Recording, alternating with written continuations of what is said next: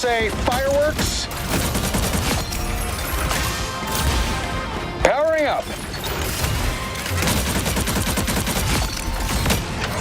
Maximum pulse.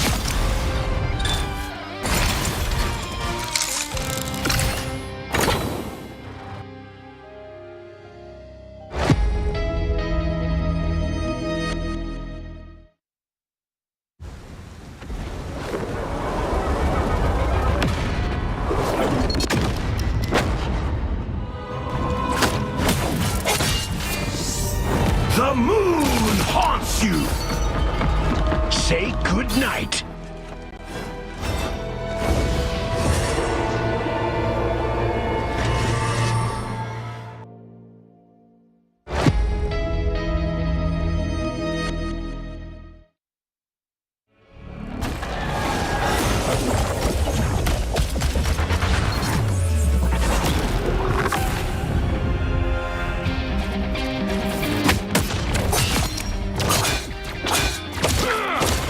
Tremble before fast!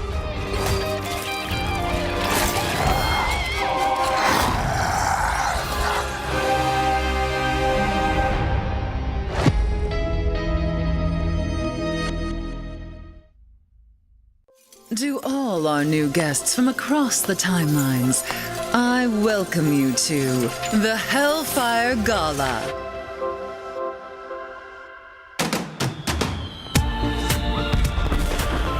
Welcome one and all to Krakoa. This living island may be a sovereign mutant nation, but tonight, our home is yours. Honored guests, I propose a toast to Krakoa. Here, there are no rivals. Man and mutant Will be exterminated. You all belong to history. To me, my X-Men! This is a fight for our survival!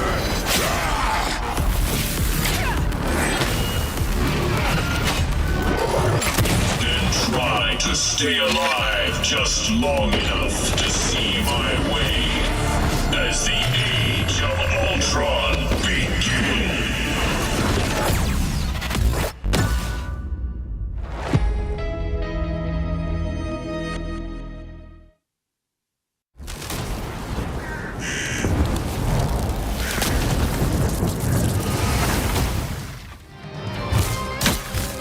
Thus I smite thee!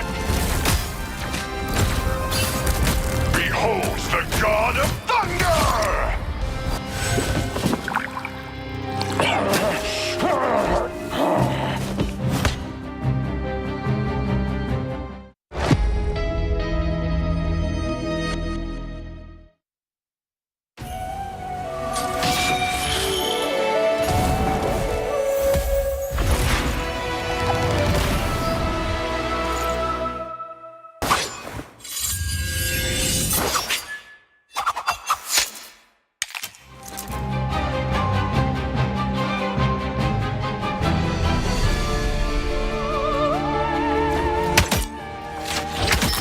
Too easy when you never miss.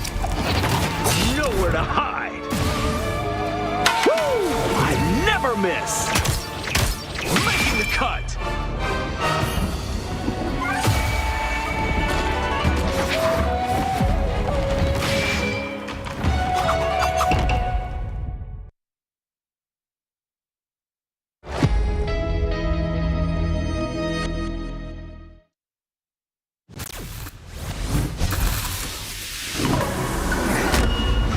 The White Queen's reign begins.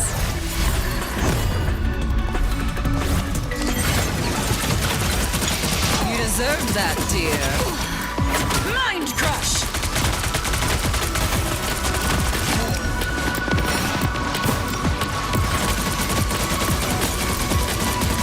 You were beneath me. Impervious! Pathetic. How embarrassing.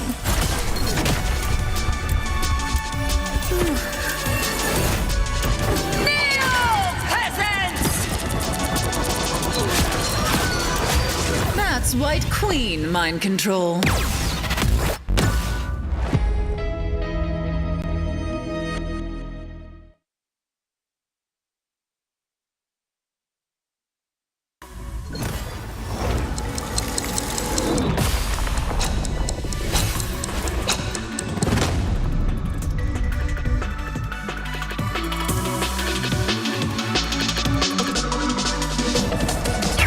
Your mind is mine! Impervious! Neo peasants!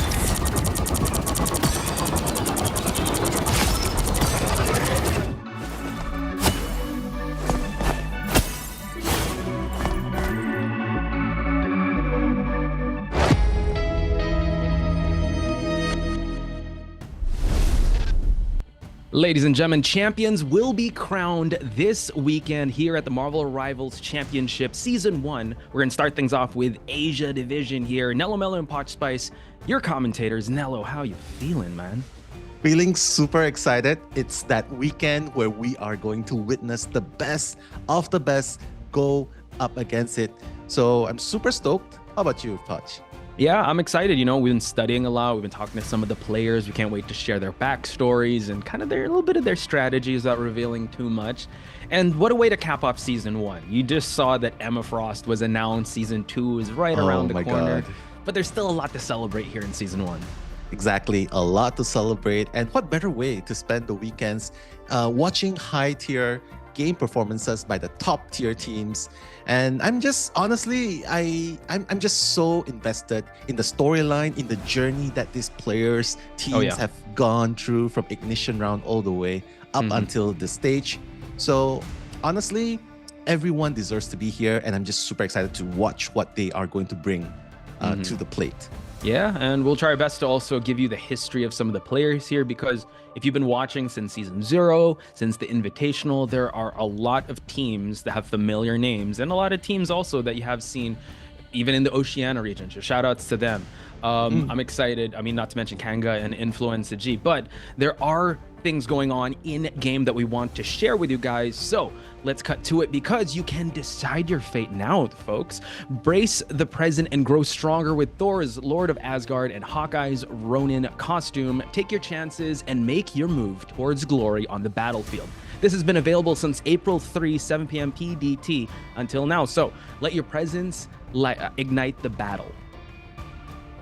Also, another skin in store right now. Attain glory by any means necessary.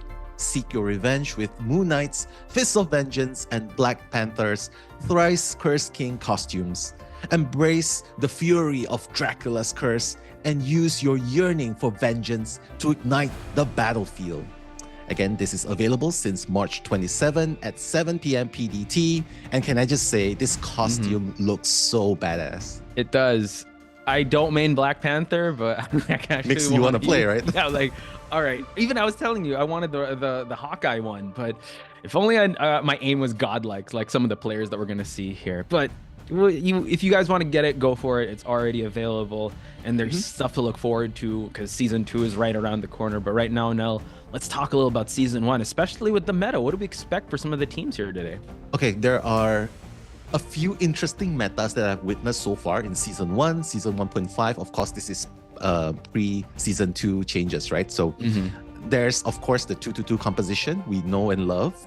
There's, of course, the 1, 2, and 3, where there's triple strategy support.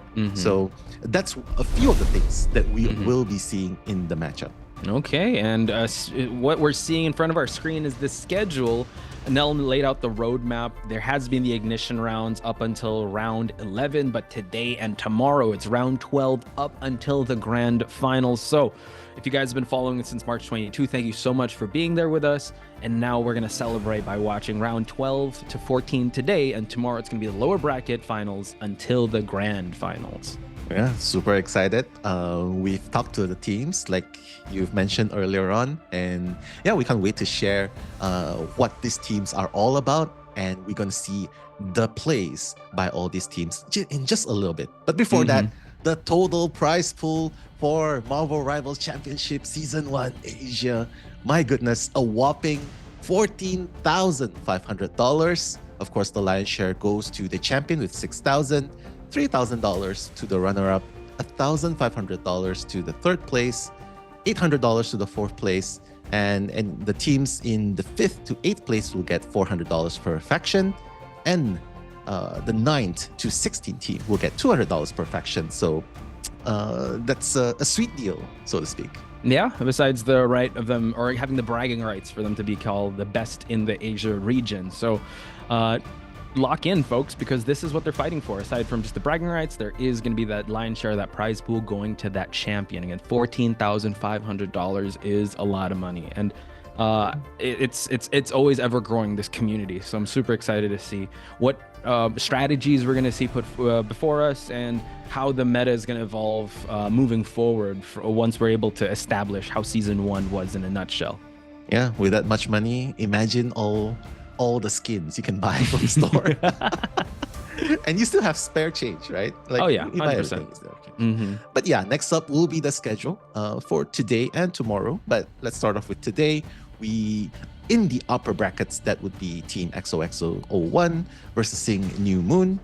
And of course, Lobelia versus Genji Academy. And in the lower brackets, there will be Kanga Esports versus Influencer G, and Betrays versus Legit L. So one thing to take note of is, in the lower brackets, it's basically do or die, because one team will move forward and the team that loses will be eliminated, unfortunately.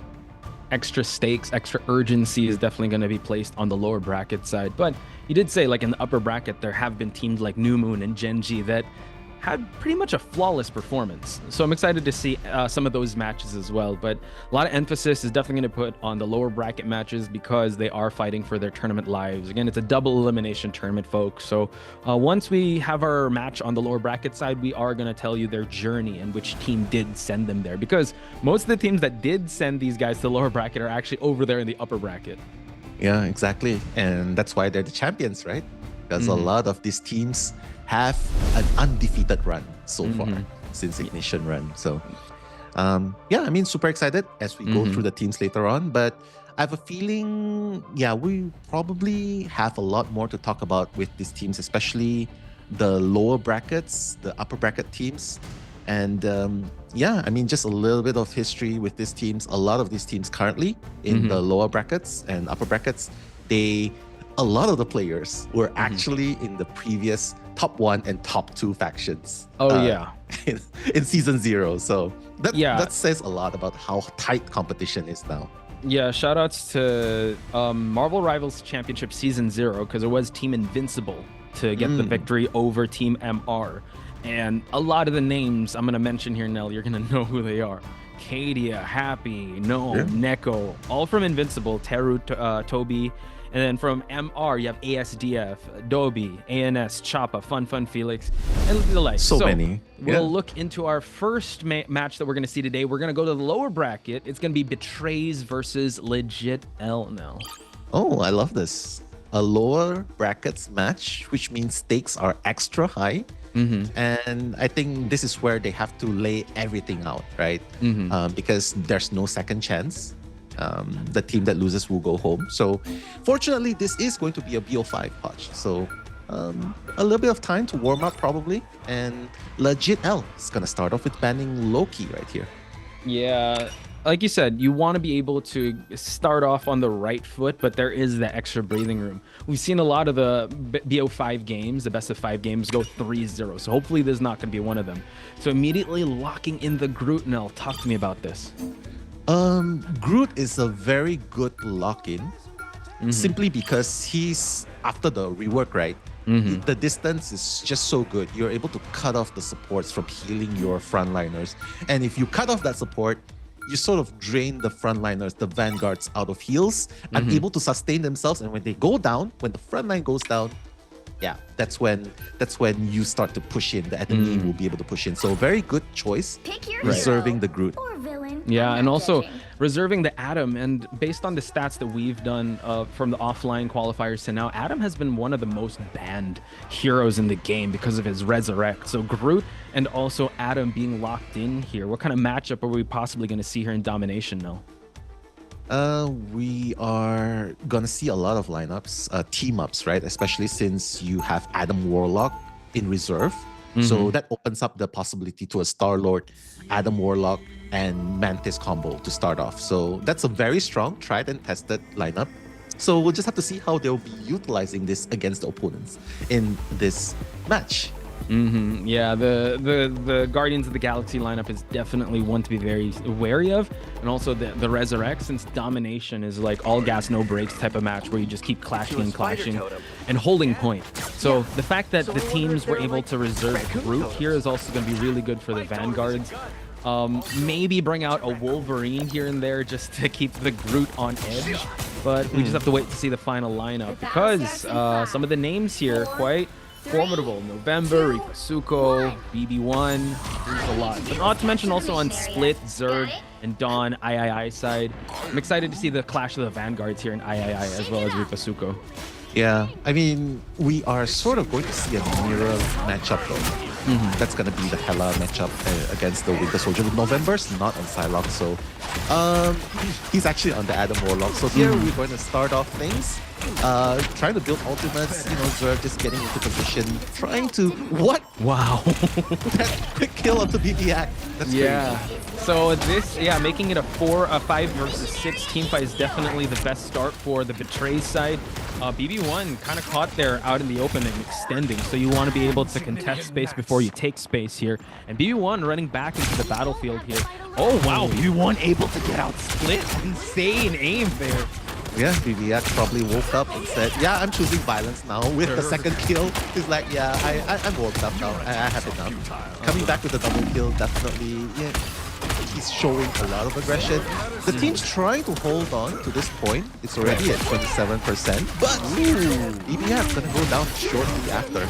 Yo, the Doctor Strange taking a 2-for-1 pickoff, but Ripasuko responds right there, taking out Dawn. Another one taking out 2 of the supports, so doing a great job contesting this point, and now it's gonna be legit L's fight for the point. Oh my god. Agamotto, though, able to actually counter Split into number 24 now.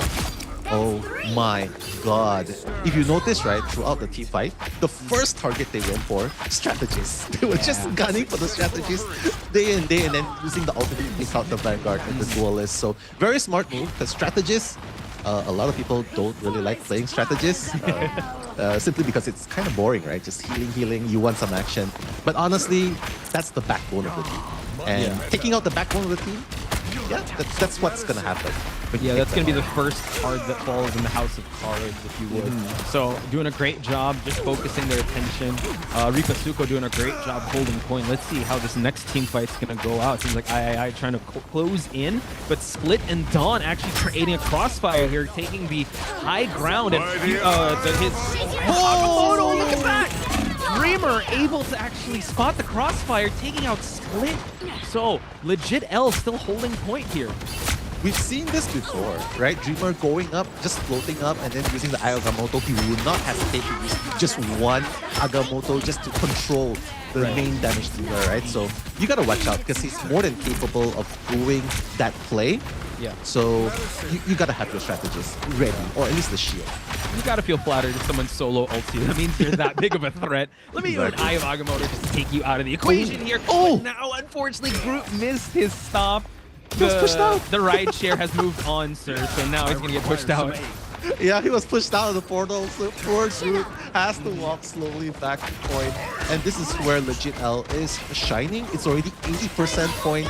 Betrays is gonna try and hold the point a little bit. They gotta wait for big old Groot, right? So this might be the last fight. They're building ultimates. They already have 4 ultimates inside Betrays. But legit L, BBX already using the ultimate on the Hela. Okay, Split. Oh, wow, they're actually going. It's an aerial battle here, but like you said, it was Dreamer to actually push the high ground, and now Groot going for the ult, the strangling prison, and now just stacking ult after ult. But legit L ends up on top of this team fight now. My god, and that's why you gotta watch out for November and BBX. Those two duelists are Yeah. top tier duelists, top tier DPS, and with that wipeout, they're gonna secure the first round. Hey, a great man once said, "It's not how you start, it's how you finish by an inch or a mile." I'm quoting Vin Diesel. I forget it, but BB1 BBAC didn't have the best start, but right, he got picked off right away. But then, man, he just came back with a vengeance there. Now we're gonna go over to the Stellar Spaceport. Are there gonna be any shakeups here in the team lineup?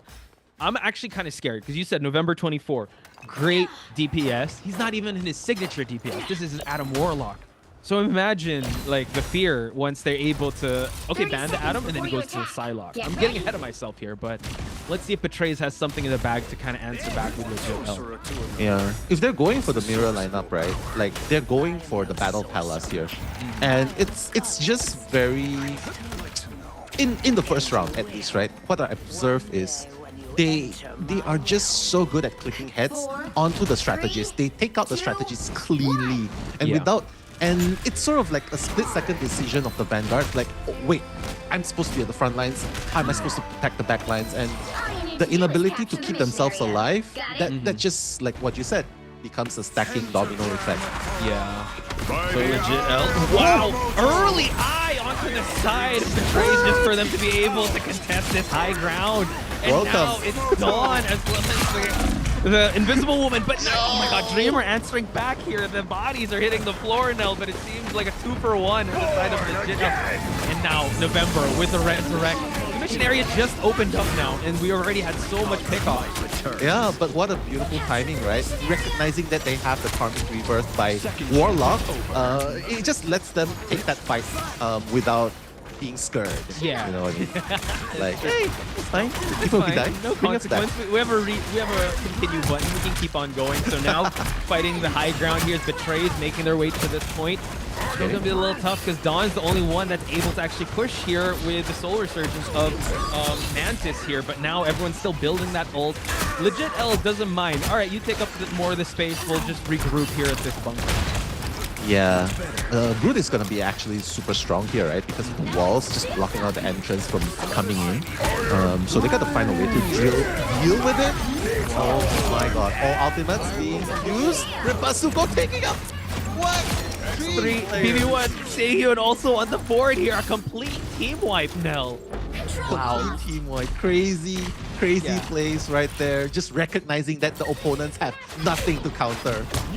I mean, I love how, you give legit L an hint. All right, we'll just back up a little bit, but we'll take a mile out of that. Sure, you get 27%, but we wiped your entire team, and now you're nowhere near the objective, and now we're taking the fight to you guys. So they're close. They have spawn advantage here, but Split trying to take out November 24 in this 1v1, but we do have Mantis here also to support Split.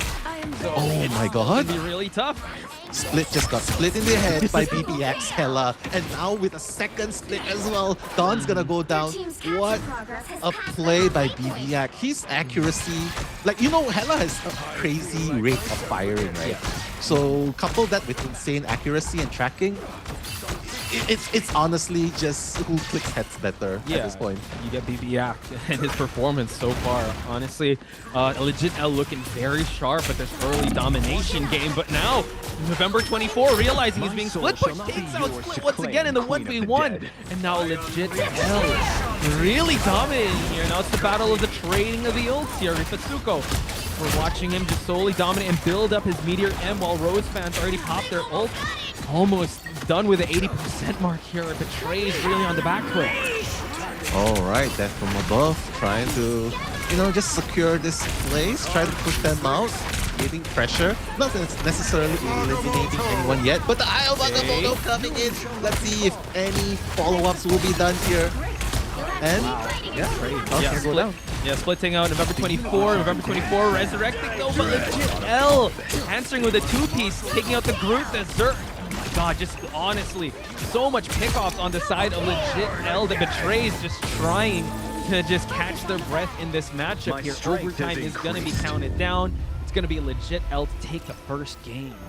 they weren't able to control the space as much as they wanted to. And the moment that one player just goes down, Legit L is just so good at making this a quantities game, a numbers game. And you always see they're pressing on, like one person down, great, it's 6v5. They just keep pressing on. And Ripper Suko, can I just say that, I heard that Ripper Suko's like top tank, one of the top tanks, if not the best in Japan. That's a statement right there. He did not die, I believe. He did not die. See? Jesus Christ. That just shows his durability, his space control, and he knows when to push the action, when to fall back. His final hit. I mean, this is the type of scoreline or the type of MVP line you want to see on your tanks. And Ripasuko, we were introduced to him during the Invitational, and we did when he was in rejects, and now in Legit L, that is definitely a legit problem if you're going up against a tank like Ripasuko. Yeah, just paying a little bit of a bit of attention, right? You notice that the strategists also died a lot, and Split on the Hela died 8 times in that game. So honestly, the strategists were getting hit left and right, and there was nothing that could have been done in that situation. And I believe that was one of the key factors why Legit L was able to make it a numbers game, pushing them off and getting this game number 1. So moving on into game number 2. I think Zerg, he only had one final kill. I think one of them needs to step up and perhaps try the triple Vanguard strategy, because obviously the strategies are unable to keep the DPS alive. Right. The front lines just crumble. So I feel like they could try a triple strategy. Put one more person on the Vanguard. If the thing is not banned, put the thing in. That's going to be a scary front line. And besides that, the advantage is they'll be able to rotate their defensive, their ults even faster. True. I mean, if we're talking about defensive ults and team fights and quantity, it seems like Legit L had that advantage here, depending also on if it's going to be another domination game or convoy game or convergence. But yeah, I agree with you. If we go triple strategist, I know a lot of people aren't really a big fan of that, but if we want to go up against a lineup like Legit L, maybe you want to bolster up your defenses for your team fights to last a little longer so that you'll have more utility to keep going, and it'll be a battle of attrition at that point. And like you said, the rotations of the ultimates would definitely come into play, especially if you have that triple strategist lineup. Yeah, but let's hope that this strategy will be able to at least throw Legit L off balance, off guard a little bit, because they were playing in their element just now. Legit L, BBAC was just so comfortable. November 24, a beast on the Adam as well. Oh yeah, 100%. So we're gonna move on to the next game. It's gonna be a convoy in Yggdrasil, and we're gonna go towards the picks and bans. So let's see. I've been a fan of November 24, the Psylocke, his Star-Lord, but his Adam might be a problem. They might have to take that out. Yeah.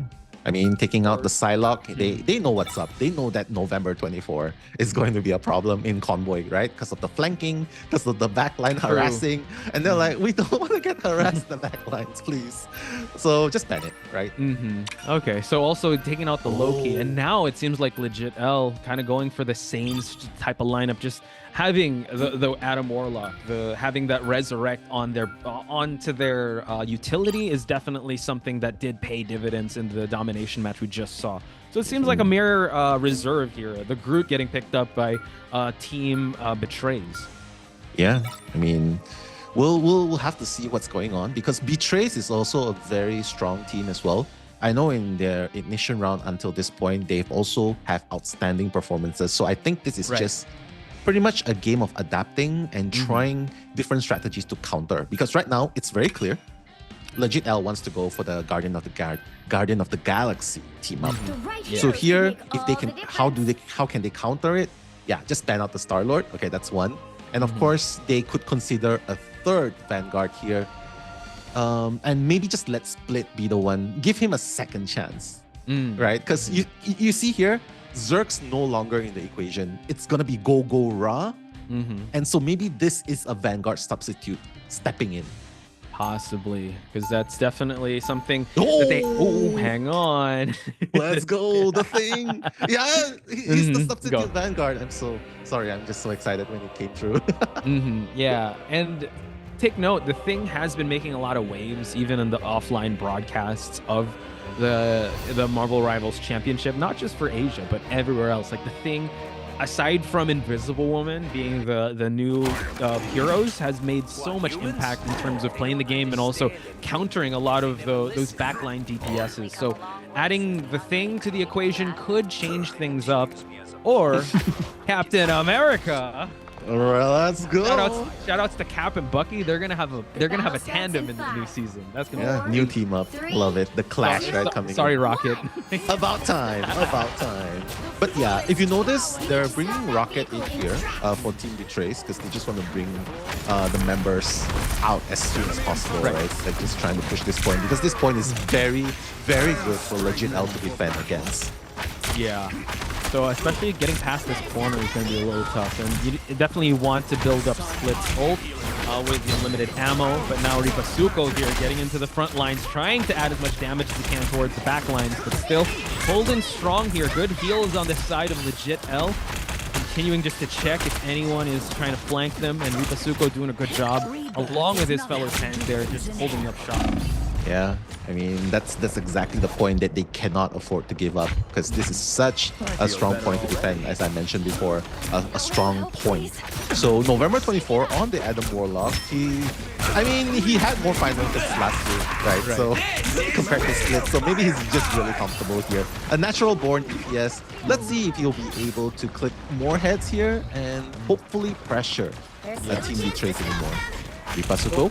Yeah, so far doing a good job. Again, you know, Betrays like really needs to be able to at least stop the momentum of Legit L, and Legit L like holding shop here to try and stop them from obtaining the first checkpoint. But Ripasuko going for the eye, able to actually get some stuns here, but the barrier is able to actually keep people alive. And now BB1, able to kind of pick anyone off from the flank here, takes out the Invisible Woman.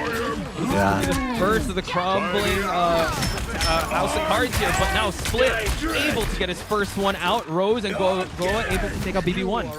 I love this. You see, like, even though one of them crumbled, Rocket brought them back, and then they countered straight away with the Kraken Impact coming in simply because the Vanguards did not die. They're super durable, even if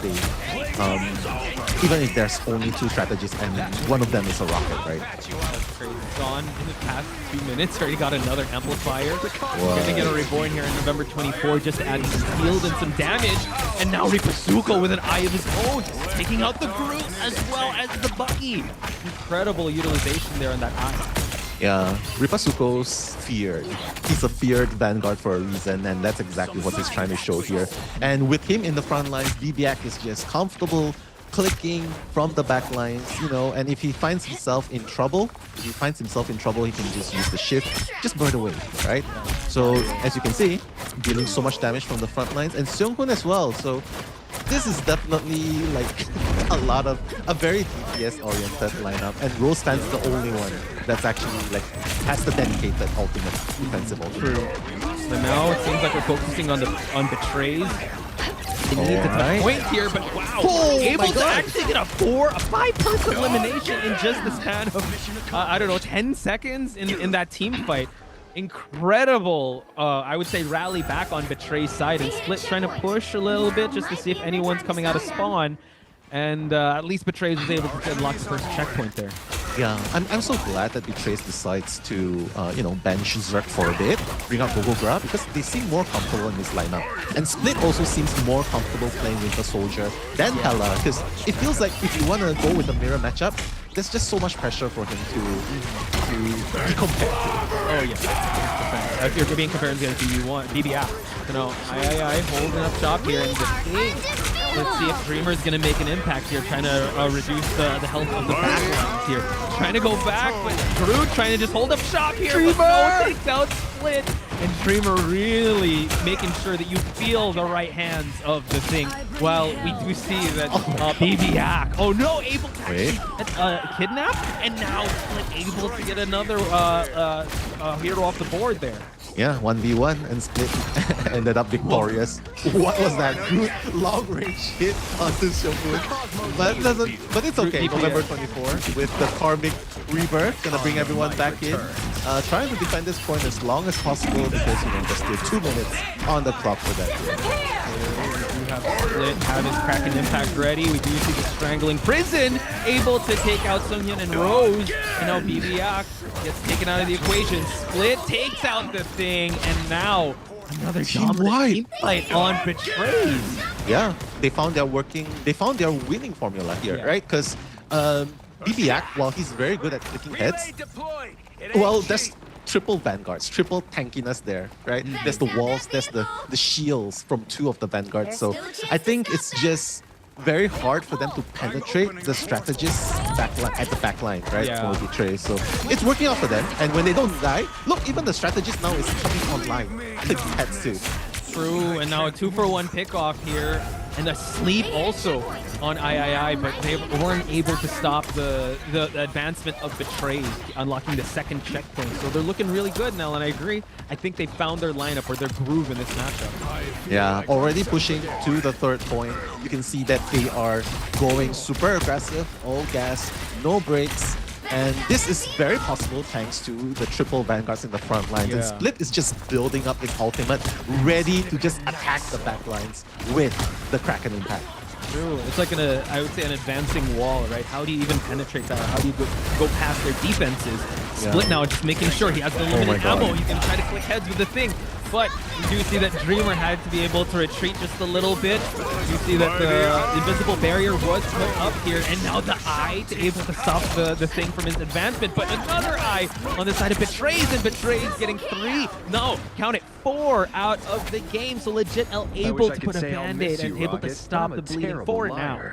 Yeah, this is a very good point as well to defend against Betrays. Simply because their spawn is so far, and the moment they win one team fight, Betrays will have to fight an uphill battle just to try to get back to the card. And they need to save all their cooldowns for them to even stay onto the card. So let's see, they have spawn disadvantage here while November 24 trying to click heads. He also has the Resurrect to just add a lot more pressure onto the lineup here. You do see that III going through so much damage, but the heals are still on point here, and also the Amplifier just to be able for them to get that team fight. And Ripasugo takes out Split in the process. Could this be the first of many that Ripasugo is actually going to take? It seems like they still want more, and he also has an Eye of Agamotto ready.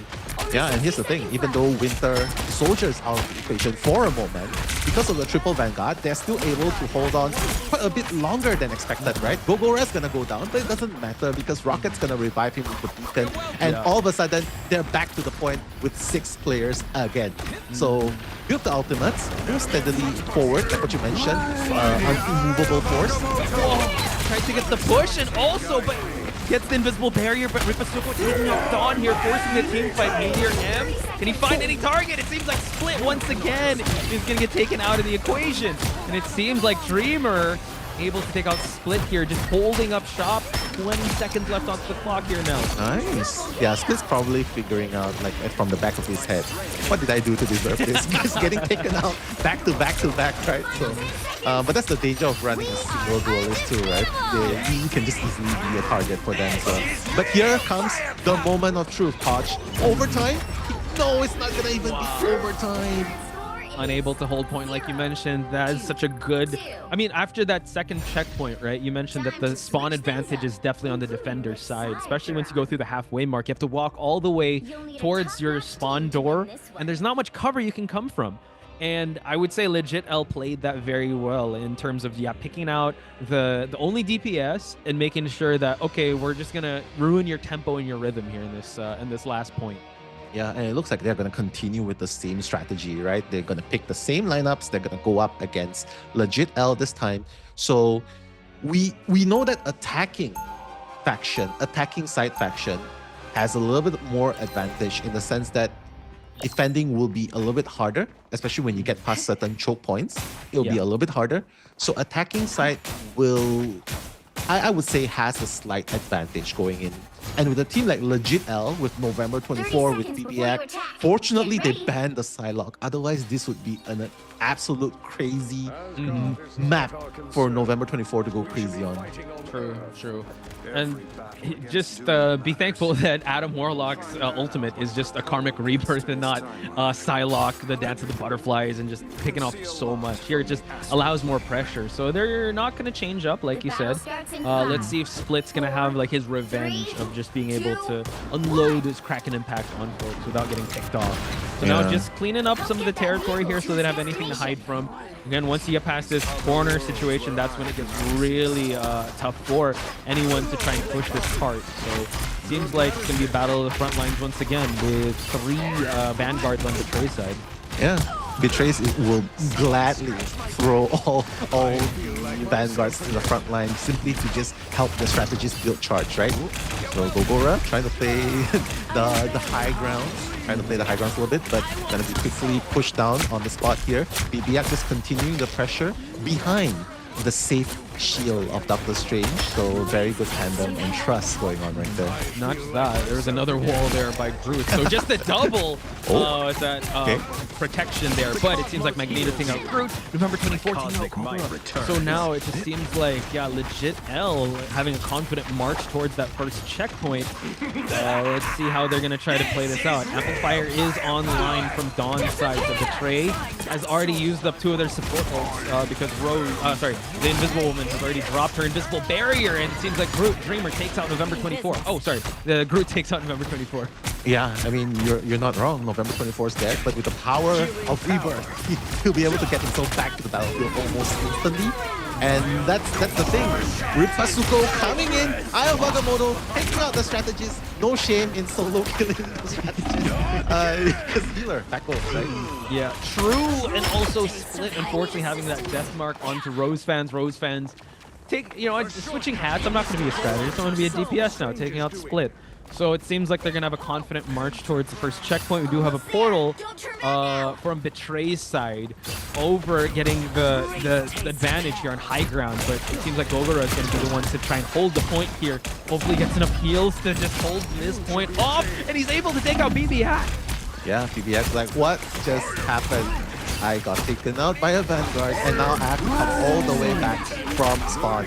But fortunately, it's okay because the spawn's pretty near. Ripasuko just doing what he does best with the shield, with the wit, into the attack, into the maelstrom of Magna. And now building up the Agamotto is coming in, is Betrays. Taking out November 24 and Dreamer.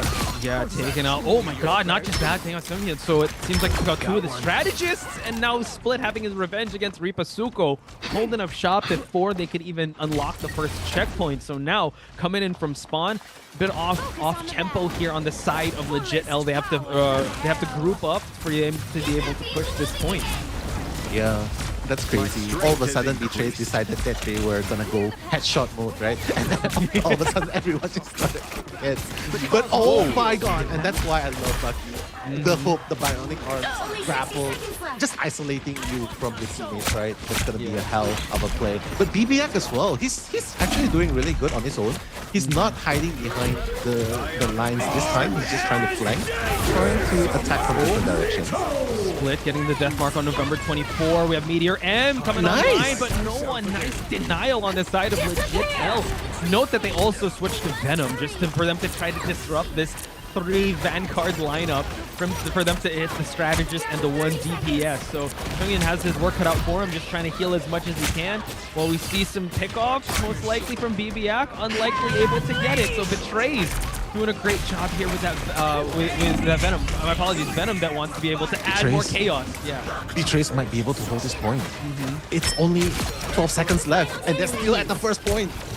And oh my god, legit L still has 6 members here, but Betrays can just easily come back. The spawn is quite near here, I think. Split gonna take out Rose fans, gonna take out Seonghoon. No more strategies to work with. Legit L, will they be able to keep alive here? Okay, the Resurrect coming in from November 24 here. Overtime is being pushed.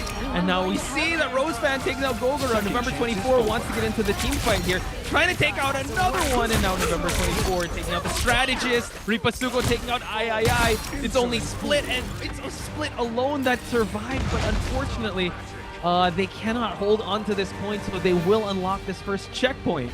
Yeah. it's a cleanup by Legit L. What a play.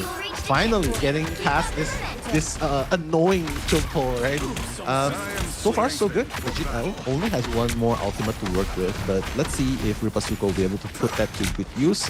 At least wait until Bibiak has the ultimate charged up as Hela. But Gogora, yeah, he has his ultimate. He's gonna have his ultimate pretty soon too. Takes out November 24 as the Magneto. And November 24 is gonna just revert and come back to the action.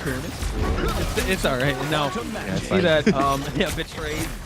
My apologies. Betrayed is the one with the Venom, trying to be able to flank the front lines here to take out the DPS and also the strategist here.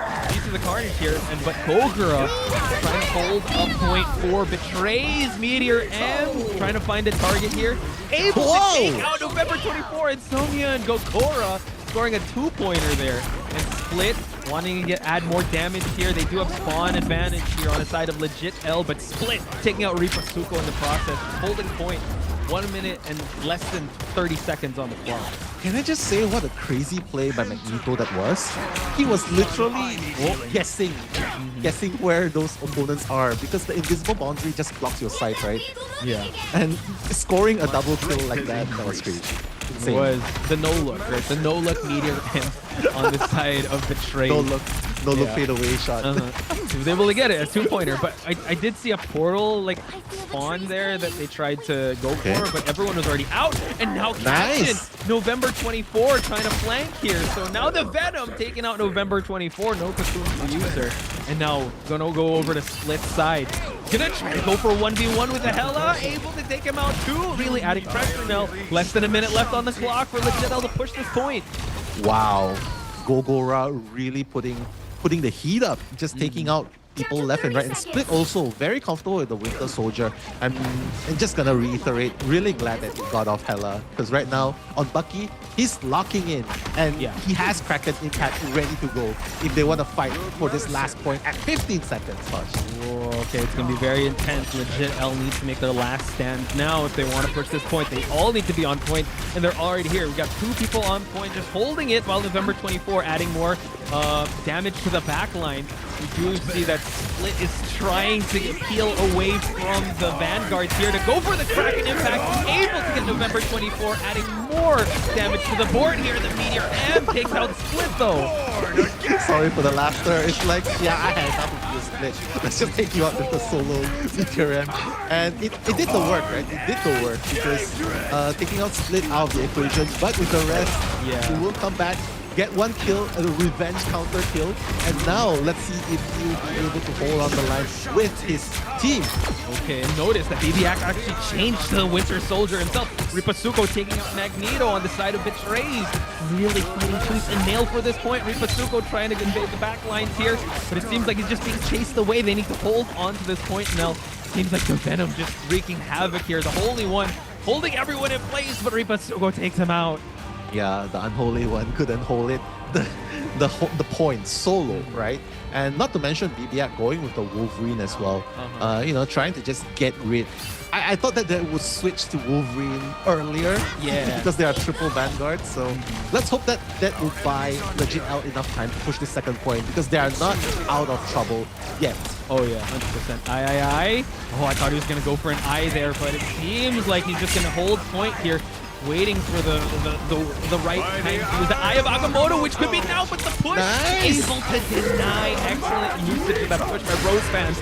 And it seems like the kidnap onto Venom is going to be able to push Legit L a little further in this overtime. My God. Legit L has a strong hold here, simply after picking out 1 Vanguard and just going for the strategy as well. The split coming back with the counter kill, but November 24, Karmic Reaper is gonna bring them back.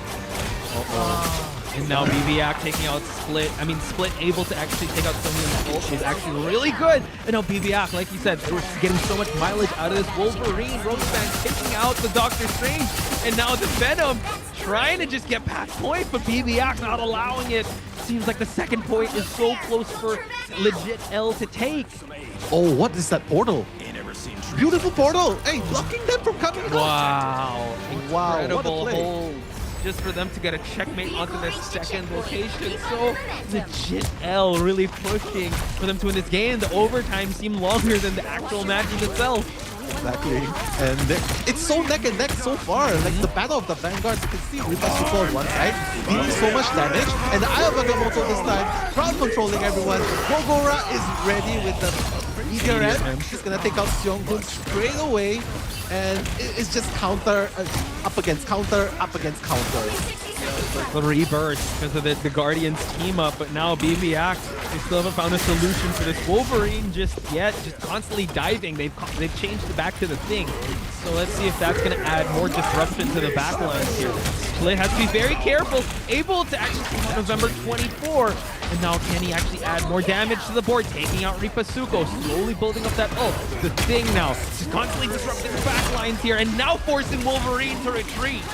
Exactly, forcing Wolverine to retreat and just quoting Social Circle Gaming from chat. Defense! Defense! That's exactly what they need. That's exactly what they need now. So close to the point. They have 18 seconds left to work with. BBX! This ASMR is slashing and chopping, hacking. That's a nightmare for me, man. It's ASMR for DPS folks and BBX, but now back to overtime. Oh my god, BBX is taking out another Eye of Agamotto inside of the L, taking out the thing. Constantly going back and forth. It seems like no more ults are going to be ready on either side. They're just holding a point here to overtime. Split. It seems like Gogora is going to be the first one to get Meteor M. Is he going to use it right away? But look at that, So Young getting taken out by Invisible Woman and Split taking out Rip. Oh my god, Gogora with another Meteor M and taking out November 24. The ulti into the left flick, into another left flick onto Rostand. Split and Gogora. This tandem, man. This tandem. Final They score. did it. 2-3. Able to actually deny the overtime and not for them to push past the second mark that they were able to get. And you called it, Nell. They went for a triple Vanguard lineup to kind of change things up because they knew the mirror match didn't work out quite well. They dictated the pace of their match. And I'm glad that Split was able to get his Winter Soldier because it got the MVP. I'm so glad that they switched out Zerg. They let Split play Winter Soldier because Winter Soldier and Gogora, right? Gogora and Split, those two players were the key components to making that play work. Because yeah, you're right, you have the tankiness in front, but it doesn't matter if you don't deal the damage, right? And that's where all the final hits come from. 16 final hits from Gogora, 22 from Split. And this time, it made BBX look like his 9 final hits was nothing. Incredible, right? That's the way that they were able to go back to the drawing board, make people go to their preferred characters of choice, and just stick to that same lineup of just triple Vanguard. Let's just keep. I know it's going to be a lot of pressure onto Split side, but they were still able to make that work. So incredible, I would say, call out, and for Betrays to be able to get that second game. I mean, we have ourselves an intense matchup here, or intense back and forth, hopefully. Yeah, I mean, it's a BO5 games, ladies and gentlemen. So, yeah, I mean, if everything goes according to plan, the foreseeable future, we might go the whole BO5 simply because these two teams are just that good. And Split, oh my God, we were just singing the praises of BBX in first game. And then second game, we're singing the praises of Split now because it is... do you know the amount of trust you need to have for someone to go like, okay, you will be the sole duelist. Solo duelist. You'll be the solo duelist. When have you ever Everything seen will a be up to solo you. duelist, right? Like that's well, in competitive, sure, but to have that pressure onto you, like someone like Split, also someone like Kadia, that really just carry the entire damage and make sure that a Winter Soldier shines, because it's kind of, you kind of like go big or go home with those Kraken impacts, right? And there were some moments where he did get taken out of the equation, but he still was undeterred, and he was still pushing forward, and he got the MVP, rightfully so. So we're gonna head towards game number 3 now. So I wonder how our friends over at Legit L side is gonna change things up, because it's another convoy, but we're heading towards Midtown. Yeah. I mean, the most stable I can see from Legit L at this point, the most stable, consistent player so far, I would have to say is Ripasuko. In both games, he was just so steadfast steady and steadfast on that Vanguard, Doctor Strange, and that's why they were able to hold for as long as they did. So here, I think if they really just need to employ a different duelist or a team up, maybe bring out the Star-Lord if it's not banned.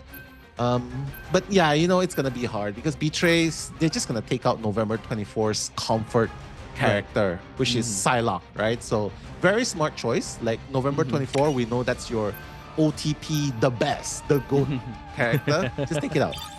So what are they gonna do here?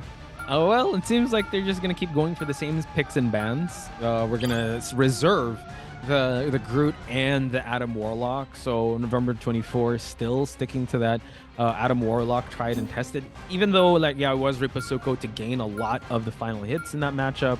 You got to give it up to the Karmic Rebirth, right? It really came in clutch to holding those points. So it seems like they don't want to deal with a Rocket Raccoon just to buff give the unlimited ammo, and they respond by actually taking out the Star-Lord. So no more rocket, no more amplifier, no more unlimited ammos for Betrays to look forward to.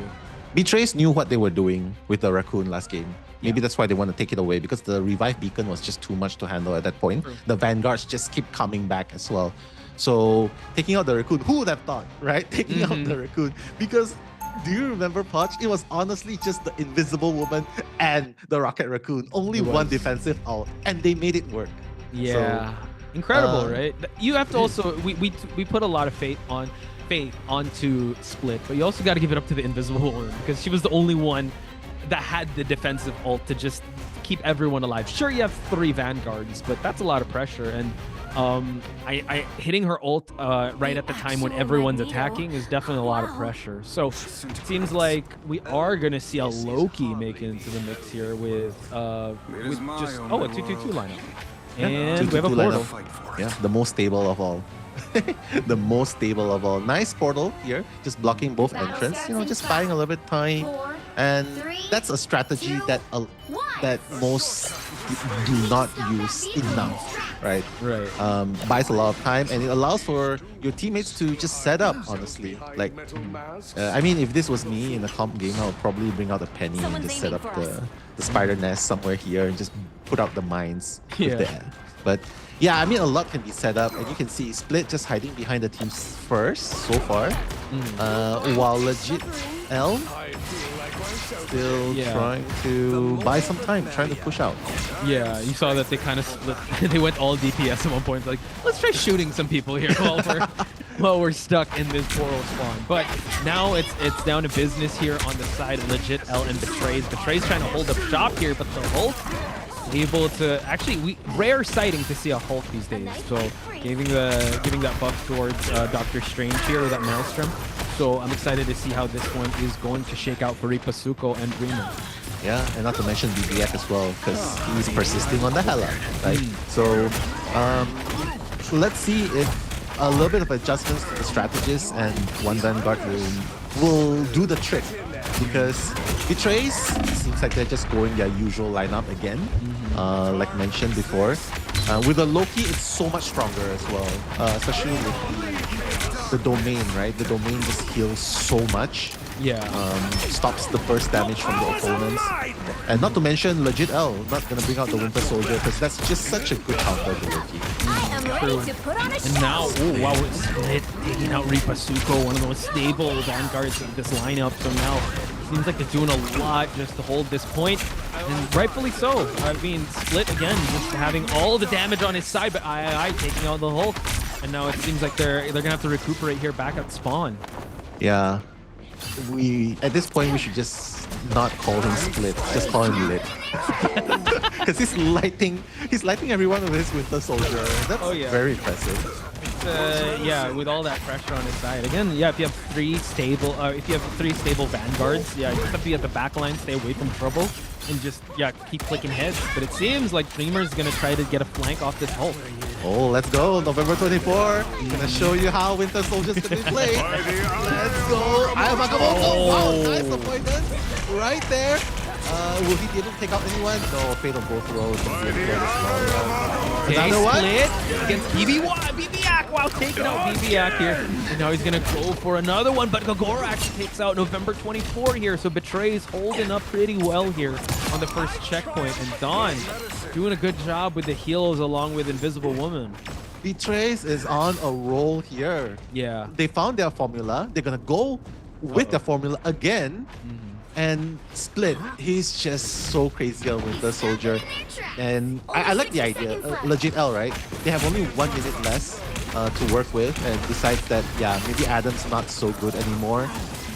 What I'm curious about is, why not try and go with the Star-Lord? Flank the backlines. I believe it was banned.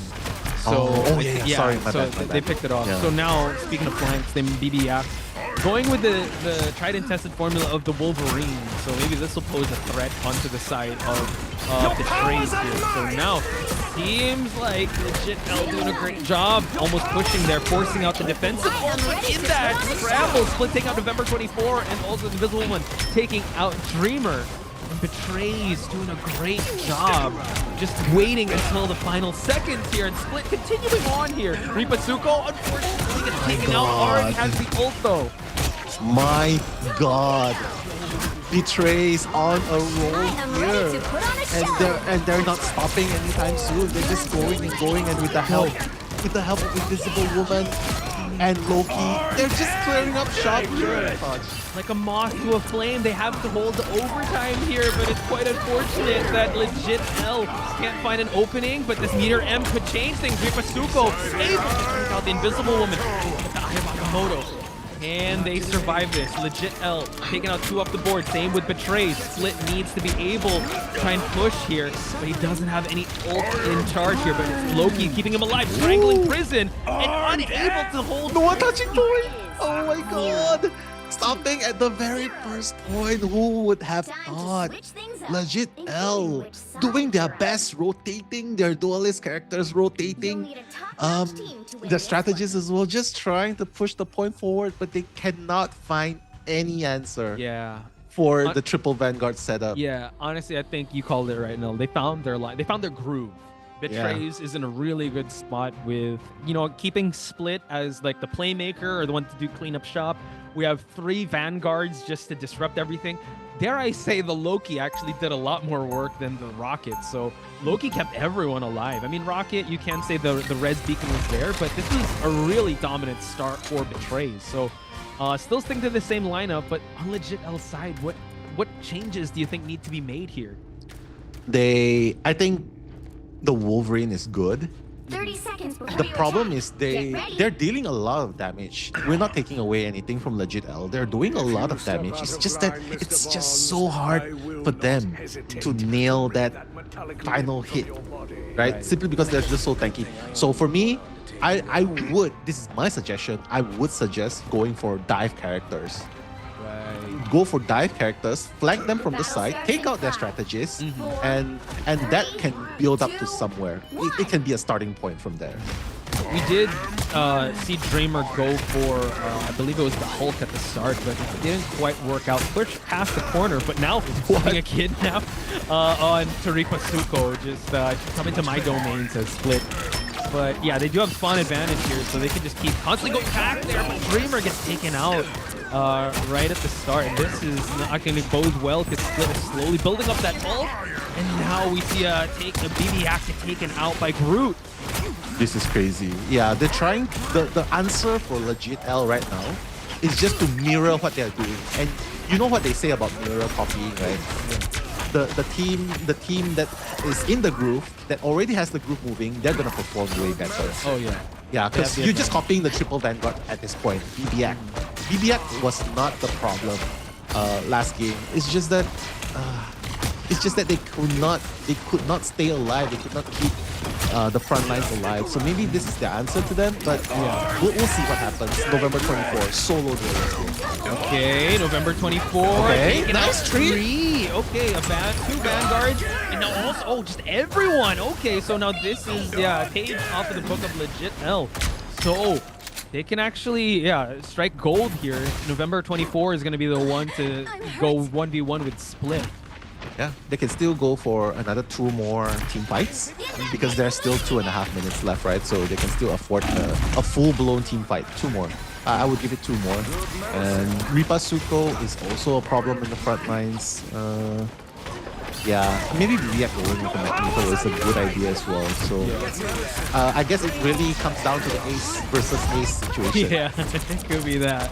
So the battle of the 2 DPSs here while the front line just continue to keep clashing for the defensive ults as well. Note that difference is Rosefan is on Luna, but now the battle of the ults, BB1 taking out the split. Fate of both worlds couldn't keep them alive.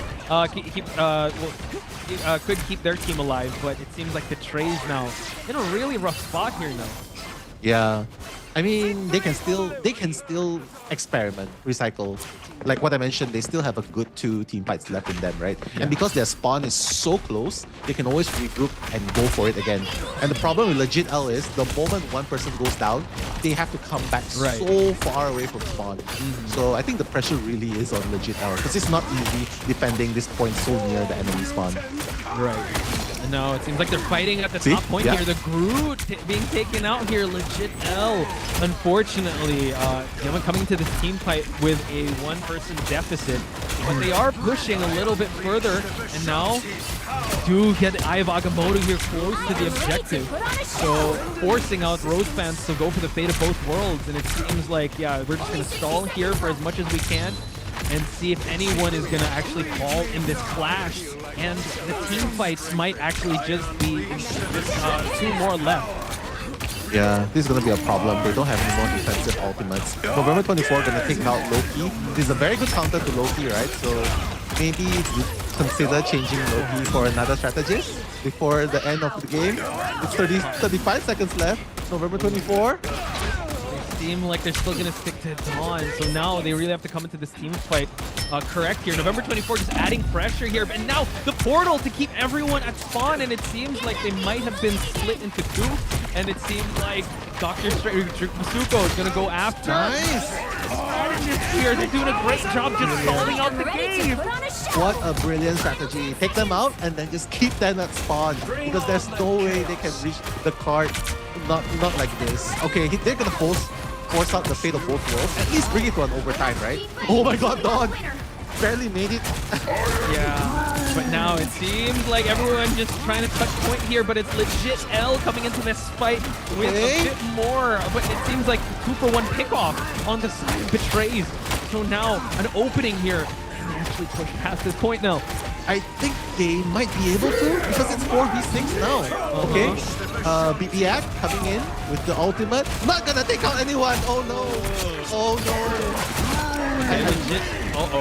We do see the strangling prison here, but they're still all on point here, holding it in. Legit L stop there from coming on in. It seems like everyone is out of position on Team Legit L side, and Betray's able to get it. Man, that was a close game. 0. My hair, the hair on my hands are sticking out. This is so intense. The back and forth coming in. And you just gotta give your props to Betrays, right? Just being able to hold on to a winning strategy, move on with the groove. And honestly, Legit L, it seems like they're the ones trying to adapt to the aggressiveness of Betrays at this point. Yeah, it was kind of crazy because they had a really good, it was the last 30 seconds. They kept them on portal spawn, and the fact that they were still able to recuperate, I'm gonna have to watch that back because it happened all so fast that they were able to all touch point, saving up their ults, forcing out the fate of both worlds onto the side of Legit L, and Betray's able to move forward in this matchup was just insane. Oh, and that explains. There you go. That explains the Spider-Man at the end. Oh. Trying to come back to touch point. That explains it. I was like, okay, why is there a Spider-Man in the scoreboard here? But you were saying, Poch? Yeah, it was just you have to give it up to Betrays and how they were able to come into that team fight with all the pressure of overtime in the world, but they were still able to make it happen. And I think a lot to attribute to that is they are all warmed up with this type of strategy, while it seems like Legit L just copied it just to match their type of aggression. Yeah, I mean, aggression versus aggression. We know that Legit L now needs to deal with the triple Vanguard solo duelist strategy from Betrays. But with legit L, I think it's still very comebackable, right? It's a best of 5. Obviously, Betrays is up 2-1. So the idea is legit L. How are they going to stop Betrays from employing this strategy? How are they going to break this chain, right? Because it's very obvious that Gogora is a problem on the Magneto. Split is a problem on the Winter Soldier. So here, I mean, I would still give my personal opinion that the dive would be a good choice. Dive characters would be a good choice here, like maybe Iron Fist. I don't know. I feel like I'm gonna get bashed for Iron Fist. But like something quick. Black Panther, Black Panther in and out really fast. Here's what I think. I think the dive would be great, or create flanks. Maybe instead of reserving the Adam Warlock, maybe reserve that Star-Lord, or reserve a Psylocke. So Groot gets banned out from the side of... Okay, finally. But the Psylocke, the respect Psylocke ban on Betray's side. So at least no more Groot, and now Betrays can lock in a character. They can't lock in Groot. They've been locking in Groot this entire time. So who are they going to lock in with? Lock in with Loki. Interesting. Is this a sign? is this a sign? Loki reserve.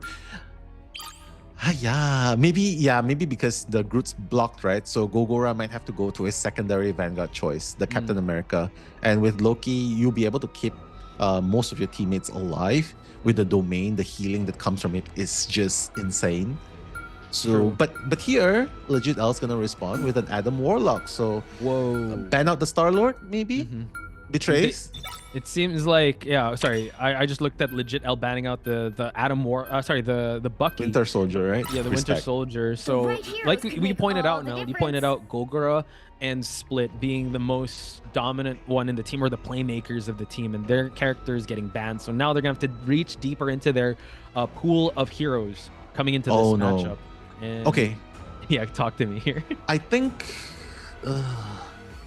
I feel like in a matchup of Namor, November 24 and Split, I think this is a very well-balanced pick. Instead of like the previous games where it's a battle mirror match of Hela and Winter Soldier, I feel like this is going to be a more balanced face-off. So legit L, with this ban picks, I feel like they might be able to come back in this game. As long as November 24 is able to make more impact than he did last game. So yeah, without further ado, let's have a look. Seems like Betrays is the one defending, while legit L will be coming out of spawn here. I still like that they're holding on to this triple Vanguard lineup. The Thing can't put up walls, but he can put up fists. So I'm excited to see how that's going to come into the equation here. Magneto obviously has always been a very stable Vanguard that you always need in every lineup. But yeah, I'm excited to see how Split and it seems like BB Yak is going to go with the Hela instead. So it's going to be a Namor Hela DPS. November 24, my bad. Yeah, November 24 on the Namor. And then BBX is gonna go back to his Hela. Yeah, just go back to your standard 222, because that's your strength, right? 312 might appear to be really good at a glance, but honestly, you can break through as long as your 2 DPSs are taking more final hits onto the strategist or the duelist. True. Immediate high ground gets claimed by legit L with Ripasuko going for that teleport. It seems like they're kind of split pushing, creating crossfires here, but November 24 getting the attention of Doctor Strange here, but Dawn being out of the team fight, just constantly trying to heal as much as he can and pump in a little bit of damage here. So healers are all like safe at the back lines. Let's see if legit L is going to catch on to that and try to go for some pickoffs here of the DPS and 2 healers. Yeah. With the Vanguard standing in front of them and in a position like this, where there's a choke point, yeah, it's really hard to reach the back lines, right? But Split doing a good job so far with the unlimited no reload left clicks, with the help of the turrets as well. Dawn, wow, Dawn actually the one to put the final hit onto Ripasuko, the supposedly hard to kill Vanguard. True, and now they're kind of displaced here. So Ripasuko, has to walk all the way back, and he's not going to be in this on this high ground area. BB Axe gets taken up by Gogora, and it seems like they're slowly just taking up their space here at the high ground area, forcing them to walk all the way, and Split and Dawn takes out 2, not 3, and also Sungyun gets out of the equation. So practically a team wipe on the side of Betrays, forcing them to walk down the alley here. Yeah, Split is continuing to show us his prowess as a duelist main, right? Like not just the Winter Soldier, but now on the Namor as well. So I guess it's not really a hella pick problem. It's just getting into the groove problem. Because legit L is legit a strong pick, right? Oh, so yeah. Maybe the nervousness in the beginning. Possibly. I think, you know, just kind of a diesel start. They just needed to get used to it. Sunghyun now on the Loki has the copy already, but just drops down the totems here just for him to get that copy. So probably going to use the defensive ult soon. Same with Dawn here. So just waiting to see some Fate of Both World dance off here. Yeah, and the song starts to play in my head. Fate of Both Worlds. Right? It's telling me Now we see the eye happening. Okay, yeah, all the ults are coming on out here on both the legit L side and Betray side, but it's Split to be able to take out Rose Band and BBX taking out Dawn. Oh, wow, just the constant trade-offs here on both sides, but it seems like Betray's is the one with the advantage here. What? The Haymaker, the double Haymaker, taking out two of the characters, two of the players. That was really good, right? Thing really strong. I'm surprised they don't ban it. Obviously, with a lot of crowd controls and the bonus health, right? Despite not having shield, but it's still very, very strong. It's kind of situations where you gotta defend. So here, they're still trying to push it. Obviously, they have ultimates ready on the side of Gogora and the Luna Snow. On the side of Legit L, just trying to build 3 ultimates at points. So yeah, Legit L coming in with 3 ultimates here. Possibly the last team fight that they can go for here because the spawn is pretty far. Meteor M and Rose fans already going for just the push here, but the response on Betray's side, November 24 trying to get pickoffs here, but unfortunately November 24 getting out Dawn, but Ripasuko as well adding more to the table here. No more strategists as well as 2 Vanguards taken out of the equation here, in Legit L have team wiped Betrays from take this point, pushing overtime, but they're able to at least unlock this first checkpoint. Yeah, exactly. This is like one of the longest time, right? Managing to keep them all the way until overtime. But you notice a pattern that I always see when they're doing this. Like when Fate of Both World comes in, everyone from the team just starts jumping in. Even the DPSers that's supposed to shoot from far away, they just start jumping in. And November 24 capitalized on it with the Horn of Protheus. Yeah, the best you could do is trying to get them lacking away from the dance floor, or use your ult to try and counter with Meteor M, or using the Horn of Protheus by November 24. So November 24 taking a bit of the high ground here, just adding more damage here, forcing out the cooldowns onto the side of Betrays, forcing the copy onto the Loki here. But it seems like both Lokis now have defensive ults ready. Yeah, defensive ults, but they gotta decide who to copy, right? So the only one to copy is honestly just really either your teammates Luna or the opponent's Luna. That's it.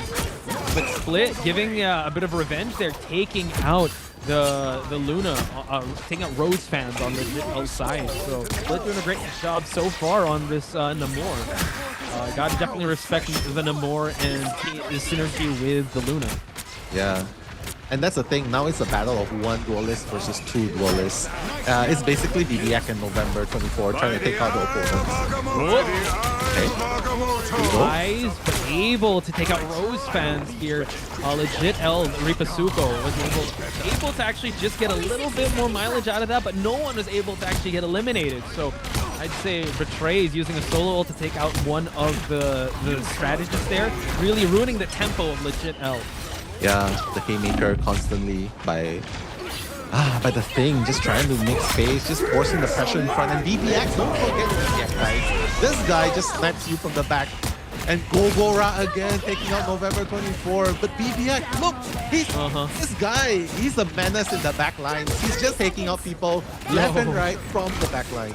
That's crazy. Goddess of Death was definitely paid a lot of dividends there. November 24 actually taking out Doctor Strange, Ripasuko taking out Magneto there. So doing a great job so far. Just, I mean, it's gonna push the overtime here, but now let's see if they can actually hold and actually keep everyone here at this point. Oh, block them. Yeah, probably block them here. Oh, but the portal. Oh my god, I think he's gonna block the Doctor Strange portal. I think he might. What's going on? Will he be able to? Oh no, they weren't able to. So now Betrayed coming on in with a fate of both worlds just to keep this team fight alive. Meteor M unable to take out anyone just yet. Now forcing another defensive ult on Legit L side. Yeah, that's so good. That is so good. Like the dance off, right? The Vanguard's purpose not only to do damage, but also needs shield to keep her alive, especially against Meteor M. And that's exactly what happened, and that's why Split was taken out of the equation. Gogora was taken out by BPX, because as long as you maintain this position onto the card, onto the payload, right? BBX, he'll be the ones clicking heads from from angles that you don't expect. Right. I doing a great job just kind of harassing the DPS here, BBX. Now we're switching over to Dawn for the heals, but look at this. We have a Captain America to be able to just disrupt the backlines here. So both support keep each other alive while Captain America trying to harass. We do have the Goddess of Death online on BBX side, taking out one of the two. Count it 3 of Betray's heroes here. So now overtime is actually going to get pushed towards the second checkpoint here before Legit L can make a move. Yeah, looks like the answer was always going to be Captain America. I knew it. He was just rushing in like a hero, right? And that's exactly who Loki's afraid of. Honest, straightforward, dashing, brave character who cannot be deceived, right? And he was just running. Dawn was having a hard time. Get rid of this guy, help! He was practically on his tails the entire time. Man, when somebody disrupts the backlines, yeah, the supports become like best friends. Like, keep me alive, I'll keep you alive. But now, wait, I'm dying in front. Kind of wild, but seems like Dreamer bringing Captain America just to get past the 3 Vanguards, right? So let's see if it's gonna add more pressure to the team. Put on a show. Yeah, They do have spawn advantage on the train side. yeah. Wait, Pornoportheus coming in. Split. Let's see if we'll take out anyone. Yeah, he will take out so good. Very good. Triple eye with the eye of Agamotto. Triple kill by my God, by Doctor Strange. And I think they might be able to hold it. No portal here. They can just defend this point. They could. The Doctor Strange has no more portal. 30 seconds, 20 seconds left. They got a rush point at this at this point. So now it might be Captain America to lead the charge here. He does have ultimate. So does Ripasuko, but they're in an area where he can't really drop in because the objective is under a rooftop. So it's gonna be real tough. Soger also Meteor M. He needs the high ground for this, but now they're fighting technically in a phone booth here now. Yeah, fighting in a phone booth, and November 24 just waiting outside the booth just to deal damage. But he's gonna be pushed out. He's gonna be pushed out. Wait. Alright, let's go. The Freedom Charge coming in, but Fate of Wolf World there to just negate all the damages done onto the team.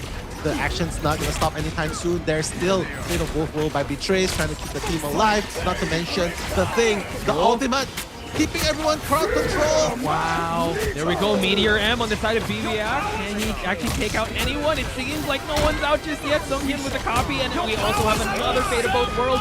Dawn copies again, and we do. Actually, it was he copied Captain America. So now it seems like Ripasuko taking out Split. It's a 2-for-1 pickoff on the side of Legit L.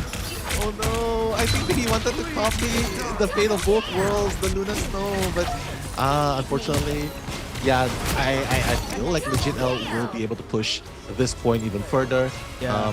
They are on the payload, on the cart, so to speak, and Dawn, the illusion's just there, like for the scarecrow effect. Betrays has one more team fight left because they spawn so close to the objective, so it's going to be all good. They're coming in with 1 Meteor M and 1 Horn of Proteus here. Okay, let's see. They also have a crowd control coming in with the thing, but they don't have defensive ult, so they have to be very careful how they're going to play this next team fight now. Seems like Doctor Strange. Oh, wow. Blocked. Eye of Agamotto on the opposite side, but I take out Ripasuko. This could be the first domino piece to fall into place for Team Betray. What a play! And the ultimate by the thing, just bring everyone up to the sky, and then the haymaker to just catch everyone off guard. Gogora's gonna go to freeze mode a little bit, but yeah, he's just gonna come back to the game.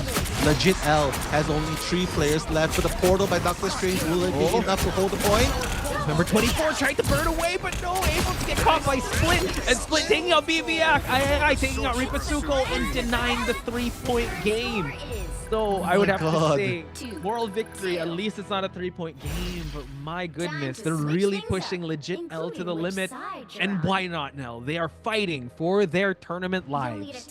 That was super crazy, right? Just trying to bring out everything in their arsenal, just trying to swap and making adjustments on the go. Like, oh wait, okay, fine. There's no more. Let's try to pressure no more with the Captain America rush. Let's try to pressure Loki with the Captain America rush. The back and forth was just super intense. And one thing's for sure, like not banning the thing here was also ultimately why Betrays was able to just deal so much crowd control. Yeah. That How many right clicks were the final hits, right, that we saw taking out 26. the back line, taking out so much. We'll Too go much. back to that number. That's a lot of right hands that he did throw. Exactly. And just 30 putting the seconds stakes before out you there. attack. Get And ready. correct me if I'm wrong, Nell. If Betrays wins this, they're moving on and sending out legit L out of this tournament, right? Because it's a race to 3. That's true. That is very, very true. But here, they're going to have to go through the exact same thing that Legit L went through the previous half, which is they got to take over the first spawn. And if you notice, the previous half, it took them all the way up to overtime for Legit L to just go through. So Betrays, an uphill battle from here. They got to take through. They got to go through this first spawn first. All right. Little deja vu from the first one. We're going to see a spawn, well, a portal onto the high ground here. We're not going to split push this. They already know they're already at the high ground as well, just to level out the fight here. And it seems like they're ready for the sneak attack. Not necessarily a sneak attack, because they're the ones that showed them the blueprint. And it seems like Legit L not wasting any time trying to pump in some damage onto the front line. Yeah, that's a very good spot to defend, right? Especially if you're on the side of Legit L. You just want to make sure that you always have the high ground. Because high ground is really easy. You can go up, you can go down. There's a health pack behind the row as well. Not to mention, if you're Loki on this position, the high ground is always going to give you advantage. See? The one kill. Yeah, exactly. So Don taking out Ripasuko and also their Doctor Strange and Loki taking out the thing. Oh my god, so Split, Dawn on the board with pickoffs here. And this is actually a faster siege of the point here now. They're already pushing towards that third objective for them to unlock this first checkpoint.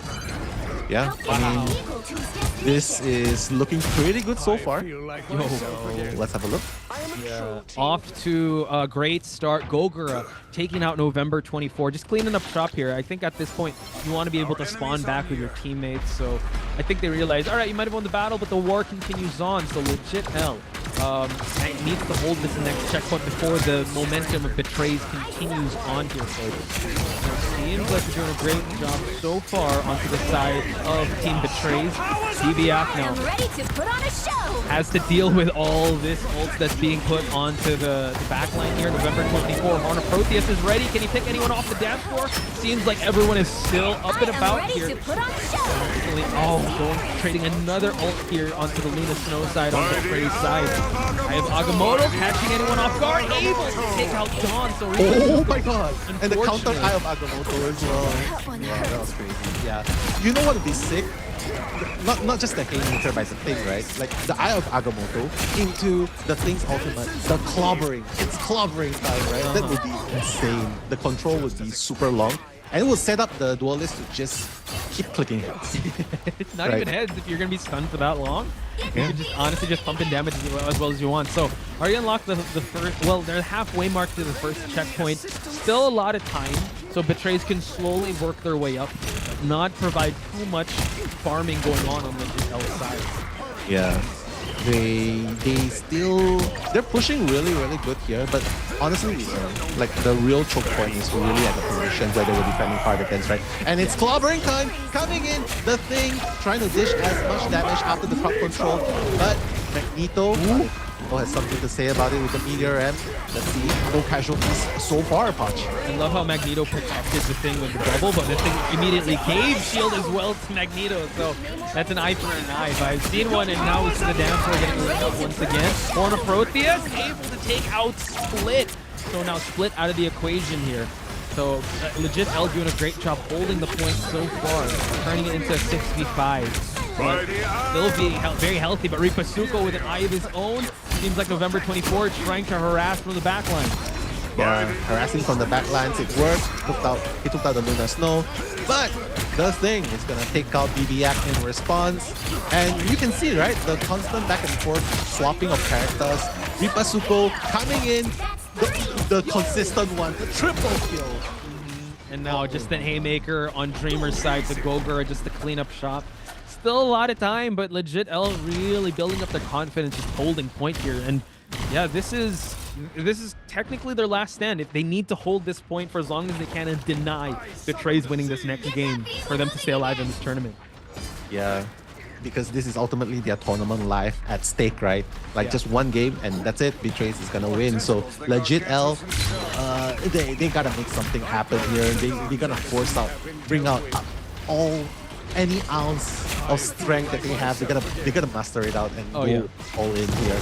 You gotta block in and dig in deep here. So now in the high ground, seems like Fisticuffs being battled with the Hulk pushing past the front lines to harass any of the strategists or DPS. Ripasuko, and he tries to hold as much as he can. Clobbering time, crowd control onto the side of Betrays here. Meteor M on BBX side, while we see Dawn get the copy, split, able to actually take out Gogura taking out the thing as well. So Betray's doing a great job managing their ult, and Sungin can take it out of the equation. But it seems like Betray's winning this next team fight is so important to them because they need to push this point a little further than the middle point. Yeah, I mean, if you look at the range, right, there's still a tad bit of way before they can push past their defense in the previous game. But Ripasuko, as long as Ripasuko can control with the shield, dishing damage and eliminating with the final hits. Oh, the counter Agamotto coming in. Let's see if they will take out anyone. Meteor Ram, Gogura's gonna be the first one taking out the thing. Oh, and Slit, follow up with Ripasuko. They're doing really well. They're on a roll here. Big team fight, 2 in a row on side of Betrays, right? In a constant ult battle, they were still able to make it and deny. Now that they don't have any more portal, they have to be very careful how to manage this next 120-second cooldown because Ripasuko still building up that ult, and they don't have spawn advantage just yet in this area. Yeah, it's still too far, right? Especially if you're on the side of the defender. And that's why it's so hard to defend on this map. It's actually easier to attack, right? Especially after you reach through the first point. So here, you can see Betray's just going with the same characters over and over. You can see that it's actually just legit just trying to keep swapping out characters to respawn. I take on November 24, doing a good job, taking a 2-person pick-off, forcing out the defensive ult on Rose fans, and forcing Dawns to actually dawn onto the dance floor here to keep everyone alive. Note that there's still a lot of times for the Betrays to actually keep pushing. But now Dawn has already finished the ult, gets the freeze, not quite the crowd control.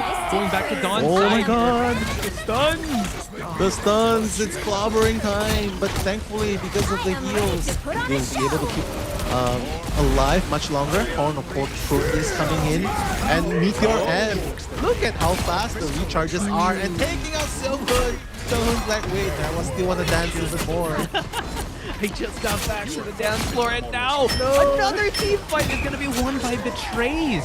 Doing really good, just holding point, and now just keeping them off cadence and off, I would say, off tempo here on the side of Betrays, because now they do have the Horn of Proteus, they do have some crowd control onto the whole onto the thing side. Well, legit L is, I would have to say, still kind of scrambling to get to this last team fight potentially.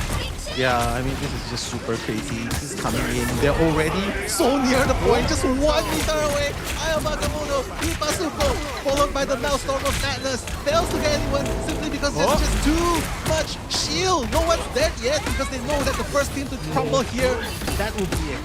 Yeah, Split so close to dying, and now we do see that Dawn and Split get taken out of the equation here. And we do see that Betrays, holding point, Gogura holding point too, but it's going to be too much for them to handle.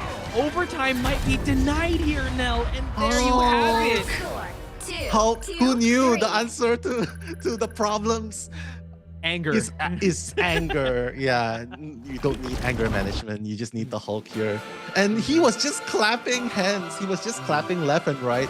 And all of a sudden, you can see the characters, the players from Team Betrays just falling one by one. That was the final arrangement by Legit L. I think it was really good. I mean, they won 3 straight team fights in a row.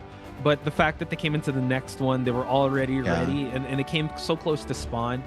And like you said, they kept shuffling around their characters. I think they might have gotten used to this type of lineup, and then it went the Hulk. They kind of changed things up. It really turned the heads there, and it really went down to the final seconds, and they were even able to deny that overtime, which is quite unfortunate because overtime, I would have to say legit L are the overtime kings with how well they played that matchup, just holding on to point for as long as they could. But it was just unfortunate on the side of Team Betrays. Yeah, I mean, honestly, it was just a battle of like, hey, you can win the battle, but we'll win the war, right? That's a classic example of like taking multiple losses, but really winning when it counts. So legit L, like what you pointed out, like what we've mentioned before, this is what it means to hold the important point and winning when it matters, because no matter how many eliminations you get, you saw the number of final hits that November had. And you saw the final hits from Split, and he was obviously the top of the chart, right? But when it comes to objective, final hits doesn't really help you. Yeah. Staying alive on that point helps you. And Hulk, the team up with Doctor Strange, they're not going anywhere. They're not going anywhere. So it's going to be our last game in this series, folks. One of these teams will be bowing out of this tournament. So will it be legit L? Will it be Betrays? Let us know what you guys think over at the chat.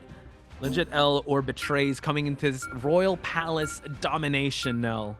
How are we feeling about this? I'm feeling super nervous for them simply because it's going to be the last game. So I think it's only fair I bring out the answer to one of the questions to them. Yeah, because I was asking them, what's the game plan going up against legit L? Oh, yeah, okay, great. And quite honestly, Betrays just went with a simple answer. We're just going to do our best, prepare the best that we can, and show our best side. And considering it is like a team that is made one day before the deadline, I think they're doing pretty great so far. Yeah, one day before registration deadline. That's wild. So, who was the one that answered that, by the way? Because if you guys didn't know, Dawn. So Dawn Nell did interview a couple of teams here and there. So shout outs to Nell. You can follow socials to hear the whole answers to some of these teams. But yeah, we'll just be spicing up a little bit of the commentary with some of the answers that they gave us. We don't want to give away too much of their game plans, but yeah, do their best. Yeah, do their best, and good game. Have fun. Leave no regrets, and show the best to everyone that's watching, right? I mean, that's the name of the game. But right now, heading into the game itself, we are going to not the potential, but the definite last game, right? BO5. One team's gonna go back into continuing their journey. The other team's gonna be sent home. So guys, if you're just tuning in, this is the last stand between legit L and Betrays.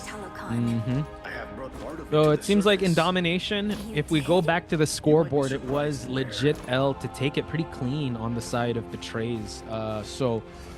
Coming into this one, I wonder what are going to be the change-ups, because after Betrays went with their preferred lineup of 3 tanks, they really started to put a lot of points on the board here. So it seems like III, not wasting any time, already going to go for a portal here.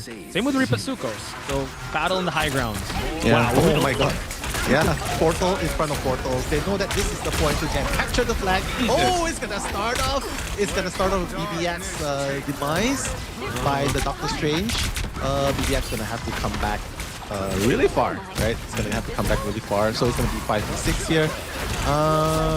Just trying to open up the points. It's gonna open up pretty soon.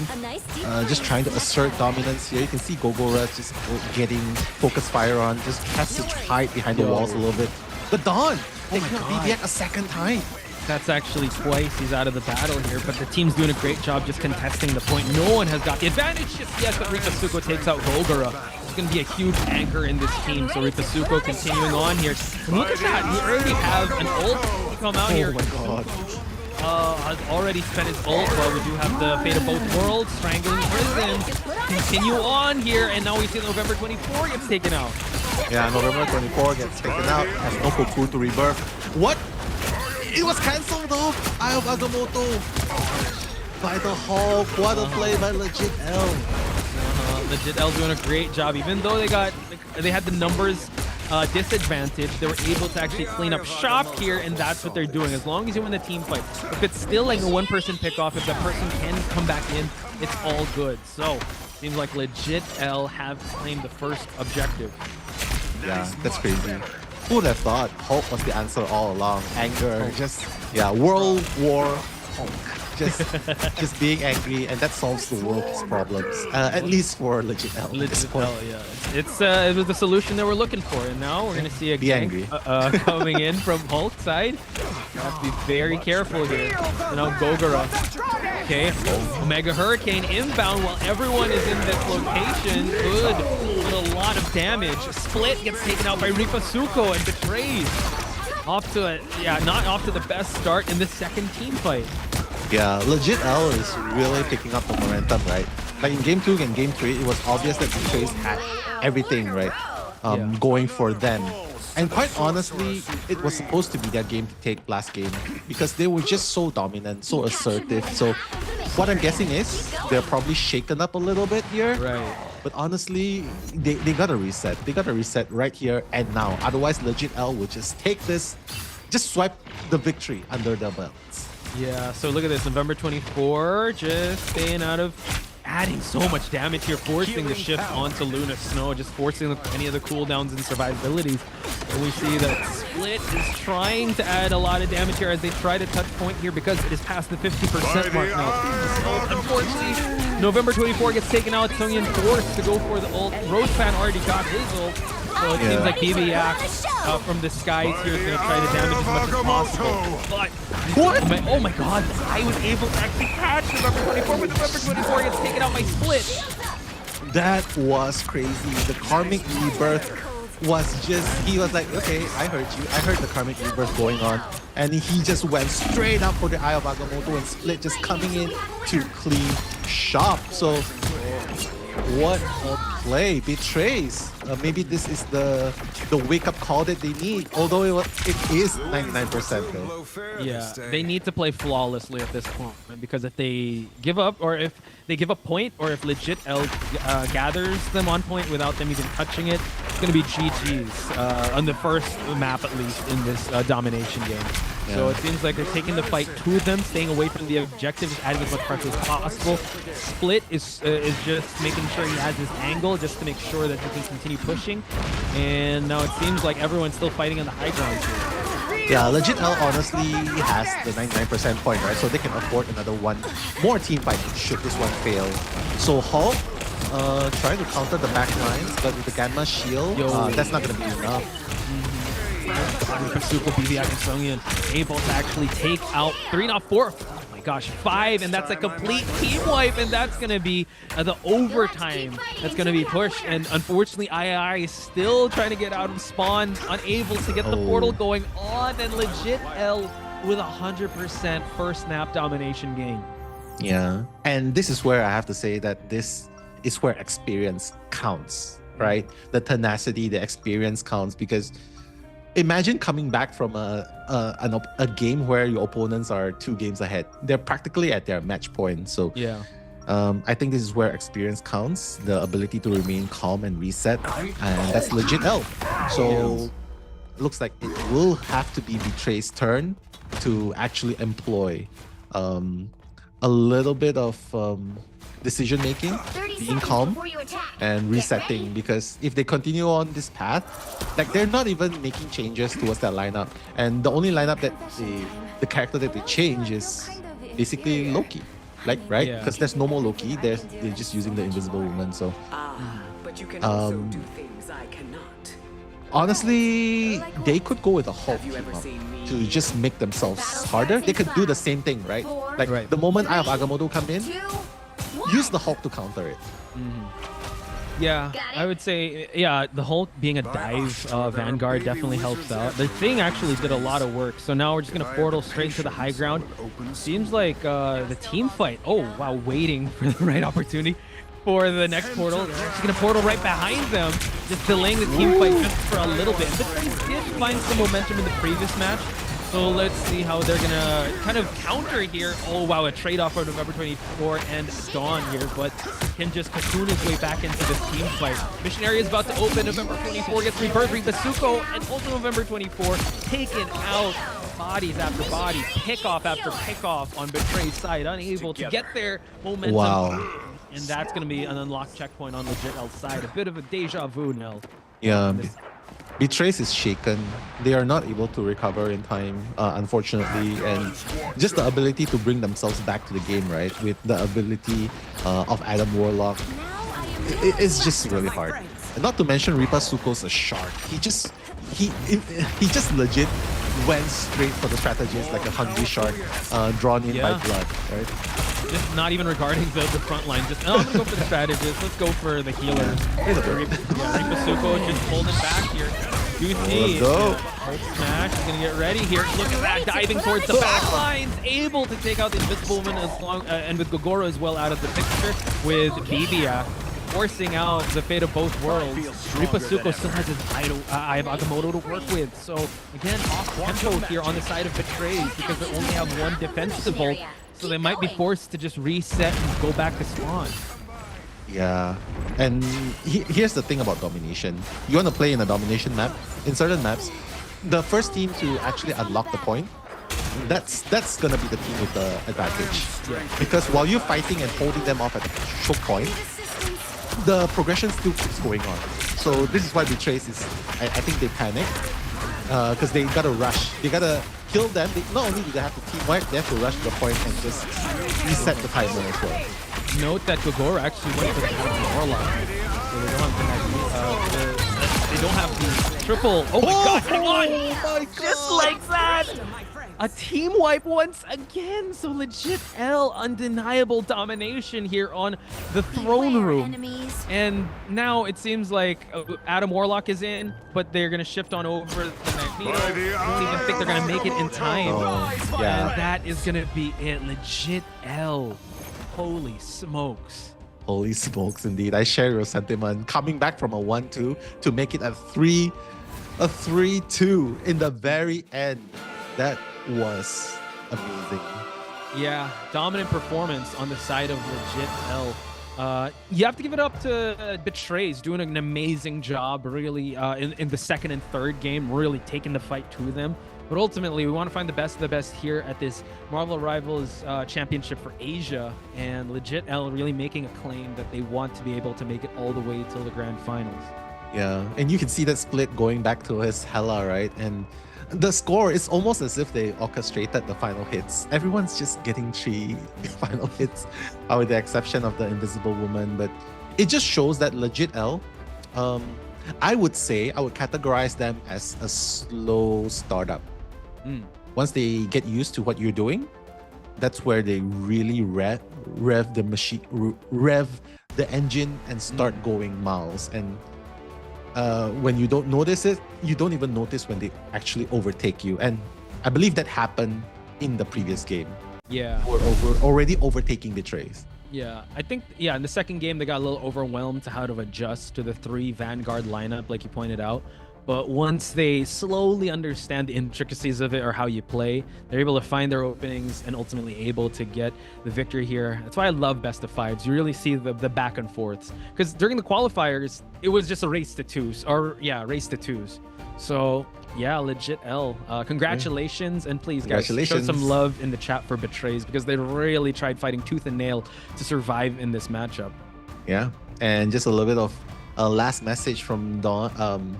From Betrays, right? They said that they're very thankful just being here. So, super excited to have it. But we're gonna be recapping with a little bit of highlights. So, do catch up.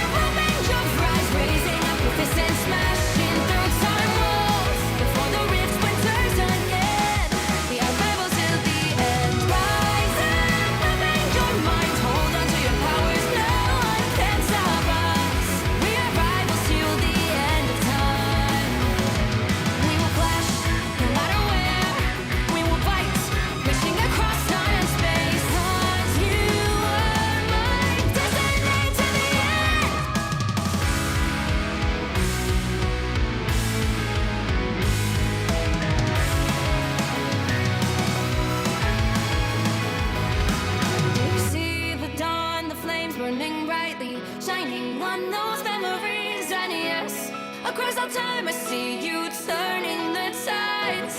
And do you see now our time, our turn? We can still fight like the wind and fire. And wonder no more that now is the only time your heart is mine. Light has fallen, darkness grows, and yes, we fight for our destiny and fate. New days smiling for the past and future. Break those chains, lead the way, fight with me. And when you wake up, open your eyes, raising up your fists and smashing through time walls. Before the rift splinters again, we are rebels till the end. Rise up, open your mind, hold on to your powers, no one can stop us. We are rivals again until the end of time.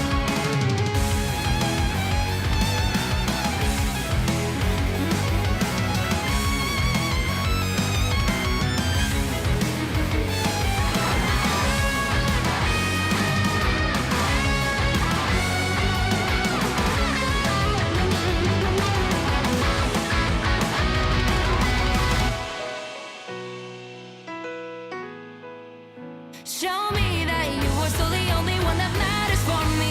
I'll be waiting for you. Wait up, open your hands, holding on to your heart, looking.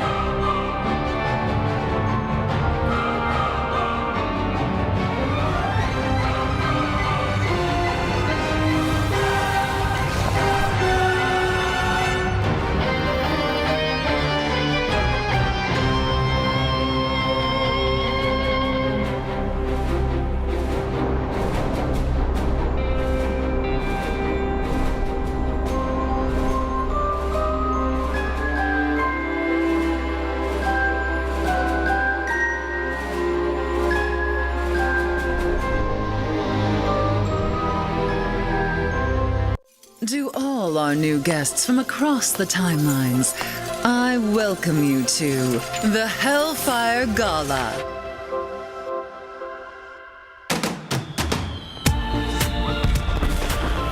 Welcome one and all to Krakoa.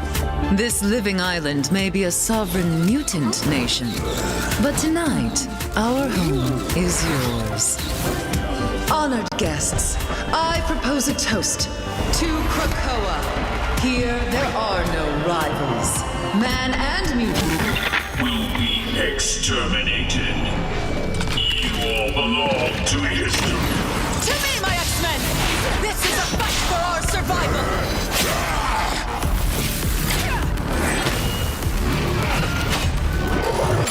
Then try to stay alive just long enough to see my way as the Age of Ultron begins.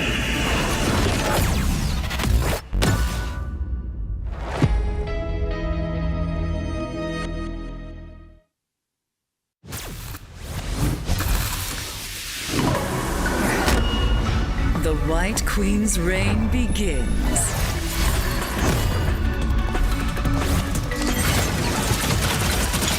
You deserved that, dear. Mind Crush!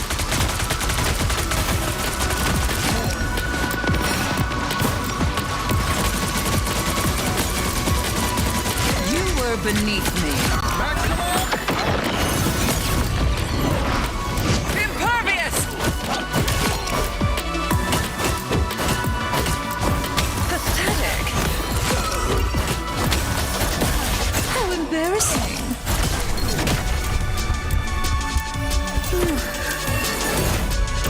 Kneel, peasants! That's White Queen mind control.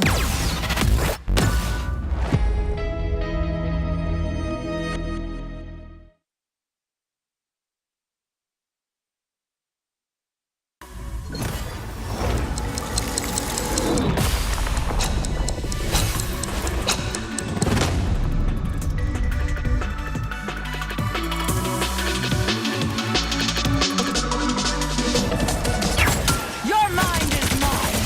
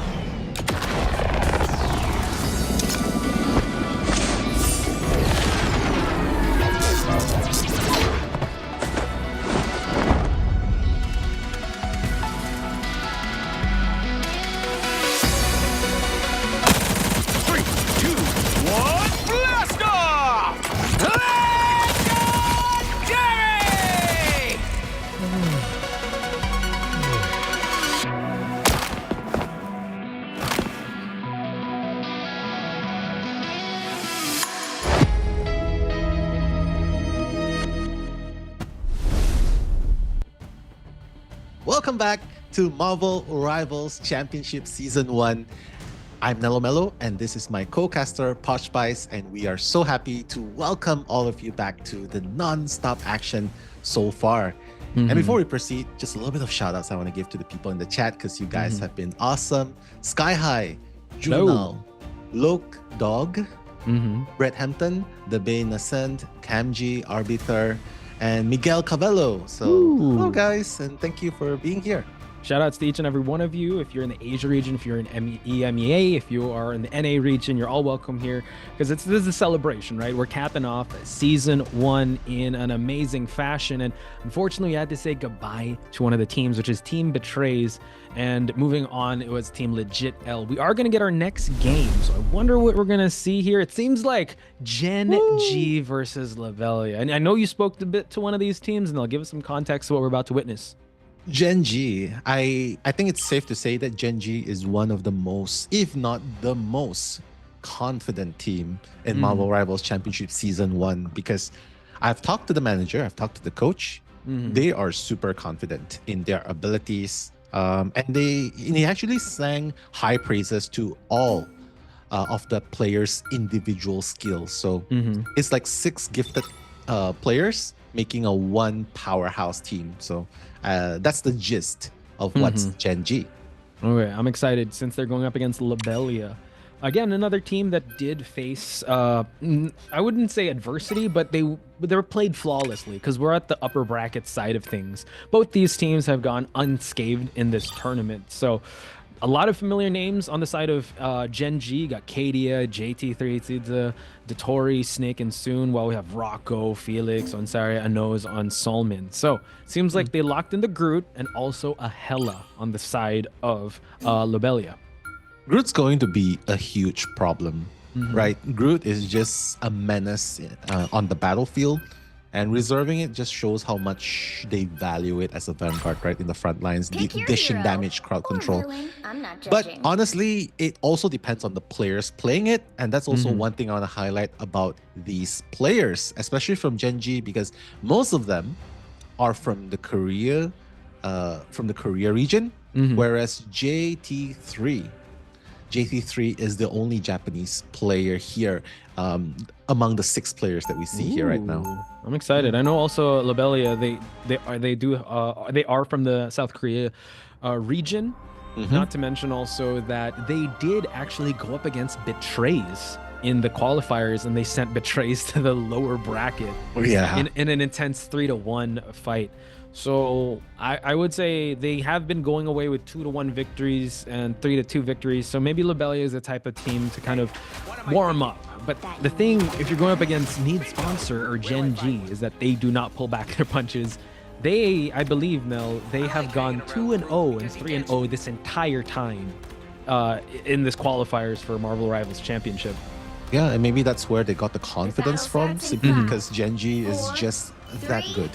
Yeah, going undefeated, I think it's fair to say that they're this good, especially Kadia. Give him the Winter Soldier, he's gonna wreak havoc. And I'm kind of expecting him to do it in this game as well. So mirror, not gonna be a mirror match. It's gonna be Star-Lord on Felix versus Kadia on the Winter Soldier. Yeah, both very good DPS characters. Felix now trying to dive in here with good heals on the side of Gen G here. So we do see that Lobelia trying to hold up shop here. They don't have fully the point, but it's the high ground at least. So JT3 doing a great job. Trying to hold it up, but Solman actually takes him out. But Kadia and JT3 actually take out. So it's a 2-2 pick off on both sides of Need Sponsor and Lobelia. Yeah, just a crazy start so far, right? JT3, he doesn't really mind even if he goes down first because they've already captured it just thanks to the sacrifice of JT3. JT3, and now Lobelia pretty much has to stand ground. Stand ground, okay. Stand the ground, and with the help of Loki, they'll be able to help it. But Kadia capitalized on the Loki close, right? Just to refresh his Kraken impact, going again and again, while JT3 is just clearing up the strays from the sides. Yeah, good cleanup on Kadia's side. Missing that last one, but the damage has already been done on JT3 and the team up of Kadia as well. And we talked about this off stream, right? We're like, they're really relying on Kadia to really rack up the damage, similar to Split, right? And Yeah, they are rightfully so to do that because he can do a lot of cleanups. If you watch his previous matches, even in like other tournaments, he is just so good on the DPS. Not just on, he's usually on the Bucky, but man, I'm on a Star-Lord, Psylocke, yeah, he can work magic. So now, Montserrat trying to push for this location. Felix going for the Galactic Legend to try to push, and they're able to get a pick off on the Scissors. Beautiful, coupled with the Eye of Agamotto from Onsen Norei, right? And that's why they're able to secure that immense kill. But somehow Genji is pulling the Uno reverse card, doing a counter kill on their own. So that's insane. Yeah, they weathered the early storm, right? Onsenare tried to go for the initiative, forcing Felix to go for the ultimate, but they had so much sustain on their side, and Snake with the BRB onto Mantis, for Mantis to be able to get pickoffs on their own. Just doing a great cleanup here. Just the textbook story of just like, all right, we're weathering out your ultimates, we still have our utility to work with, and now we still have more dominance to display here for your team. Yeah, and the dominance continues. Even Snake. And according to Zune, right, he was like, hey, watch out for Snake, watch out for Dotori, because these guys, they can play duelists as well, but they, you know, and the danger of having a duelist as a strategist is that not only can they aim heal well, they can click heads too. Yeah, fear the no damage rocket, but fear the rocket that presses the right and left click simultaneously. Exactly. But yeah, like you said, a DPS that actually main strategist, that's a terrifying combination there. So Genji doing a good cleanup here, forcing Felix back away here just to get rid of the line of sight. So Felix has Galactic Legend online. Onsenare does have Portal, so gonna Portal in the high ground here to try to contest the objective. Yeah, the high ground is always very good. Onsenare still does not have the ultimate ready. Felix is gonna go in preemptively with the Galactic Legend, taking out XZ. It's a wonder that he's keeping alive. Maybe because of his wonderful positioning, right? Because if he's flying out in the open without any support, rest assured they're gonna take him out really, really soon. Rocco unable to get anything out of the Goddess of Death there, and Exa getting revived by Snake, even though we don't have the Guardians lineup. That BRB just gave so much utility on the side of Genji for them to get the throne room. Genji, you can see the strategy, right? With the beacon, the revive beacon from the rocket. That's exactly what revived Exa to come back to the battlefield. And they were kind of thinking, yeah, we know that the Galactic's Legend is online. He's going to take out one person, maybe two at worst.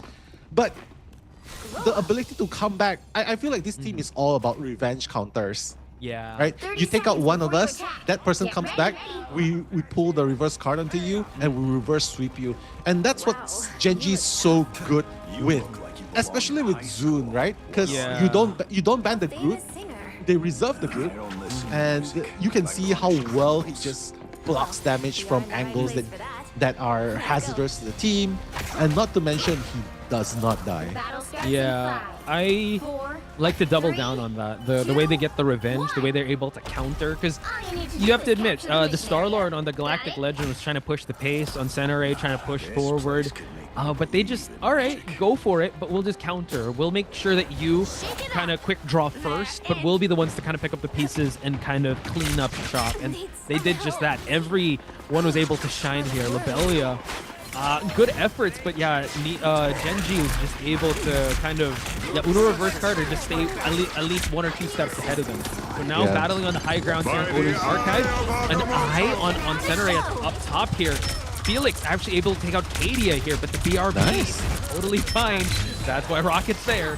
Yeah, and you know, Rocket being put to good use right there. The right clicks might be a little bit slow, but the utility far surpasses that shortcoming, right? You can see a Strangling Prison coming in, and Kadia instantly follows up with that, taking out this team's communication is top notch, right? Because the moment you saw Strangling Prison, a millisecond later, Kraken Impact just pops off. So can I just say they know where everyone's at all times, not just in terms of positioning, but also in ult. Like you said, immediately Strangling Prison, Kraken Impact right away. They're so good at synergizing with themselves and they're so good with their team ups, and they're in tempo or in cadence with each other. So now Snake being able to actually take up that the healing pack here, forcing more of the aggression to be fought up in the high grounds here, forcing the portal to be used here, while Felix pops the final judgment.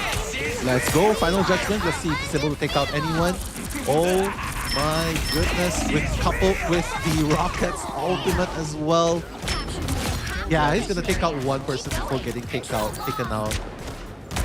Yeah, so it's actually a good job on Lobelia's side. They were able to kind of stop the percentage moving after the 50%, but we do see Kadia cleaning up shop here. Look at the gang able to actually take out just the supports and the Vanguard, forcing the attention away from the Groot, and they traded 16% with just the team wipe there. So incredible pacing on the side of Gen G. And can I just say, this is not even X's go-to duelist. Imagine if X's went with the Psylocke or a pure duelist, right? I think things would be even more terrifying. Oh yeah, more terrifying. Because going up against Lobelia's lineup, they probably think, yeah, it's fine because they only have one Vanguard inside of Lobelia, and that's on Sanare with the Doctor Strange. So going with a triple strategist, double duelist, and quite honestly, it's really just Felix getting in the final hits as far as I'm concerned. And it's kind of tough because the final judgment, unlike the Kraken Impact, can have so much effect on a lot of people. Yes, you can have the amplifier, and also the limited ammo here. I have Agamotto to take out 3 of Lobelia's heroes here, and now it's going to be overtime with only just, I believe, 2 or 3 people holding the point, and it's going to be just the cleanup from here on the side of Gen G for them to take Odin's Archive. What a fast game. JT3 pulling up with the peekaboo. Eye of Agamotto, right? Just clearing up 3 of them. Like, that was just insane. Flying up. And that is why JT3, one of the best Japanese tanks, according to the coach as well. And a little bit of fun fact, this guy is so used to playing in a yellow-pink situation. And he still managed to get on the leaderboard. Yeah, I believe you mentioned that in your interview. Yeah. He was playing at yellow pink because he's really far away from his other teammates, but he's still able to get that. So looking at the final score here, at least the KDAs of everyone, just impressive all throughout. Now, any standout players from both sides that you want to talk about? I think it's ultimately just Kadia, the confidence in Winter Soldier and picking off 11 final hits. Not to mention JT3 at the very last minute. The ultimate, the positioning of everyone was just really good. The understanding of when to engage, disengage, and re-engage is what makes the revenge counter so well executed by the team of Gen G. But just a little bit of shout out props to Felix, because despite all of that overwhelming offense, he still managed to get 8 final hits. So that's still pretty good. And yeah, he was on Star-Lord, then went to Punisher to try and maybe hunker down to try and like change things up, and with a Rocket tandem, because maybe they saw a lot of utility coming out from the Res Beacon on the BRB. So, I mean, when we watched a couple of matches on Lobelia's side, Felix was really good, Rocco was really good, but in this matchup up against Gen G, it just seems like most of the players, if not all, kind of had their moments in the sun, and they really played to their strengths and continued on. Tell me about XZI, or how you pronounce it? Seedza? Exu. Yeah, I mean, I just call it Exu. Yeah. His Mantis is crazy, and he's not, you mentioned, he's not even, he's a DPS main, but he's maining Mantis. So yeah, it's terrifying to go up against him. Yeah, I mean, just looking at Exa here, I'm just looking at my notes as well. Exa, he also plays the Psylocke, Imagine plays. He also plays the Winter Soldier if you need him too. So quite honestly, Kadia's like the star ace player. And Exa is like the, hey, you know, you need an extra helping hand? Well, here I am. And I got you. Yeah, I got you. Just to flank, right? Kadia's like the frontliner DPS, and Exa is more like the flanker, so to speak. So that's what makes it very, very dangerous, because... And I think you mentioned also that the coach said that, hey, this person looks very dangerous to go up against. Let's get him on our team instead of facing him. Exactly. he was already saying that Exil is one of the strongest duelists out there, and not wanting to play against him, so they decided to recruit him into their lineups, and fortunately Exil accepted. And that's how they made the ultimate team so to speak, here. Yeah. And a quick shout outs to them as well, because right now they're looking for sponsors. And with the performance they have, I think they really deserve some representation. Yeah, this esports scene of Marvel Rivals is constantly growing, so a lot of eyes are being put onto Marvel Rivals Championship. And you got to look at the top left side of the screen. Need sponsor, guys. Gen G looking for those sponsors. Again, you can, I believe, contact Soon, the team captain. Yeah. Captain Zune, you can reach him through Discord. You can see it in his faction as well, or click on my videos and you will see him as well. But yeah, I'm agreeing with Camji in chat section, in YouTube section. Sheesh, get this guy a sponsor immediately. So this guy is feeling the vibes as well. Oh yeah, 100%. If you guys could amplify this this shout out to Gen G or even Lobelia or anyone, technically, go for it, guys. If anyone that needs sponsors, we gotta reward these players with the best support that they can. Seems like they're actually safeguarding some supports here on the Adam Warlock as well as the Luna, batting out the Hawkeye, the Hela, and the Groot out of the equation. So it seems like Midtown Convoy is where we're going to be headed, and Gen G is going to be defending up against Lobelia. Yeah, I can't help but be amused by this lineup, right? Because right now it's Cadia, Loki on the DPS strategist Mantis, and it seems like Exu wants his time under the sun. So he's the one on the goal list maybe now. they heard you. Oh, sponsor time. Is someone gonna be looking? Let's see. I could flex. show what I made up. Yeah. I could flex DPS. Well, Cadia, you can do Mantis. I've been doing Mantis this entire time. Yeah, I mean, just to quote Essence as well, saying that Exu was a well-known OWL DPS. So thank you for the info, Essence. And yeah, just looking up here, Snake as well. I mean, he usually plays Loki and Rocket, right? He's just very good at playing strategies that is quick to reposition. And I feel Rocket is just one of those annoying strategists to catch up and kill. Actually, a lot of these players are former OWL. I mean, we talked about Happy, we talked about other players as well. So, yeah, I mean, in this game, you gotta love how the team synergizes and the shake-up. So, nothing but the sky's the limit in this game. But now, going Exa here with the Star-Lord. I'm excited to see some excellent flanks. It seems like soon he's gonna try to get a pick off here as he goes for that Venom just to get that retreat. So, some flanks coming in from the Venom. Yeah, but in their way is also Rocco, which is also a very good Star-Lord play. Right. So Star-Lord versus Star-Lord, Peter Quill versus Peter Quill. Let's see which one stands on top. Because quite honestly, composition-wise, both teams are really good, right? Yeah. It's just a matter of who's able to land those elims more. And I like that. Oh wow, Solman actually gets taken out by Satori and JT3. Giving it a two-person pickoff, but at least they're still able to have the Guardians line up here just to provide more pressure onto the side of Lobelia as they try to push the objective here. JT3 has to be very careful. Star-Lord is building up that ult and exit. Oh wow, eliminates the Rocco's attempts to try and go for the 1v1. Making a statement right there, right, Exu? Yeah, I mean, everyone... this is an uphill battle, right? Lobelia went up against Betrays and won. And Betrays was giving such a hard time to Legit L. So it just shows how Gen G is putting so much pressure. Galactic Legends is going to be executed, but it doesn't really matter because JT3 is there to absorb it with Meteor M. That was such a good call out with the Meteor M and Exit taking out Annoyance. Soon wrecking havoc into the objective side of the cart and able to actually get the final hit onto Rocco with the Born again, the Karmic Rebirth here, just to add all of the bodies back onto the floor here. And speaking of floor, the dance floor is going to get lit up by Dotori, forcing the Meteor M onto the side of Lobelia, taking out Exit and Dotori. Beautiful comeback, starting off with a Magneto counter, right? So that's really good to begin with, and that's how you start pushing your way through, because they were taking too much time there, honestly, when they could have been just pushing and flanking, especially when you're on the Star-Lord Rocco, right? You can just flank the sides, just build and try to catch someone off guard. And fortunately, with the start of the Magneto comeback, everyone's in the groove right now. So let's see if they'll be able to handle moving on from here onwards. Rocco having Galactic Legend. Double. Nice bubble. Saving Exit here, but Uncenare trying to push. Rocco able to take out Cadia.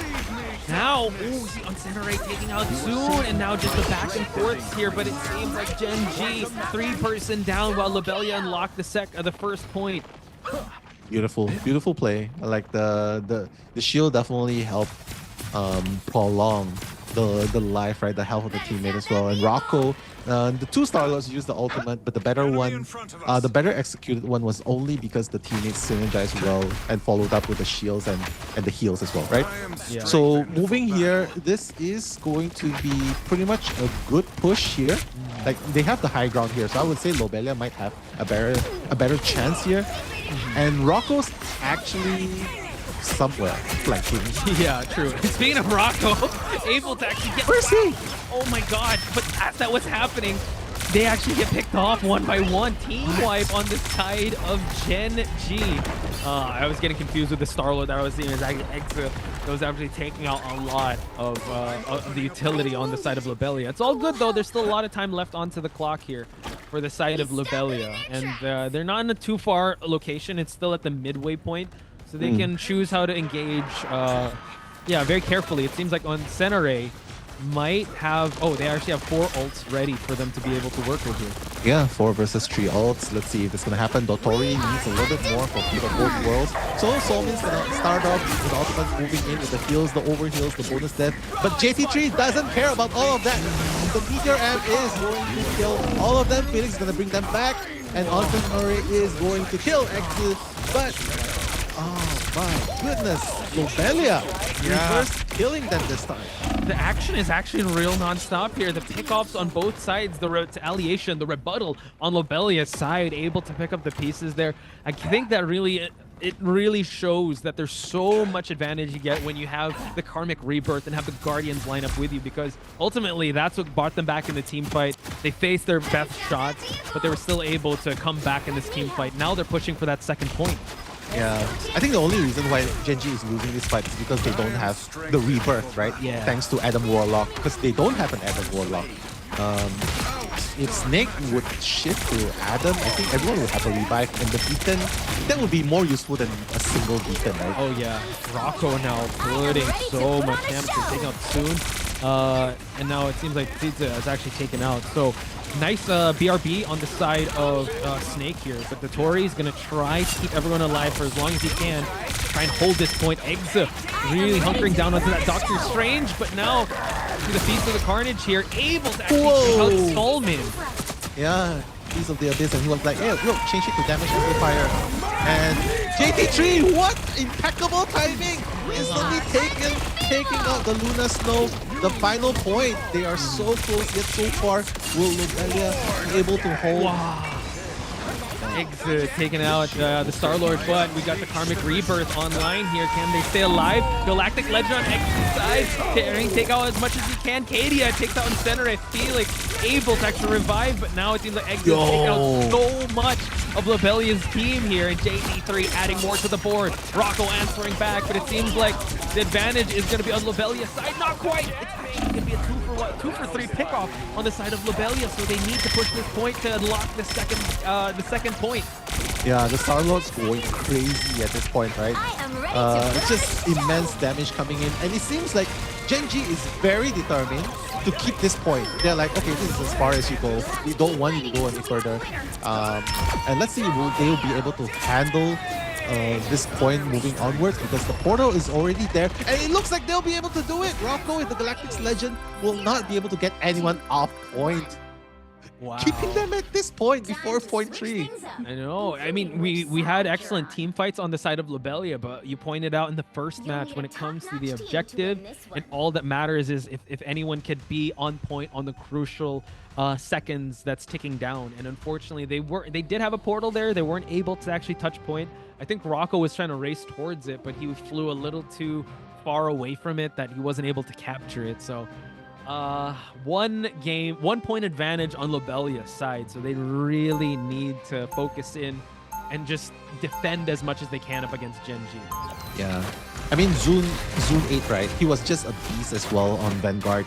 And the ban onto Groot, right, just shows how much they fear Groot, and fearing Zune on the Groot as well.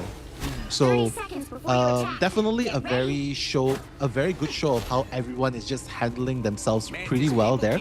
If you notice, everyone was holding their own ground. Like when the strategist got jumped, they don't go and shout like, "Hey, I'm getting jumped on, help me." They were perfectly fine in adjusting their positions and just keeping out of harm's way. And I think that's one of the reasons why Genji was able to hold on as hard as they could, even without the Guardian of the Galaxy's team up.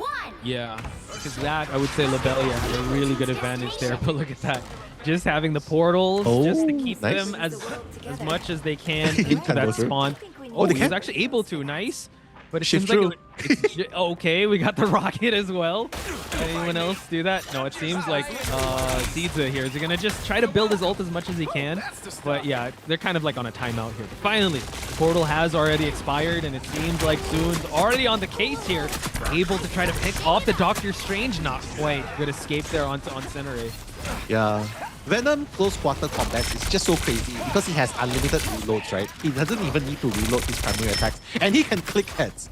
He can headshot players. So if you're really close to him, he can actually take out your strategist or your duelist at the back line. So that's something that they have to be very careful about, especially when Zoon 8 on the Venom dives your back lines.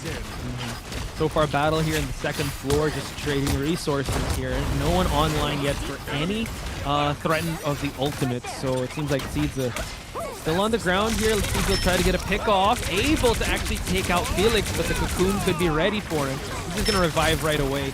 And now it seems like Seedza really making sure that he have to fear and ban out his Star-Lord. Galactic Legend's gonna be used on Rocco's side though.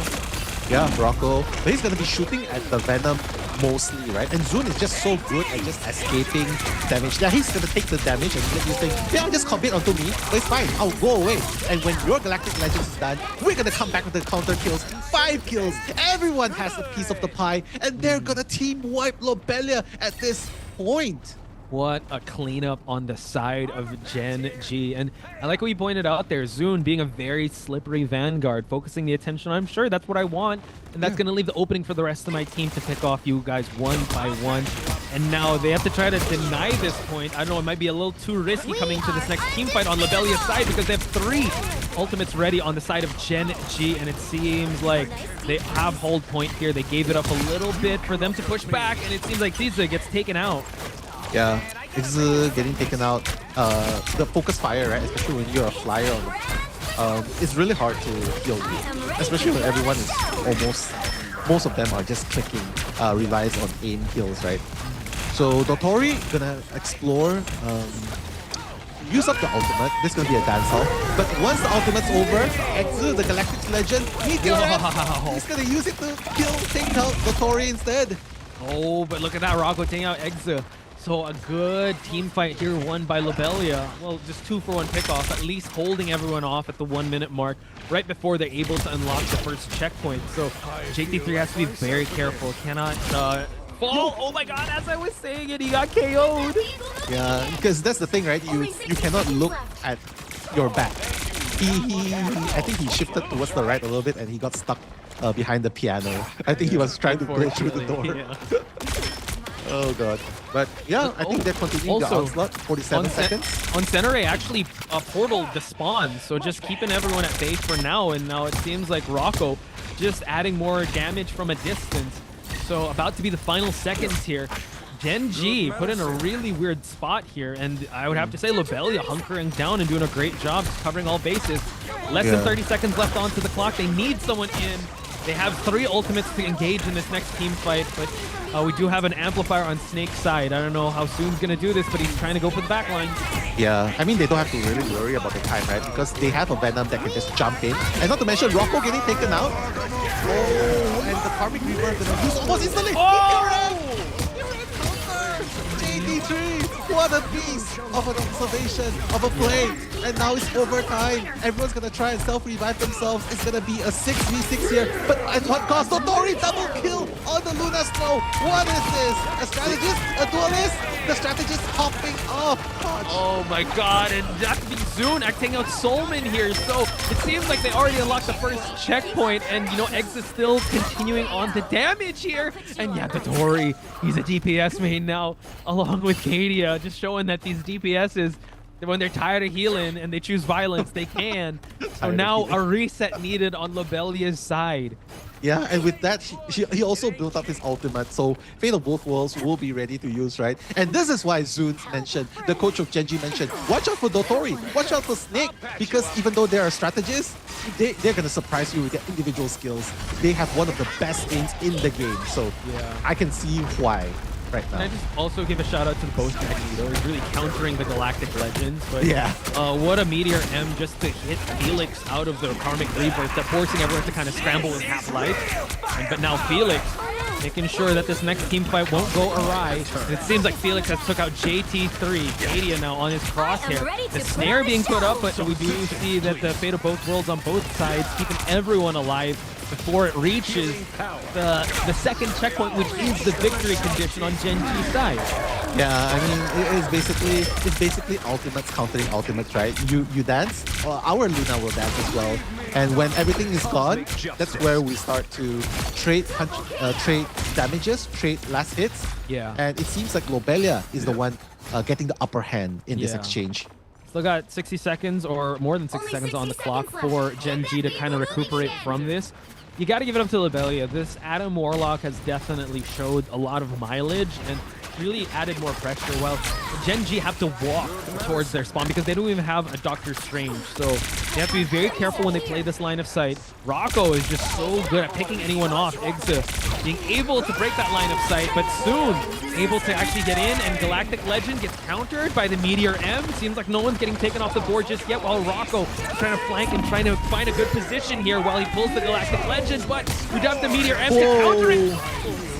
What a play! And the Karmic Rebirth, but it doesn't really matter because they found the hiding spot. They're gonna take them out the second time. And Genji, wow, JT3 with the slashes, Kadia with the headshots.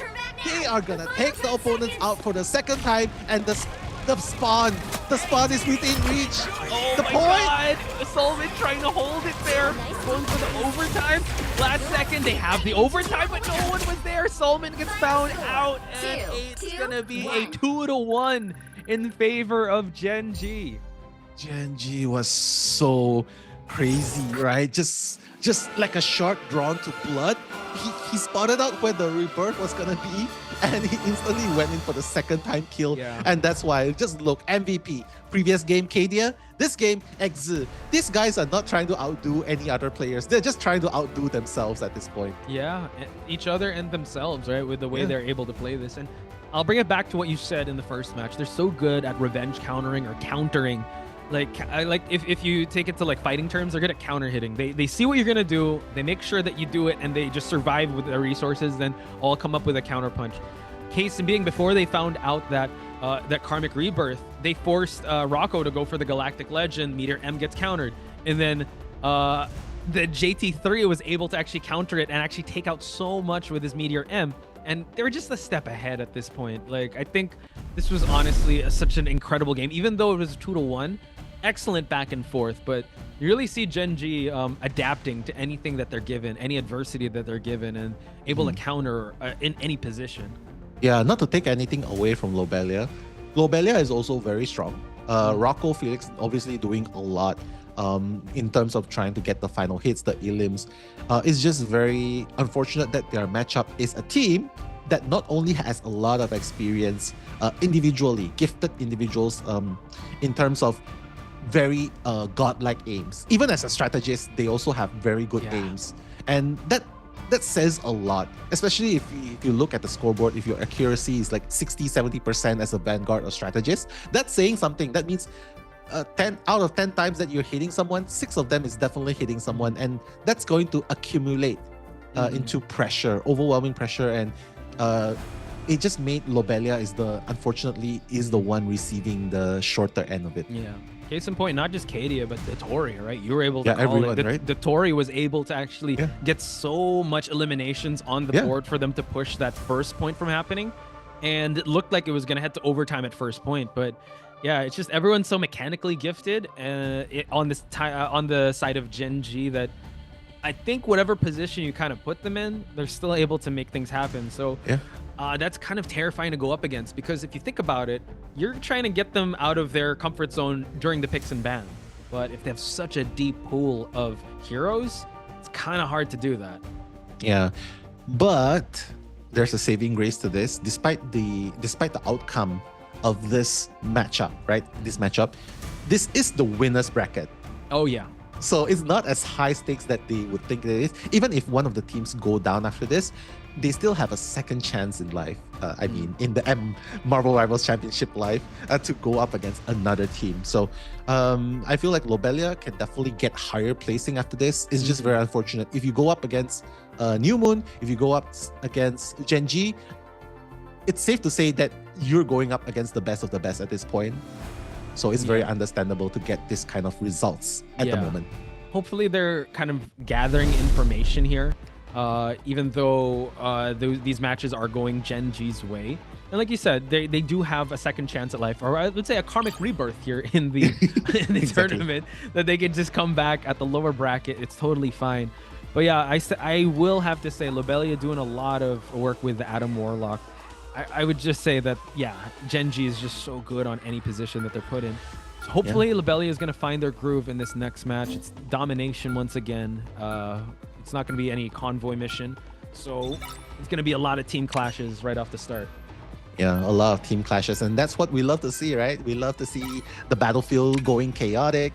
We love to see the Jeff, the Jeff combo, the flanking Jeff, not the healing Jeff, the DPS Jeff. But right off the bat, we're going to see Hawkeye instantly getting taken out. So I think it gives an inkling of an idea that Genji does not want to deal with Hawkeye, right? Because of the ability to just take out. Because one thing that I found out from the interview from this team is they really, really aim. They have a clear objective in mind. Not just raking in damage, but to deal the final hits. And with Hawkeye, their strategist is exposed to great danger, right? So keeping alive is the name of the game for them, while eliminating the other side of the opponents. And I would say they did their homework very well, because Felix is also really good on that Hawkeye. Actually getting a lot of MVPs in the qualifiers, and also bringing them that undefeated streak over here at the upper bracket side of things. So I'd say it was a good ban onto the side of Genji. Seems like they're locking in with the Luna and Adam Warlock. I like that. They still hold on to this Adam Warlock pick. But no Hela and no Bucky for Kadia to use. Makes sense, because Kadia was just insane on the Winter Soldier, right? So with this lineup, we're probably going to see the Guardians lineup again, but with minus the Adam Warlock, right? So we're going to see the Mantis. No, we're not going to see the Mantis. We're going to see the Star-Lord, but without the team up. But hey, going into this game, might potentially be the last game between these two teams. So Lobelia needs to get the comeback going here, right now. It's going to be a little tough, but hopefully we'll be able to see that, because Genji still has yet to drop a single game. Can you imagine this? They're 2-0 right now. They could go 3-0 heading to the winners finals, or the upper bracket finals. So that's going to be definitely something that teams have to be very careful of or take note of. So seems like they're going to go with an oh wow, this is kind of scary, because both teams have the Guardians lineup and the Guardians team up. Yeah, with the way things are going, right? It doesn't really surprise me anymore what they're doing. So the clash here will matter a lot in the domination map, because first team to grab hold of the domination point, that's the team that has an advantage going on, because what they can do is they can leave the point and they can go forward and defend and block them from coming into the point. So they're starting off with taking out Solman. Solman's going to come back instantly. Both team realizes this. That's why they need to use the rebirth to the best of their abilities. Come back to the team instantly. Onsen Ray trying to hold the front lines a little bit longer. But Zun, a little bit low, less than half damage, half HP, probably needs to back off a little bit. But no one is down just yet. But Lobelia is the one who actually grabs the spot first. Yeah, while everyone is kind of scrambling away from team fights here, now it's 2v1 onto the side of Lobelia, taking out at least of the Guardians, so they can come back into this. Solman getting taken out of the mix. Felix, unfortunately, has to go back to spawn. So this could be Genji's opportunity to take point here while everyone kind of retreats and reset here. But unfortunately, Katie had taken out Rocco, and Snake on Center just denies him from that point. And it seems like Genji in keeping a foothold in this matchup. Yeah, and it's so fast how they quickly reverse, right? Reverse capture the point, and all of a sudden Lobelia finds themselves on trying to make things happen, and Genji can just safely sit back and respond to whatever Lobelia has in mind, because they have all ultimates ready, right? So the moment you pop out ultimate, we're there to counter you with our ultimates. Yeah, that's kind of scary if you're a Lobelia side, because you kind of have to overextend to just capture that point. It seems like Rocco has already pulled up the Galactic Legend, but the Meteor M just to counter some of the damage here. And the push, getting the push onto Magneto too. Exa now trying to just heal off. Exa take out Rocco and Senere with the Eye of Agamotto taking out two. Wow, what a play. But Soulman with the Adam Warlock's Karmic Rebirth, they're going to be able to fight back here. They're going to be able to come back to the... Oh, they also used the Karmic Rebirth. So it's reset, going back to 5v5. Sorry, 5v6. And Fate of Both Worlds, the dance-off, you can see obviously what's happening. Galactic Legends is just probably just going to be used to pressure the opponent's team. But so far, Lobelia seems to be back on the fighting edge. Yeah, and now we see that Untitled able to take out Kadia, JT3 out of the game here for now. It seems like this is Lobelia's chance to kind of, capture objectives and put some percentages on the board here. Oh, nice. Great job. Nice cleanup on Lobelia's side. So definitely not going down without a fight, but Snake taking out Rocco from a distance. Yeah, Snake's like, this is the chance. This is the time for me to shine, right? Yeah. Camera's on me. Okay, clip it. Exactly. Clip it. Exactly. But that Magneto, right? Clipping heads first onto the strategies and then onto the onto Exile. That's crazy. True. Now Carnage now, but we see that. Oh man, this just gets countered right away, and Snake able to take out Rocco, JT3. All right. Oh, but we do get a rebirth on Rocco's side, but Genji slowly pushing 90% mark. Wow. That's how you do the Star-Lord ultimate properly, right?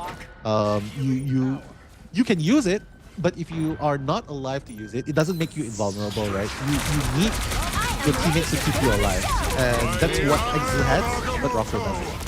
Yeah, just an excellent portal here for the Fate of Both Worlds to keep everyone alive, but Rocco gets taken out of the board here from JT3.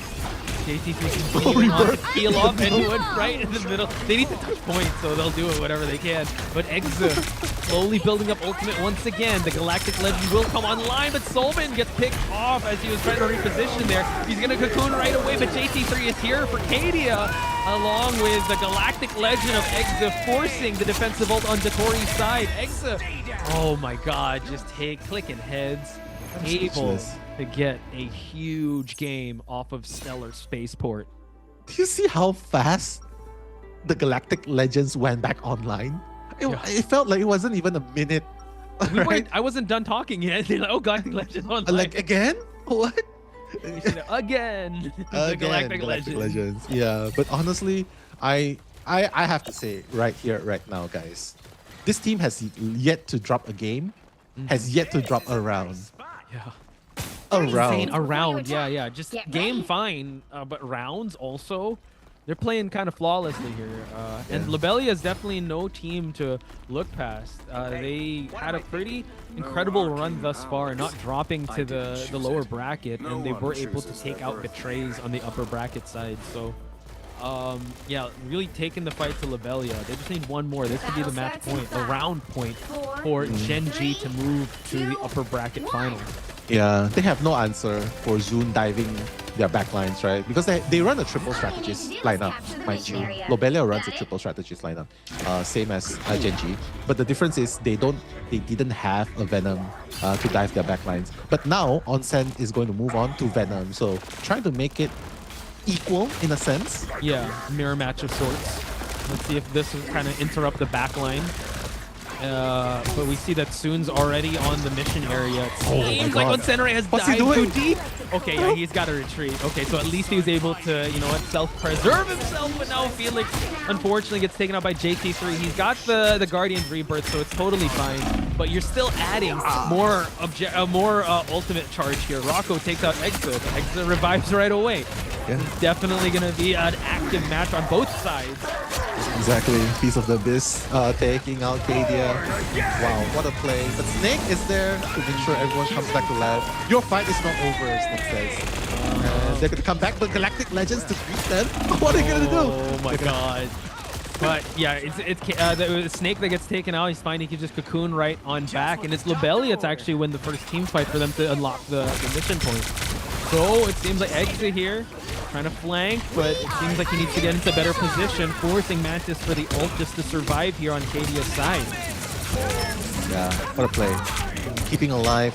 Everyone is just keeping everyone alive so well, and not to mention the heals going on, but at the same time clicking heads, dealing damage, getting the elims. The strategists, the vanguards, the duelists, they're all basically just DPSers at this point. Yeah, and Kadia, you got to give it up to him, also damage boosting his fellow friends, and also clicking heads himself. Piece of the Abyss. Wow, Zoon able to take out 2, and the Exit taking out Rocco as well. So team fight's definitely going to be won by Gen G's side. What? And look at that, Exit taking out Magneto. What a play! Starting off with the "you do not revive" in front of us, and just taking off one by one and just sweeping off the leftovers. What a play by Gen G. Lobelia cannot find the answer that they need in order to come back to this pool, because mind you, they have 50%, but Gen G is still holding on to this point. Yeah, so it seems like next fight will be very telling if they can actually go past the 50% mark. Felix gonna make a dive while the Magneto's trying to position himself along with the Warlock here, and Uncenterate gets frozen as he was trying to snare everyone. So it seems like they just wanted to keep him off point. Exit out, trying to add more damage for the team to actually even it out. Piece of the Abyss to trying to add more. It seems like Exa is gonna try and just wait out the Galactic Legend from to build something of his own while Kadia keeps everyone alive. Yeah, very, very well executed communication as well. Like the moment you hear the opponent's Galactic Legends, right? Rocco doing the ultimate.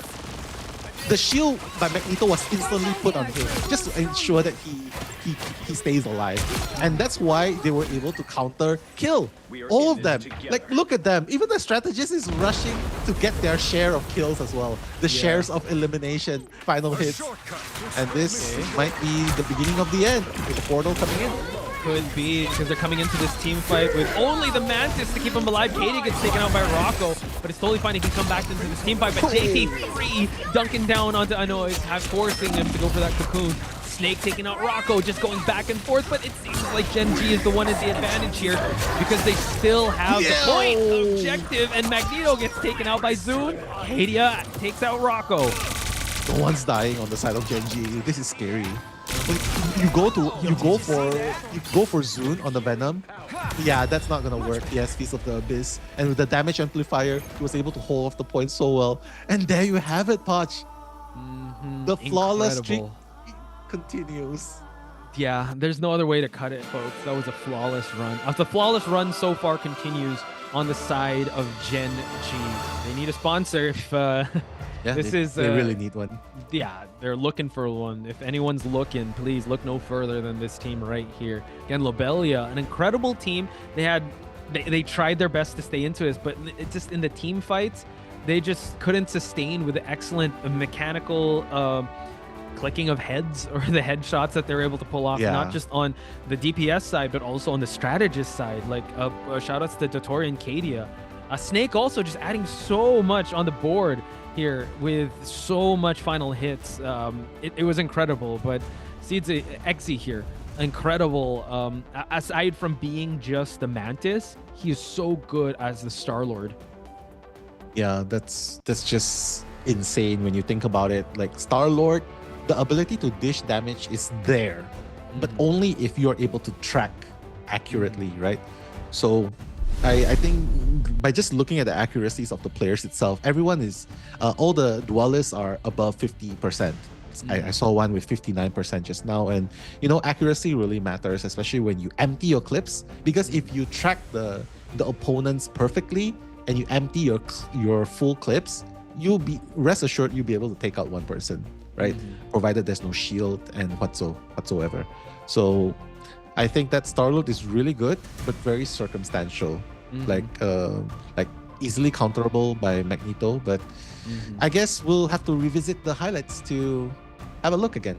To Yeah, remember. so we'll see you guys after these highlights with more Marvel Rivals Championship for Asia.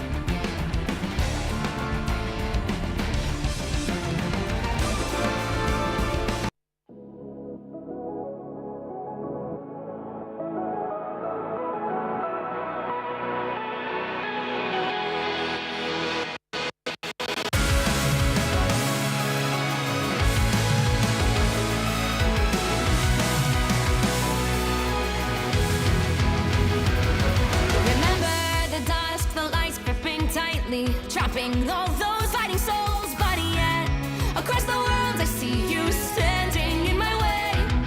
And remember the time, the place we used to fight, like the sun and moon. And I wonder if ever there was a time that we were friends. The night has fallen, shadows looming, and yes, that time has come for me to seek you out. We are set now for our last reunion. Break the chains, find your way, come fight me.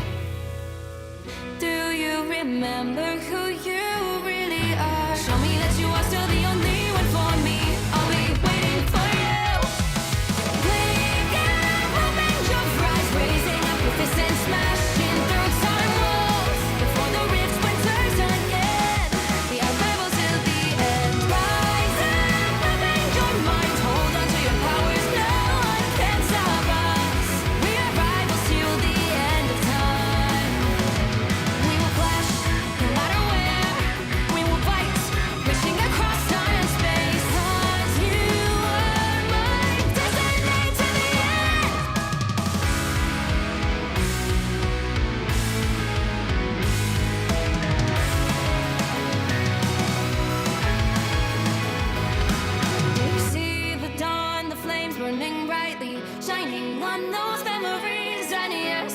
Across all time, I see you turning the tides. And do you see now our time, our turn? We can still fight like the wind and fire. And wonder no more that now is the only time your heart is mine. Light has fallen.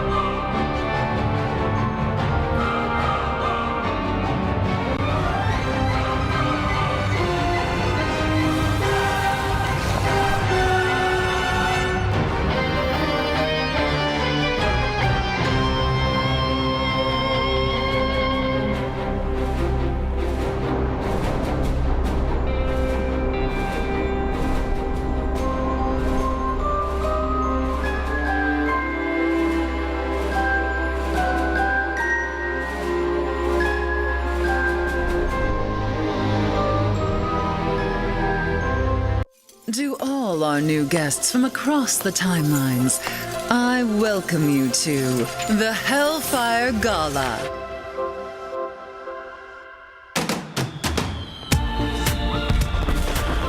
Welcome one and all to Krakoa. This living island may be a sovereign mutant nation, but tonight, our home is yours. Honored guests, I propose a toast to Krakoa. Here, there are no rivals. Man and mutant Will be exterminated. You all belong to history. To me, my X-Men! This is a fight for our survival!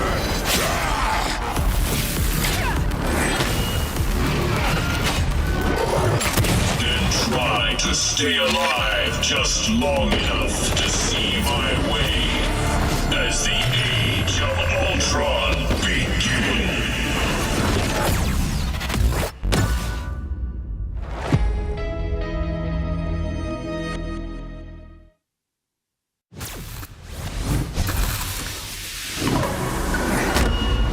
The White Queen's reign begins.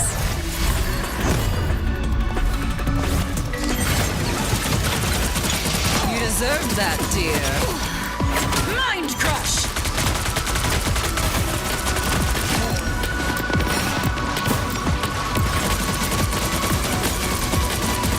You were beneath me.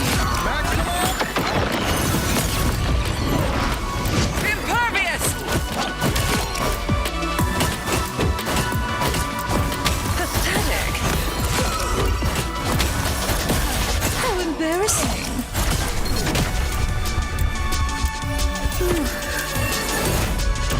Kneel, peasants!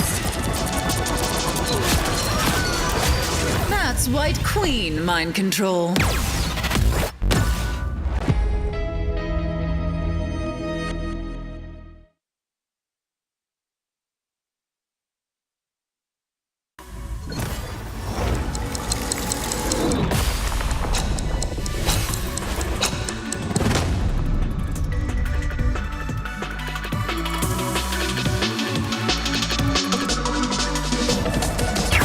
Your mind is mine.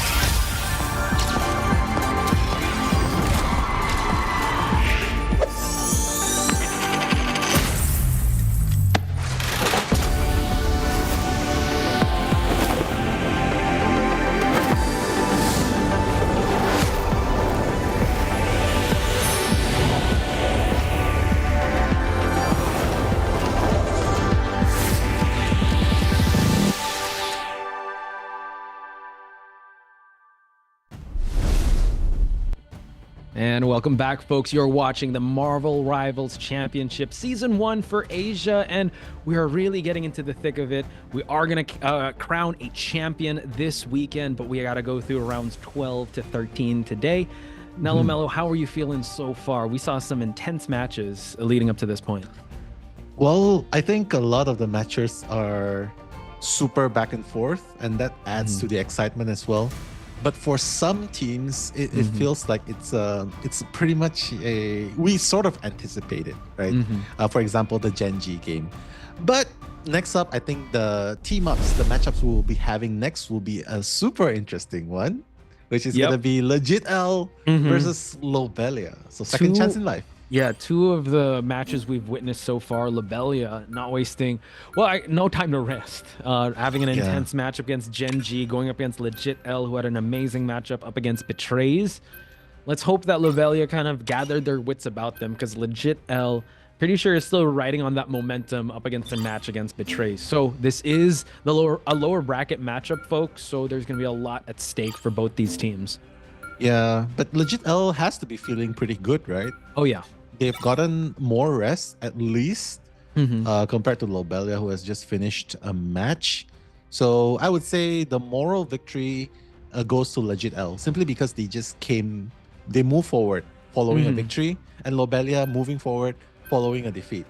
Yeah, and the time also, right? Like, they have to reset right away, unless they can kind of reset real quick. I mean, Legit L has no reason to reset. They just take that same type of energy. They are going to be taking Adam Warlock, and it seems like Lobelia is going to lock in that Hela for them to be able to work with, probably on Rocco's side.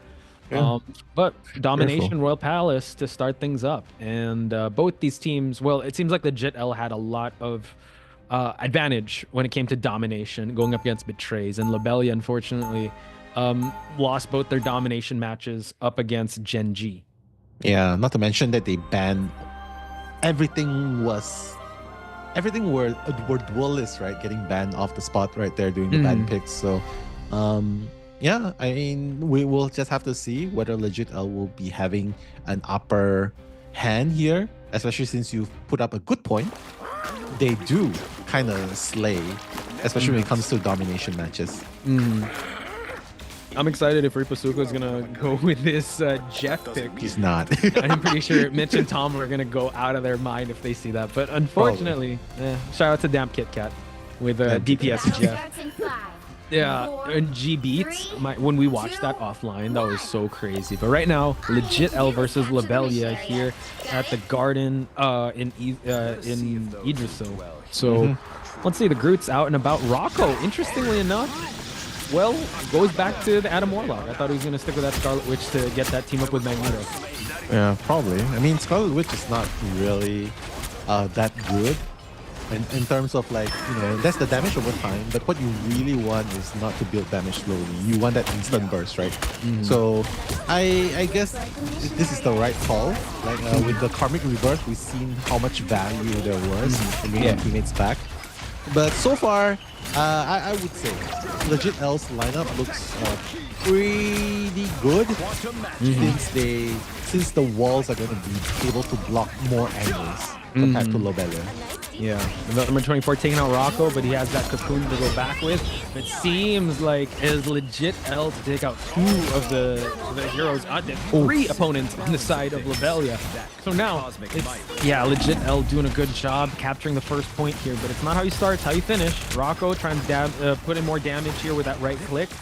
They're putting in an awkward spot here because they kind of have to walk towards like a good angle, and then hopefully that Magneto will help them bring him there. Yeah, hopefully with the shields, and just trying to push the front lines bit by bit, you know, a step at a time. But as the saying goes, Legit L is not gonna be giving them an inch because, you know, these people are gonna take a mile out of them. So doing a good job so far, holding it on and using the ultimates as well in order to thwart any advances to the point. Yeah, Horn of Protheus here, able to take out a lot. Legit L still looking very strong, and then Meteor M able to take out Onsen. So Legit L continuing on their dominance here. Felix as well, and the elimination keeps racking up for Legit L. Yeah, backed into a wall, right? That's the power of Groot. That's why he's so scary. You can see that both of them were like, oh wait, why am I not reversing anymore? and the spores. Oh god, the Raktek attacks is also strong when it comes to just chasing the opponents down. The BBAC on this Namor, also the Horn of Proteus, continuing to put it on the Squids with the synergy of Luna. Doing a really good job. Lobelia have yet to capture the point, and we're already hitting the 80% mark now. So Lobelia, I don't know if the urgency is going to kick in. They're coming in with 3 ultimates to try and contest, but I'm not sure if they're going to do that because Felix and Solmin get set back. Wow, it's just honestly, it looks like a team wipe at this point. Legit L is looking like a big threat to Lobelia staying alive in this tournament. Yeah, everyone's just killing. Everyone has a piece of the pie, right? You can see Seonghun taking the kills. You can see BBAC. You can see November. You can see Ripasuko. Even the Groot. Everyone's just taking their shots and getting the elims. So I think it's safe to say that the fatigue carried on from the long dragged game, right? Previously, it's definitely taken a toll onto Team Betrays. And not to mention, this is a domination map. Legit L. We remember when I talked about them being a slow starter and they're just adapt, and then that mid game is where they go, mid round is where they go. Here, I think like this is already their mid round. Yeah, their slow start already happened when they went up against the Trays. So the diesel engine is continuous. It keeps on going, and it's at the expense of Lobelia because they touched point at the start. Legit L won the first team fight. But from that point on, they couldn't even approach properly because of how well the Groot walls were being put up into place. BBAC constantly eliminating them. Rose and Sungyeon also getting eliminations on their own. So just it was an incredible showing. So we're going to Odin's Archive. We're going to see Onsen be able to put up a portal here. They won't have to worry about Legit L putting up a portal because they don't have a Doctor Strange. And it seems like able to get it. Well, putting them off. Yeah. The portal is just helping them to get to the point and block the other side off, right, from entering easily. And with the help of Namor and the team up, that's going to be a huge. Wow, what a dodge by BBAC. Coming in with the Squids as well. So the battle of the Namor is going to continue here. Ripasuko obviously very good at staying alive, but that's not through the Doctor Strange of Onsen Nari once. Meteor Ram to counter almost immediately, but the shield from the opposing Nico. Wow. What a play. But all shields are gone. Yeah, Rocco gets taken out. I think Onsen the Luna was able to pop ult just to keep everyone alive from that Horn of Proteus. But now it seems like Onsen gets a piece of his own here, and Sungyeon taking him out. And it seems like BBAC from above just trying to put as much damage as possible, but it's going to be Sungyeon being revived, and it's the Groot to take out a lot. Seems like it's a 2-for-1 pickoff on the side of Lobelia. Yeah, Karmic Rebirth. That's not gonna matter, and you can see all blues happening on the right side of the screen. Everyone's getting revived, but the second kill is going to happen, right? So right now it's only Onsen Nari trying to hold point. I'm not sure if that's a wise decision. Probably needs to wait for more people to come here. And you can see, like, even with the shields, doesn't really matter because the shield is just going to block the damage coming from the front. And the back is where they're really aiming at. Seonghun taking out Onsen Nari. So this could be a little bit of the same blueprint from the previous game if they're just going to cut them off this far on. At least Lobelia was able to get 48% unlocked, but they need to be able to get through this hallway and just press up against the objective just to add more pressure. But it seems like they're kind of they're cut off here at the high ground area. It's going to be a little tough coming into this next team fight because Legit L could dictate this pace because they're leading in terms of ultimates. That's true. And ultimates are really important in this game, right? Not just the left clicks by the duelist, the single target skills. But right now, let's see if they'll be able to make the most out of it. I mean, honestly, they can just sit back and wait for Lobelia to make a move first and then respond, right? Because Legit L, they can do that with the number of ultimate advantage they have. Yeah, they can afford that. So now, able to touch point here. It seems like BBAC just constantly being at a distance, able to get the Horn of Proteus, get a 2-run pickoff, and now the bodies keep racking up here. The eliminations keep racking up on the side of Legit L.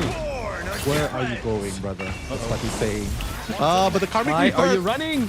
And it seems like they're What trying to did they do? hightail it towards the objective here. Already past the 50% mark. Good Karmic Rebirth on Rocco's side. Note that they need to be able to push this point now because they cannot afford any more objectives being taken by legit L. Oh no, countered by the Fate of Both Worlds and the Elevation as well. But Drew just being a menace. Look at that! That hit taking out November 24. What a beautiful play. But Fate of Both Worlds is still going on from the side of Rose fans. Just concluded actually, and Solmin's gonna capitalize on it. But Seonghun, counter kill. Onsenari, counter kill as well. But BBX is finally going to take out Solmin for a second time. The Rebirth also is gonna keep him in. True. So elimination after elimination, Lobelia putting up a more of a fight compared to the first map. But Onsen taking out Songhyun. He can't have that cocoon. Seems like Lobelia are going to be the ones to kind of dictate how this plays. So this game will be played. Trying to pick off the Hela. Able to pick out Felix Ripasuko. Changing the start when it came clutch, and now look at the wall just to be able to cut off any resources being taken from the group. And BBX continuing more damage, taking out Felix. What a play! Starting off the Strangling Prison and just dealing damage after damage, taking out all the players in Lobelia. And this is just clean up at this point, Podge, because Onsen Nari is going to be alone to hold this point here alongside. No, pick out Nanos. Yep. Oh yeah, I know this was trying to hold it with the Fate of Both Worlds, but they don't have any more to work with. Rose fan trying to go for the left shift here. Ripasuko is though. It's only formality. You're just trying to clean up shop. I don't know if they're going to be able to make touch point in time. He's going to cut off the Mantis before he can even a touch point, and that is going to be it. A 2-0 game here at Domination. Yeah, the strength of legit L showing clearly, right from the start, from round 1 and then coming into round 2. This is just legit L, all gas, no brakes, and really it's not even about responding anymore. It's just like, yeah, we know what we are perfectly fine doing. We know that we can run into you because we can. And I wouldn't say it's bullying, but I think it's just the confidence that exuberates, right? Like, hey, we know we can run into you and we'll still come out unscathed. We'll come out victorious. And honestly, when you see only Onsenari on the Vanguard, and when your Vanguard's the only one getting the most final hits, you know that's a problem right there. Yeah, I would also say when it came to legit L coming into this matchup, and it's a mirror match, they really capitalized on the reses and also just utilize BBX with the squids, with the Luna, just adding so much damage on the board for his side. So, yeah, legit L is kind of night and day with how we saw their first or second match up against Betrays. And if they're going to come in with this confidence in the next match, I feel like Lobelia is going to have a really tough time here. And I'm just saying this because stakes are high for Lobelia. They don't want to, like, be able to get this type of showing up against legit L. They want to be able to kind of counter and try to find ways here, but how can they do that now? What do you think they need to change up coming into this next matchup? I think their DPSers need to lock in. Yeah, the DPSers need to lock in because, like what I pointed at the end of the match, when your Vanguard's the one raking in kills, raking in the final hits, the elims, right, and not your duelists, that's a huge problem. And the fact that there's a double side to this, right? There's a double side to this where, yes, you can rebirth, you can use the Karmic Rebirth, you can use the Cocoon to self-revive and bring you back to the battlefield instantly, but that doesn't really matter, right? If you're gonna get taken out a second later. And you can see a lot of the players on Lobelia, you got back to the battlefield really fast, but you got eliminated just as fast. 2-9, 0-8. That's the score just now. On most of the players on Lobelia. So DPSers need to lock in. Maybe try a different combo. Maybe not the Guardians combo anymore. Maybe not the Adam anymore. Mantis only if you want to depend on a third DPSer. Otherwise, Invisible Woman, Luna team up is good. I think that should be continued. Luna Namor team up should be continued. But Adam Warlock, I would prefer having a rocket. And maybe that's what they're doing here right now. They want a rocket. Yeah, the way you broke that down, it just adds a lot of insight to how well they're able to get that confidence. Because, yeah, Karmic Rebirth, but if you're able to find them out or able to cut them off, because you get revived by half health. And if you're not able to kind of capitalize on that, you're just kind of giving the team more advantages to get ultimates. And when it came down to like the trading of ultimates, Legit L was a step ahead most of the times there. So it seems like Legit L still wants to keep playing the Adam Warlock game. I wonder what Lobelia is going to choose here, or not really choose, but ban. It seems like they're not actually going to reserve any character, but ban out the Namor. Yeah, that's a problem. You ban out Namor. What are you gonna play? Are you gonna commit to the Guardians of the Galaxy combo? Are you gonna commit to that team up? Bring out the Star-Lord? I mean, yes, Rocco, Felix, you guys are comfortable with the Star-Lord, but really though, how effective it's gonna be is really going to be determined by how well your strategists are going to stay alive and how well you are going to capitalize with the Galactic Legends by Star-Lord. Oh wait, it seems like God, don't keep my hopes up. I saw Scarlet and I was like, oh wait, are we gonna see this? He did that also, Legit L, with teasing the Jeff, teasing the Scarlet Witch. I don't know if we're gonna see it, but let's see what happens. The Scarlet Witch and Magneto are no longer gonna have that team up, right? Or that synergy coming to season 2. So maybe I'm not gonna keep your hopes up now, but I would say people that are watching, you might as well use that team up while it still lasts, because it's not gonna be around for long. Yeah. But it seems like they're doubling down on this Adam Warlock Guardians of the Galaxy lineup. Star-Lord in this map is actually very terrifying, especially with the vantage points he gets from the rooftops. A lot of DPS could actually get so much advantage here. Not necessarily any dive tanks. I was hoping to see like a Thing or the Hulk here, because they could wreak havoc. But this is the lineup we're gonna go with so far, and it's gonna be Legit L to be able to defend this spider from moving. Yeah, I mean the reason why they couldn't go with a Thing here is probably because they know there's gonna be flyers. They know Star-Lord's gonna be employed, and when it's a battle of the air, what can you do when you're the Thing? And you couldn't really stop. Yeah, but with the Doctor Strange and Magneto, at least you'll be able to counter the aerial ambush, right? So that's what Rocco's trying to do here. But mind you though, they do not want to go super crazy, because the moment you fail to defend this and you die, sorry, on the side of Legit L, you're gonna have to take a long way back just to come back and defend this point. True. Seems like Ripasuko's already taken out of the mix here. Oh my god, and now 3 have been taken out on Legit L's side. So Legit L is gonna have to walk all the way back to Adam Warlock, taking out BBX. So this is gonna allow a lot of, I would say, territory being gained, but at least Ripasuko has the teleport to actually thwart their efforts. He's gonna teleport on top of the roof. Oh, wow, he's actually able to take out the Magneto! What a play. Wow. Yeah. Who would have thought that trick worked? Hey, you saw it here in 4K, folks. So now Ripasuko at least able to bring the team fight here towards the first checkpoint here. And now BBF trying to get the most out of this Galactic Legend. Can he get any limbs? It seems like they're able to stop his efforts, while Lobelia holding on to 3 ults. 4 ults. I think it's 5 ults now. And the Eye of Agamotto gonna be executed. Oh, with a counter Eye of Agamotto, but doesn't really matter because Ripasuko is gonna get the shorter end of it thanks to the Adam. And Adam starting to go online, clicking 2 heads so far. And Felix also taking out 1. Rocco on standby. He's like, yeah, are you gonna revive here? And BBX just gonna be bunny hopping straight to the spider like, hey, yeah, I know this is a bad spot. So I present myself right here. So it seems like the Meteor M is not going to give much, but it seems like the Fate of Both Worlds to hold this point. Yeah, Lobelia has found their groove in this matchup to gain the first point early on, but this next team fight is going to be very telling. They need to save off all the efforts here while Legit L is just cycling through their ultimates. One center ace trying to get rid of the Loki, takes out Sungyun.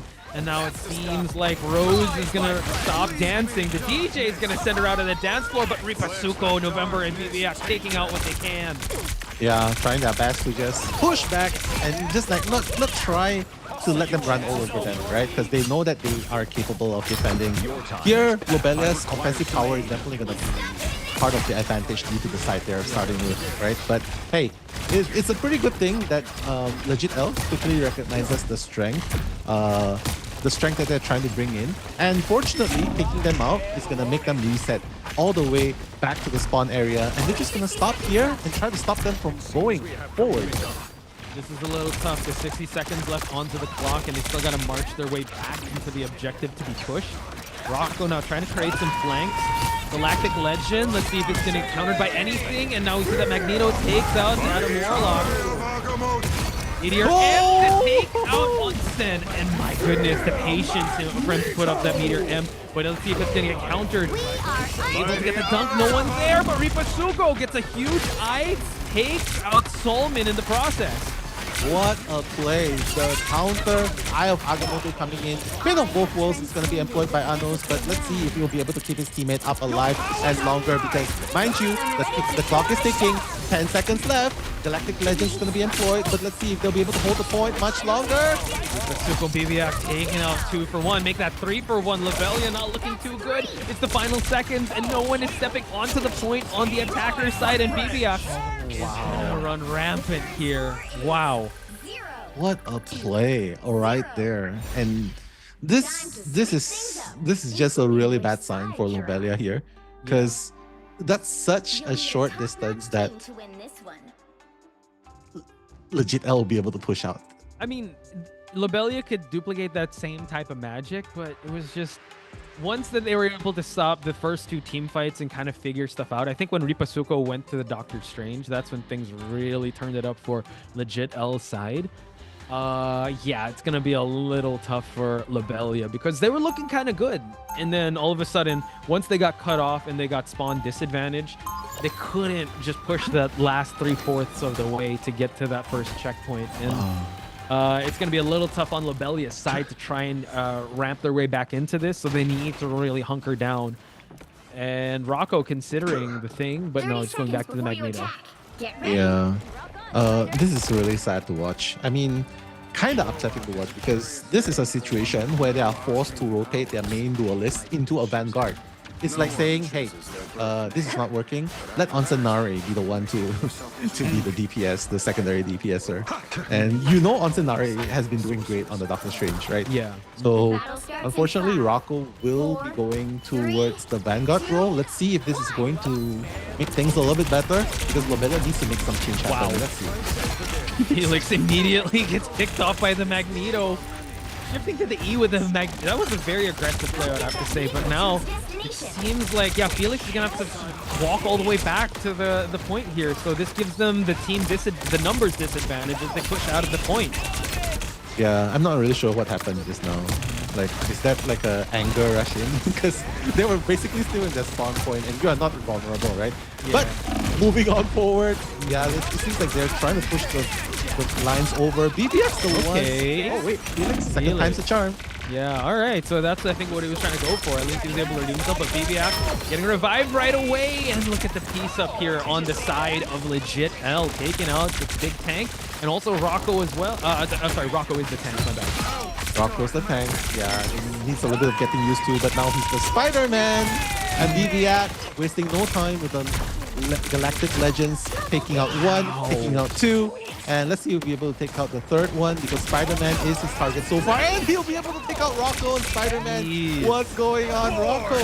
Is Lobelia throwing in the towels right here? It seems like such a dominated game on legit L's side that, I mean, the immediate aggression at the start didn't like sit well with us because it's like, wow, you're just really gonna dive in right away. You have spawn disadvantage, and right from the get-go, I don't know, it just maybe they're like, oh, we'll see you at the next game.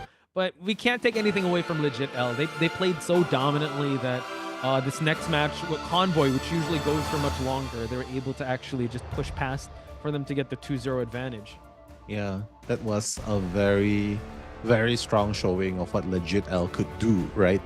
And just looking at the points itself, yeah, I mean, you won't see much of a difference in terms of final hits. BBX did get 9 hits, but that was only because the game was really short, right? The distance was pretty much just going up the stairs and that's it, right? And at this point, I was kind of surprised. Hey, okay, you're going with a Spider-Man. Why not double down? Go with a more a character that's more capable of holding point, like Penny. Penny would be good with the bombs and Spider-Man. Yeah, just for defense, especially if we're on the defending side. Penny has been transformed from a tank to an off tank or an off angle tank. That in those corners, yeah, you can set up those traps and those bombs to kind of at least give a lot more advantage to your team.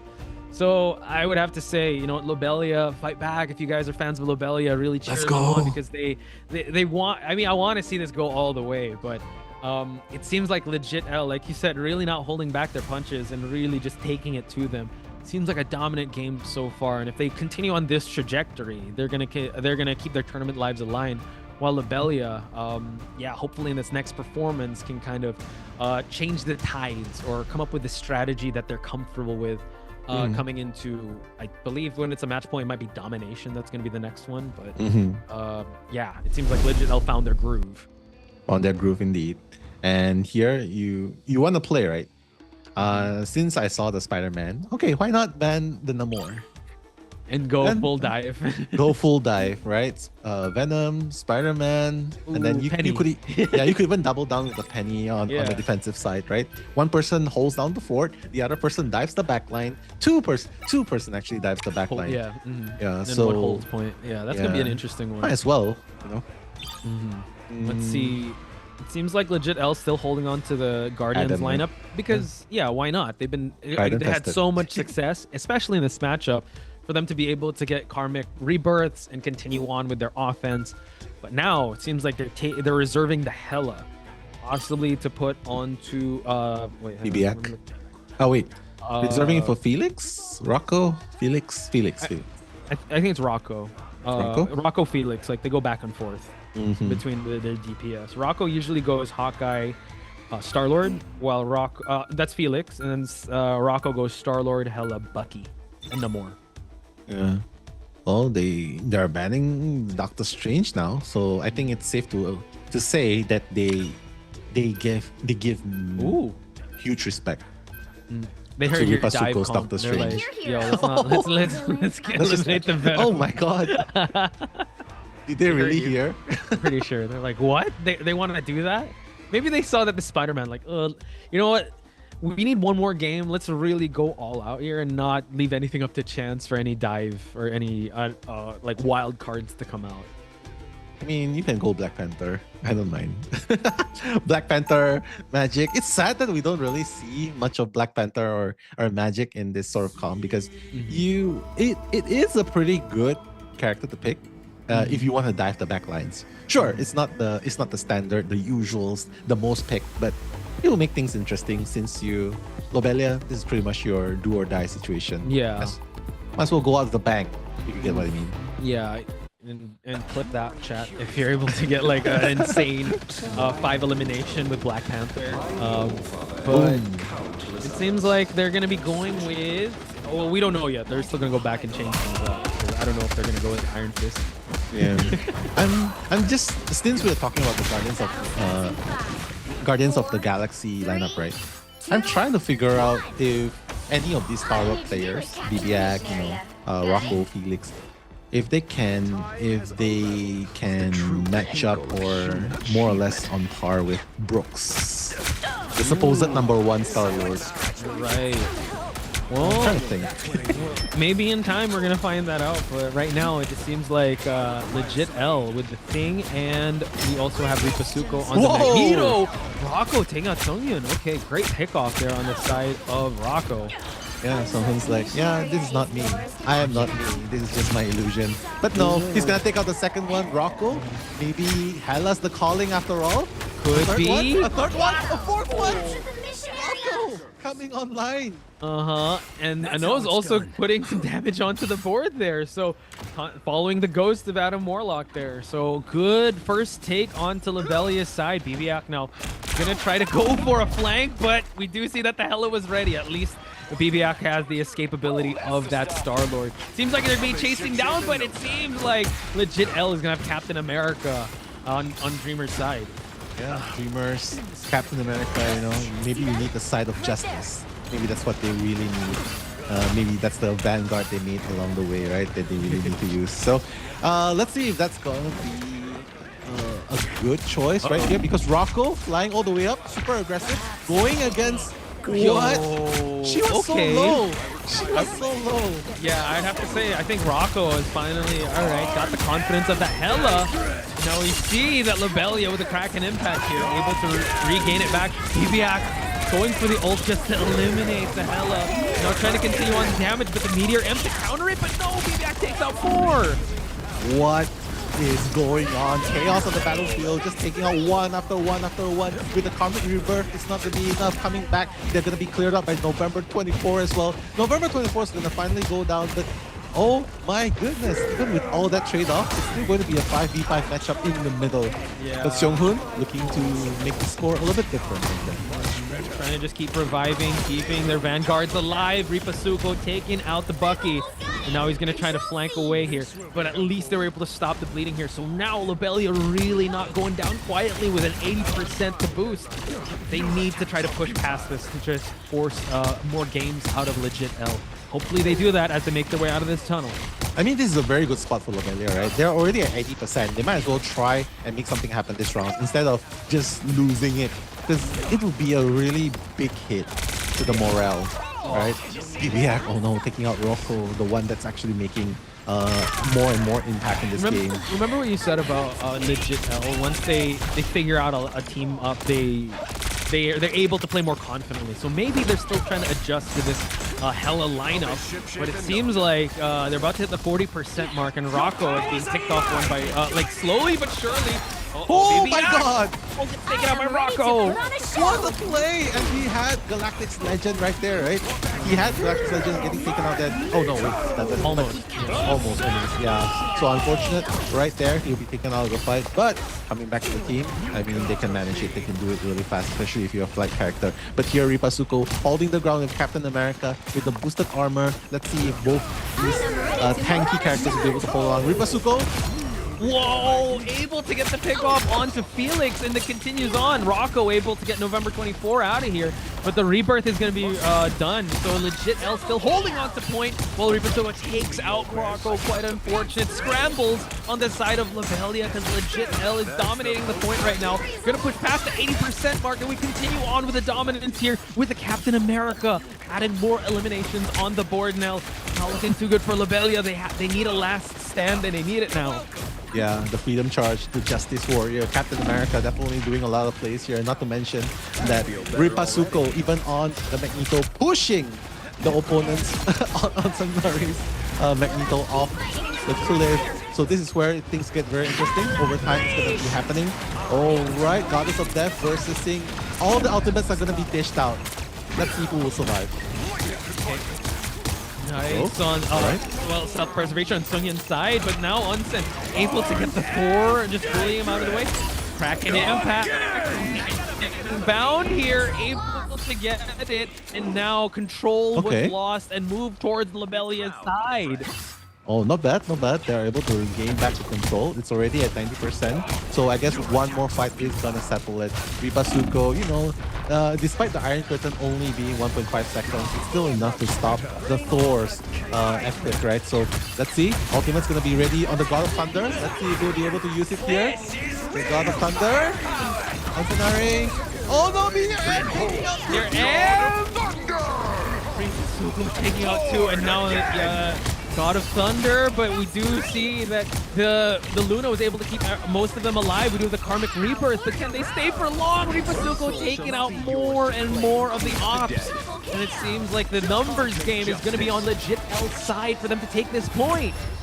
Very, very brave of Felix to do the Karmic Rebirth on top of everyone, right? And ultimately, yeah, it wasn't enough because you're just sitting that target right there. When you're doing the revive out in plain sight. So first game going towards Legit L, and honestly they're just one step closer into moving on. Legit L. You have to give it up to Lobelia though. They're trying to change things up. They're trying to go with more comfort picks. Rocco, I'd have to say, getting a lot of pickoffs onto the Hella. He looks a lot more comfortable, but Legit L like adjusting accordingly and making sure that they do like solo pick off on Rocco's side. And Onsen on the Thor really came online, but a little too late because there is it was already overtime. So I wonder if they're gonna round start with Thor. If that's gonna change anything up on Lobelia's side. Yeah, I mean, this is a good question by the Bane Nascent in chat. Where was Rocco last 2 games? Still adjusting. Yeah, we're adjusting. Now we're locked in. Guys. Locked Here we in go. finally. Yeah, let's see if that's gonna be enough for them to come back in this game. Because honestly, it can still be anything.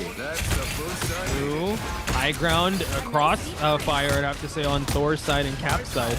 A little civil war on their end, but now Ripasuko continuing on here, just trying to push as much as he can. We gotta contend with the space before they can actually take that space. So it seems like Onsen trying to bully that Star-Lord there. So is anyone going to try to touch point? It seems like Rocco just holding on to the point just a little bit and trying to pick off what he can. Yeah, BBX just hiding behind the back. Oh no, gonna pick up Felix almost instantly. The Galactic Legends trying to clear the second one. Rocco's gonna be taken out. Oh my god, Felix is gonna use the self-revive, but it doesn't really matter. Fate of both worlds is gonna be employed, but the chaos on the battlefield plus the damage amplifier, BBX is not gonna be able to take more than that. Wow, casualties being kept to a minimum, Touch. Yeah, I would have to say, unfortunately, Rocco got picked off solo there by that ult, and also Onsen get picked off by the Mantis. So now, seems like Legit L has the dominant start in this matchup, continuing on the damage with BBX, taking out Luna. So Yeah. constant sendbacks, the constant eliminations really racking up here. Lobelli needs to reset and come in as a team for this next team fight, just to hold point. Yeah, I mean, November 24th is just so comfortable with the Warlock at this point, right? And yeah, I mean, on Scenari, he's trying to do the best that he can, but unfortunately, if you're not getting final hits, elims from your duelist onto the opponent, things are going to be super hard. And there's only so much that the strategist can do to heal your team. Ooh, Goddess of Death being used, but couldn't get any pickoffs, and Meteor M to try to counter it.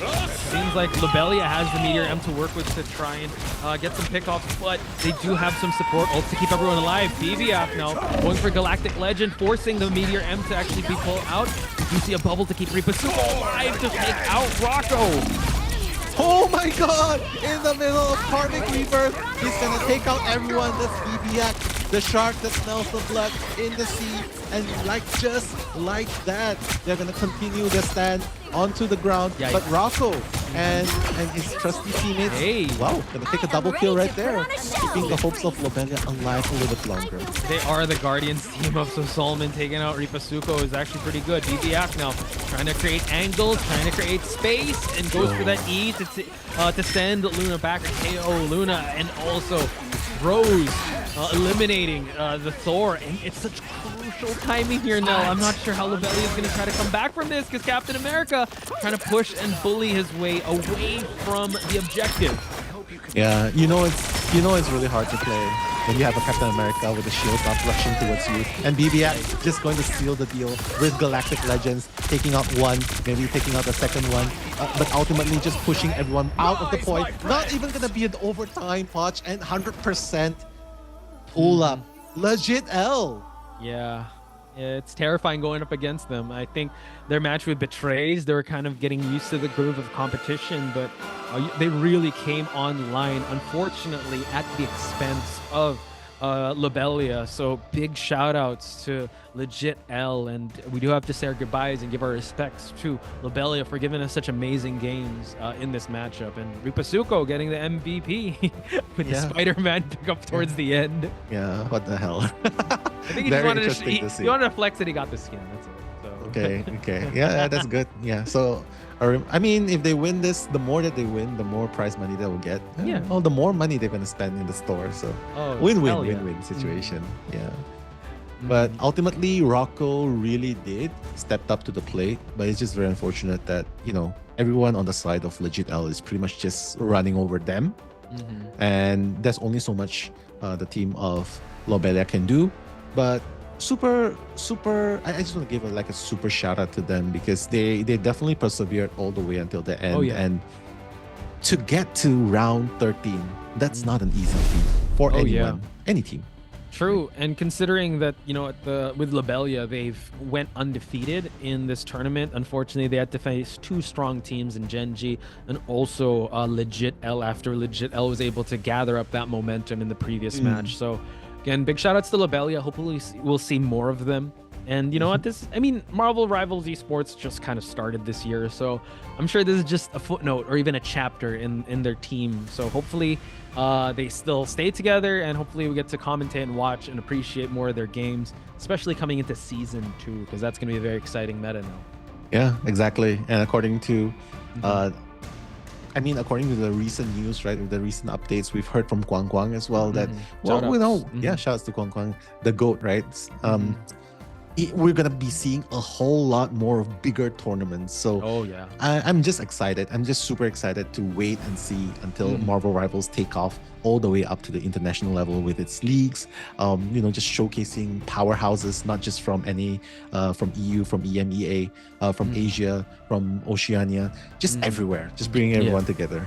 Oh yeah, 100%. Cannot wait to see that happen. And again, big shout outs. Legit L is moving on in this tournament, while unfortunately we do have to say our goodbyes to Lobelia. So it seems like we are getting into the thick of how the top 4 is going to kind of shake out. Gen G, I believe, is slated already in an undefeated streak. So I wonder how a team that we didn't talk about, and I think we're going to talk about maybe tomorrow or wherever, is New Moon, because New Moon is definitely a team that has a target on their back as well, especially with how much star power they have on their side. Yeah, star power, not to mention that they are just super, how you put this? They're just very super consistent. Like, just a fun fact, right? Happy's not even in the team. But hey, we're gonna check out the highlights and just to relive the amazing moments. All right, see you after this break, folks.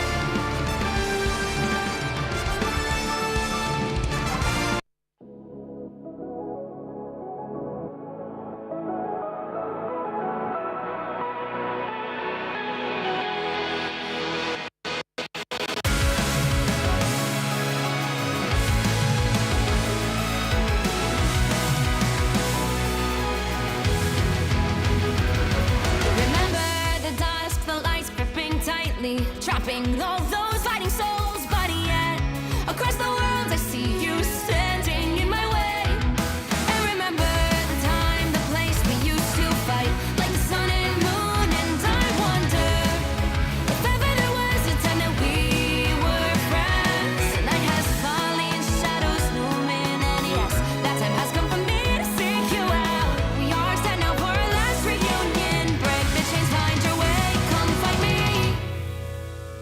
Do you remember who you really are? Show me that you are still the only one for me. I'll be waiting for you. Wake up, open your eyes, raising up your fists and smashing through time walls. Before the rift splinters again, the arrival till the end. Rise up, open your mind, hold on to your powers. No one can stop us. We are rivals till the end of time. We will clash, no matter where. We will fight, reaching across time and space. 'Cause you are my destiny to the end.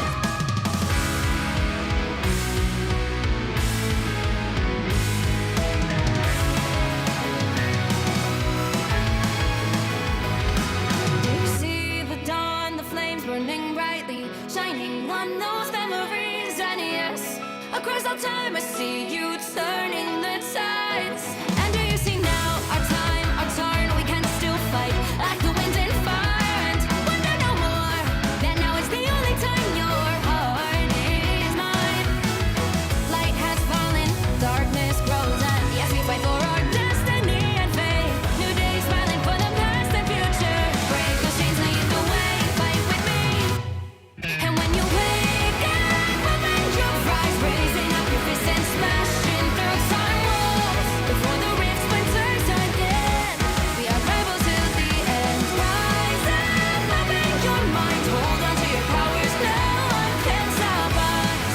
We are rivals again until the end of time.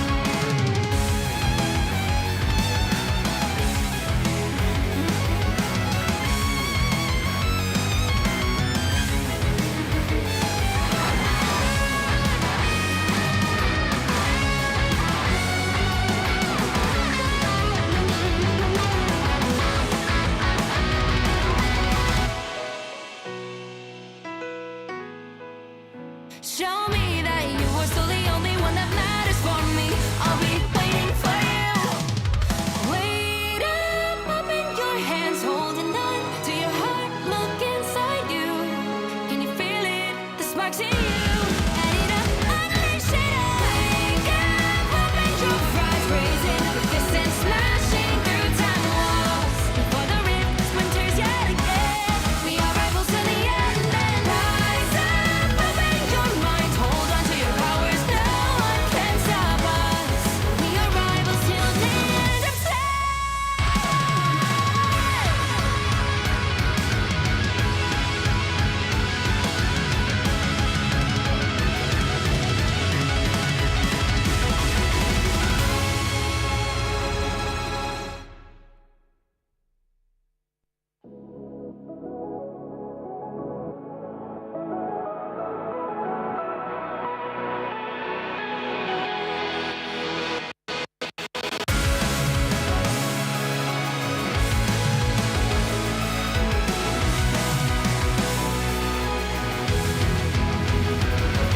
Remember the dusk, the lights gripping tightly, trapping all those fighting souls. But yet, across the world, I see you standing in my way.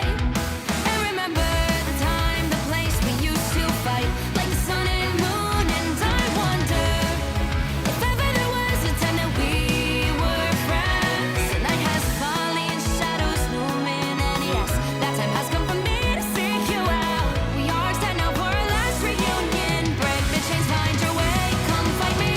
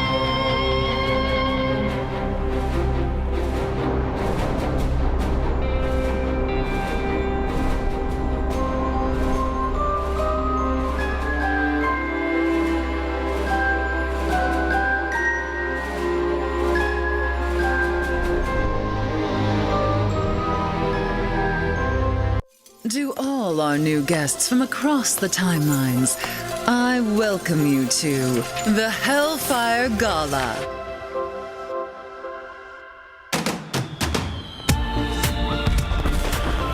Welcome one and all to Krakoa. This living island may be a sovereign mutant nation, but tonight, our home is yours. Honored guests, I propose a toast to Krakoa.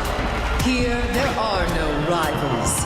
Man and mutant Will be exterminated. You all belong to history. To me, my X-Men! This is a fight for our survival!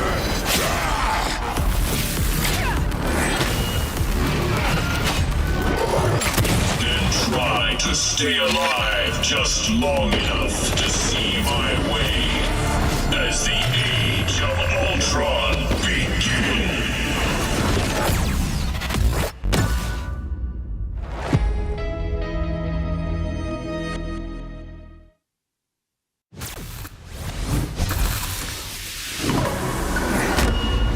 The White Queen's reign begins.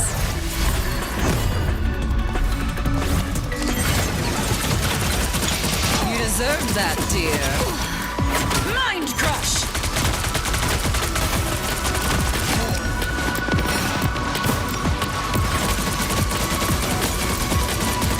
You were beneath me.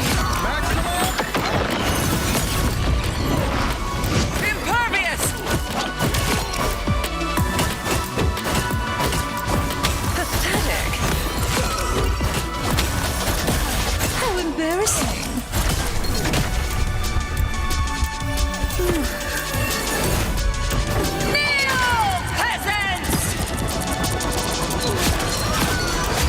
That's White Queen mind control.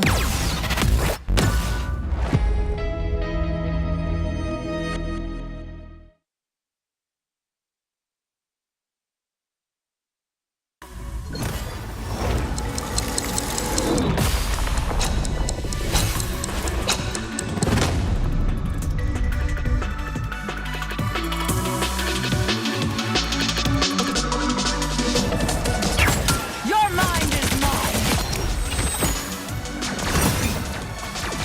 Impervious. Neo peasants.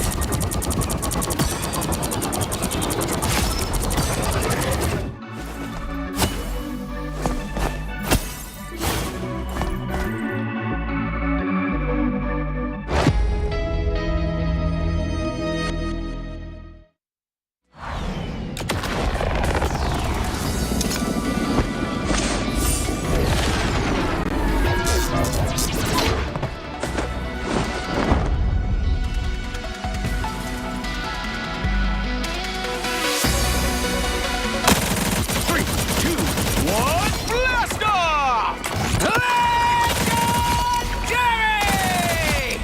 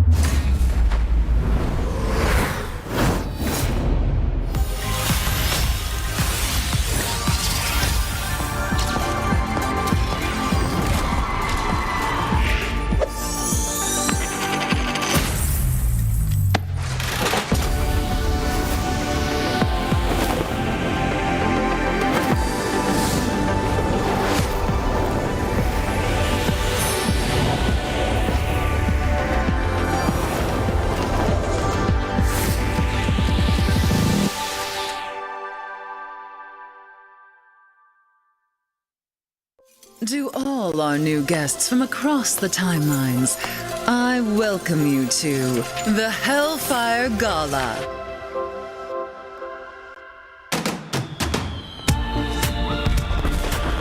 Welcome one and all to Krakoa. This living island may be a sovereign mutant nation, but tonight, our home is yours. Honored guests, I propose a toast to Krakoa. Here, there are no rivals. Man and mutant Will be exterminated. You all belong to history. To me, my X-Men! This is a fight for our survival!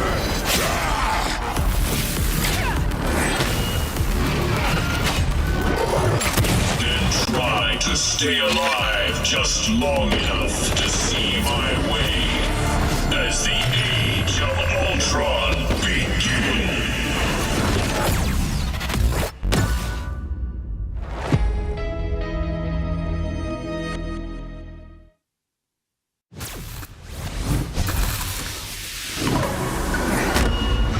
The White Queen's reign begins.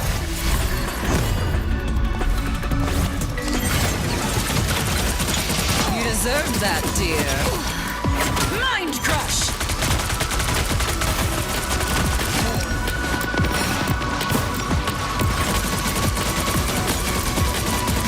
You were beneath me.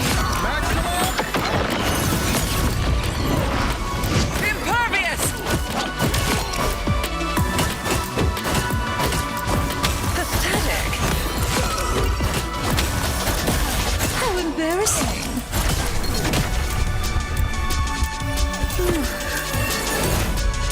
Kneel, peasants!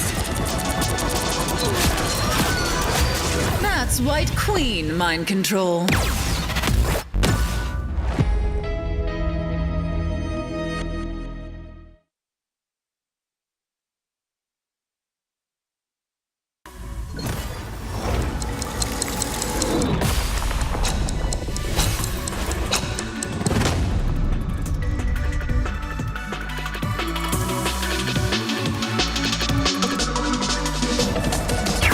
Your mind is mine! Impervious! Kneel, peasants!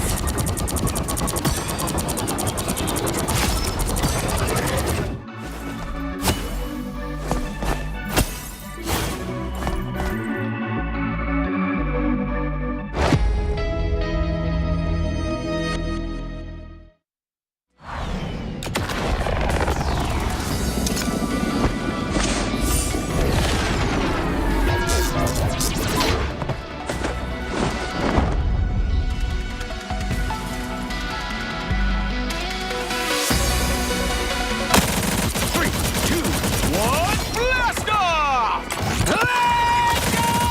Legendary!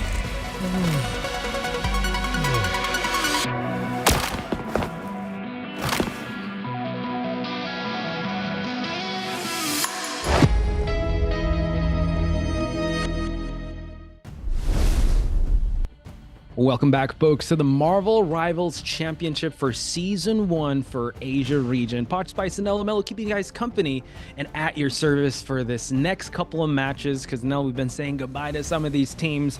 How's your energy levels feeling for this one? A little bit down because some of these teams, once I interviewed them, you sort of get to know who they are, Oh, yeah. where they came from. It's a little bit sad, but it is a competition after all. And with so much at stake, I mean, I'm just super excited to see what's going to happen next. So we're actually going to move on to our next lower bracket matchup. It is going to be Team XOXO1 versus Influenza G. So a team from Thailand versus a team from Oceania and various regions as well in Influenza G. I'm super excited to talk about XOXO because they have a player here called Supa, and he loves using Spider-Man. Oh, nice to know. Who would have known, right? Especially since it's in another language. Yeah. But hey, always glad to see a Spider-Man in the mix-up. makes things a little bit more interesting, and That maybe depends, that's why. especially if the Spider-Man isn't, like, I would say tunneling get you you. down. So I got you. I've faced my fair share of Spider-Man that just keep going for the supports, man.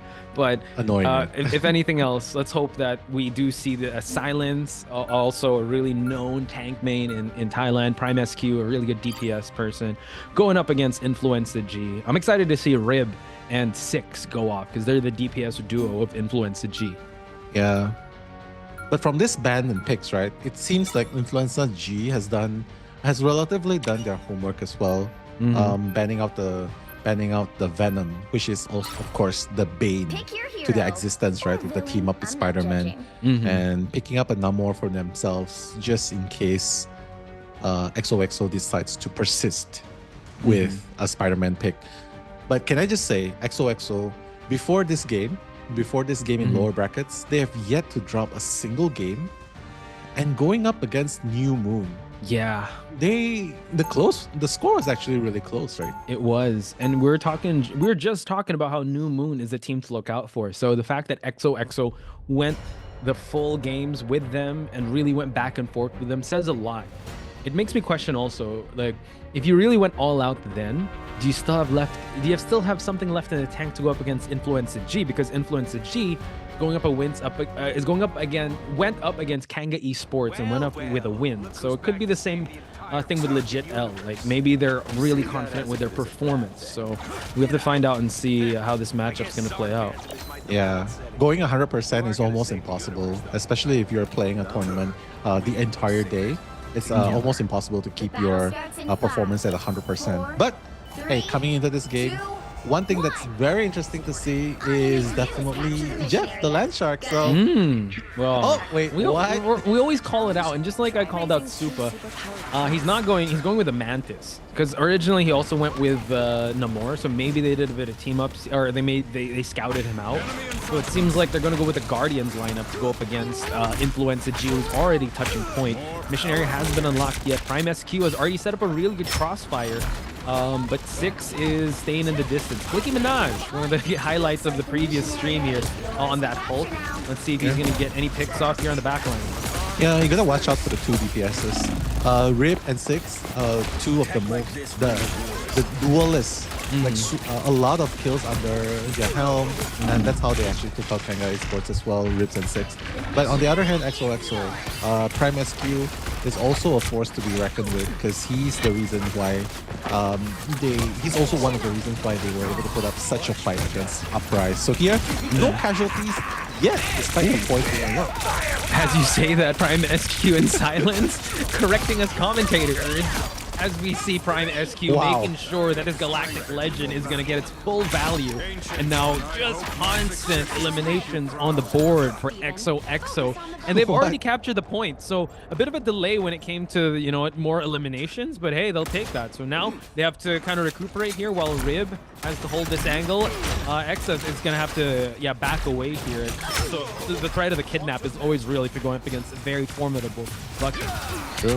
Yeah, no eliminations. We're gonna give you the full team wipe. That's what they said, right? And just going in here, like, there's just so many things that they could do here. But they have to take it slowly, because this lineup is just more or less a pushing lineup. There's no flankers in this lineup on the side of Influenza G. On XOXO, very versatile. So I would say the advantage might be on the side of XO. Especially since it's already almost 60% right there. Soldier Factory is resetting after you hit that 50% mark. So now it seems like the Meteor M able to get anyone, not quite, but Silence getting himself scot-free away from the wrath of the full team of Influence to G. Prime SQ eating his way to get more damage on the board before he's able to get that ult going. Rikake out of the team fight, but constantly reviving with his healing orbs and his BRBs. Yeah, BRBs, that's definitely one of the skills that can help teams to get back into the battlefield. Oh my god, Karmic Reaper, but doesn't really matter. Oh my god, Kraken Impact is going to be used just to take out them almost immediately. What a play by Rib. And that's why you got to watch out for Rib from Influenza G. Like, he's the guy to go for. Good cleanup.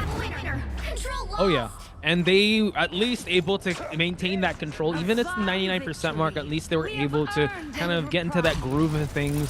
Coming into this next fight, though, they have to perform flawlessly because XOXO just need that 1% mark to push that overtime for going. So yeah, Rib is definitely someone to be careful of. Rip, Six, those duelists are really scary. Not to mention, they're very...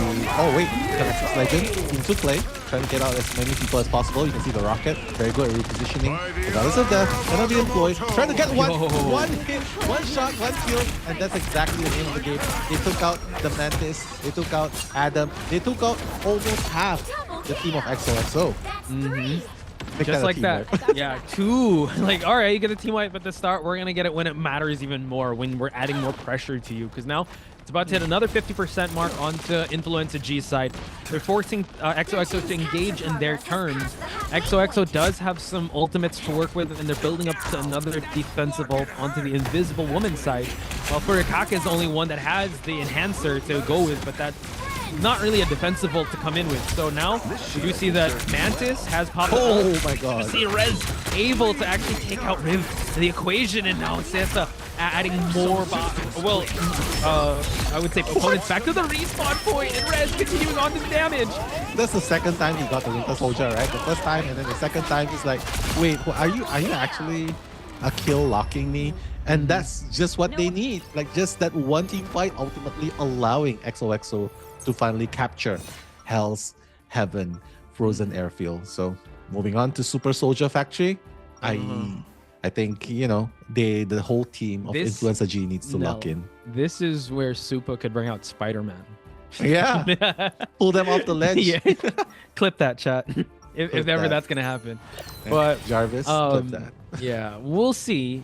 Back to being serious here. Yeah, Influenza G really needs to lock in here, because it seems like, the fact that they were able to make it happen 99% didn't give much of Influenza G to work with, or any time for them to kind of adapt towards like another team fight, even though they had a pretty good moment towards the end. But the last team fight, they had their ults ready. Their damage was definitely being hunkered and focused in on one prime target, and ultimately XOXO taking that game was really good. But Influenza G is still definitely in this. Depends on how well they'll come into this first team fight. Like you said, one who dominates the first point is always usually the one to dictate how everything goes. Yeah, so we'll see who's the team that's going to dictate the pace here. Obviously, Strange setting up the portals just to get there in time. Opponent is not going to be using portal and choosing to run instead. So, okay. Seems like XOXO will be getting into position first. Jumping down already. That's Silas. Oh no, getting isolated with the grapple. Yikes. But Silence was able to take out Tiny Valkyrie. A good thing that there was a Furikake BRB to just keep him alive there. With Minaj just destroying some of these areas just to make sure they have line of sight. And now he was able to actually eliminate the Mantis. And good response on the Galactic Ledge from the takeout Rez. What a play. Magneto just knowing the limits of his Meteor M, right? Because mind you, if you absorb more bullets than anticipated, it will just disappear. Yeah. So the timing to release is really important as well. So good job on that. Just trying to keep the fight alive. Influenza G still needs to get more people down. But starting off with the Kraken impact, Aya Bagamoto to counter. Sort of counter, but it's not getting one more. And seems like that's going to stop right there. Prime SQ is going to be the next target. Oh, Unlimited Ammo is going to take its toll right there as well. True. The heck? We do see that XOXO still maintaining this point. This is incredible. 6 now, just adding more eliminations on the board here.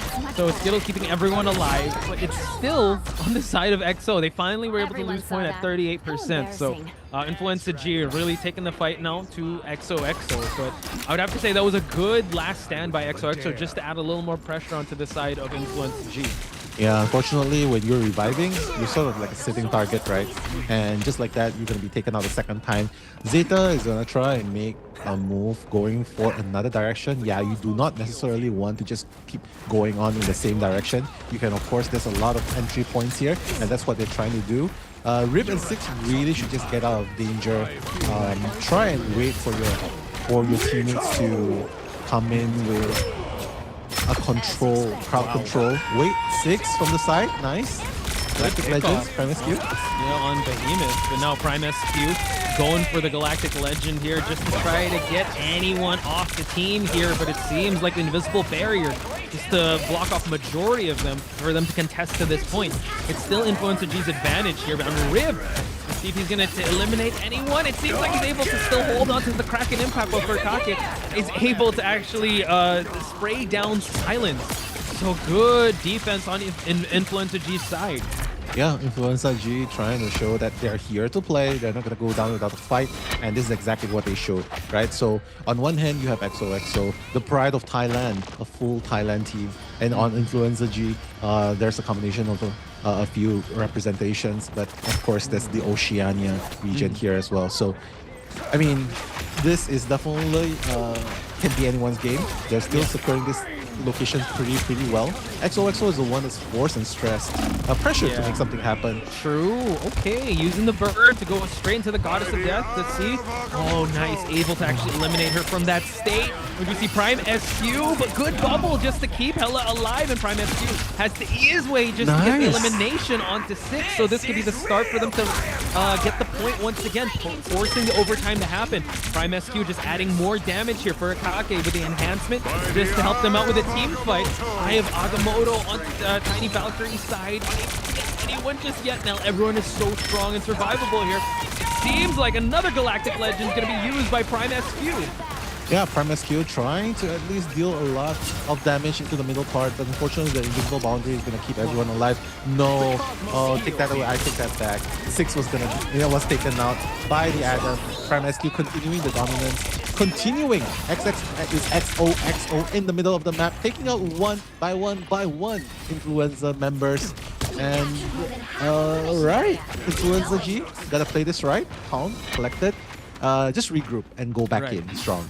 Just the clash of the ultimates, right? The crazy thing is there, XOXO is, well, Prime SQ in particular was able to, get so many Galactic Legends just to be able to farm that up and continue on with that dominance that Flicky Minaj didn't have the Meteor M to counter that second one. But it seems like Rezzer is going to take out 6. Meteor M in this closed area is actually going to get a lot of value here. And Influencer G, 3-person down. XOXO coming to this next fight with 3 ultimates ready. And it seems like they're actually going to spawn them here. Yeah, that's like a really smart plan, because even if they die, it doesn't really matter. They can afford to do this, and not to mention they're trying to stop the portal, but wait, the portal plays is gonna help Influencer G to come back and try and retain the position. Wow, what a play! They're gonna eliminate 3. No, take that away. That's gonna be a 4 elimination. They're all gonna be resurrected with Karmic Rebirth. 99% against 99%. Kraken Impact gonna be executed. Rip taking out one. Silence. Taking out 4! Hawkeye! Are they going to be able to do this? Are they going to be able to wipe the whole team? Wow!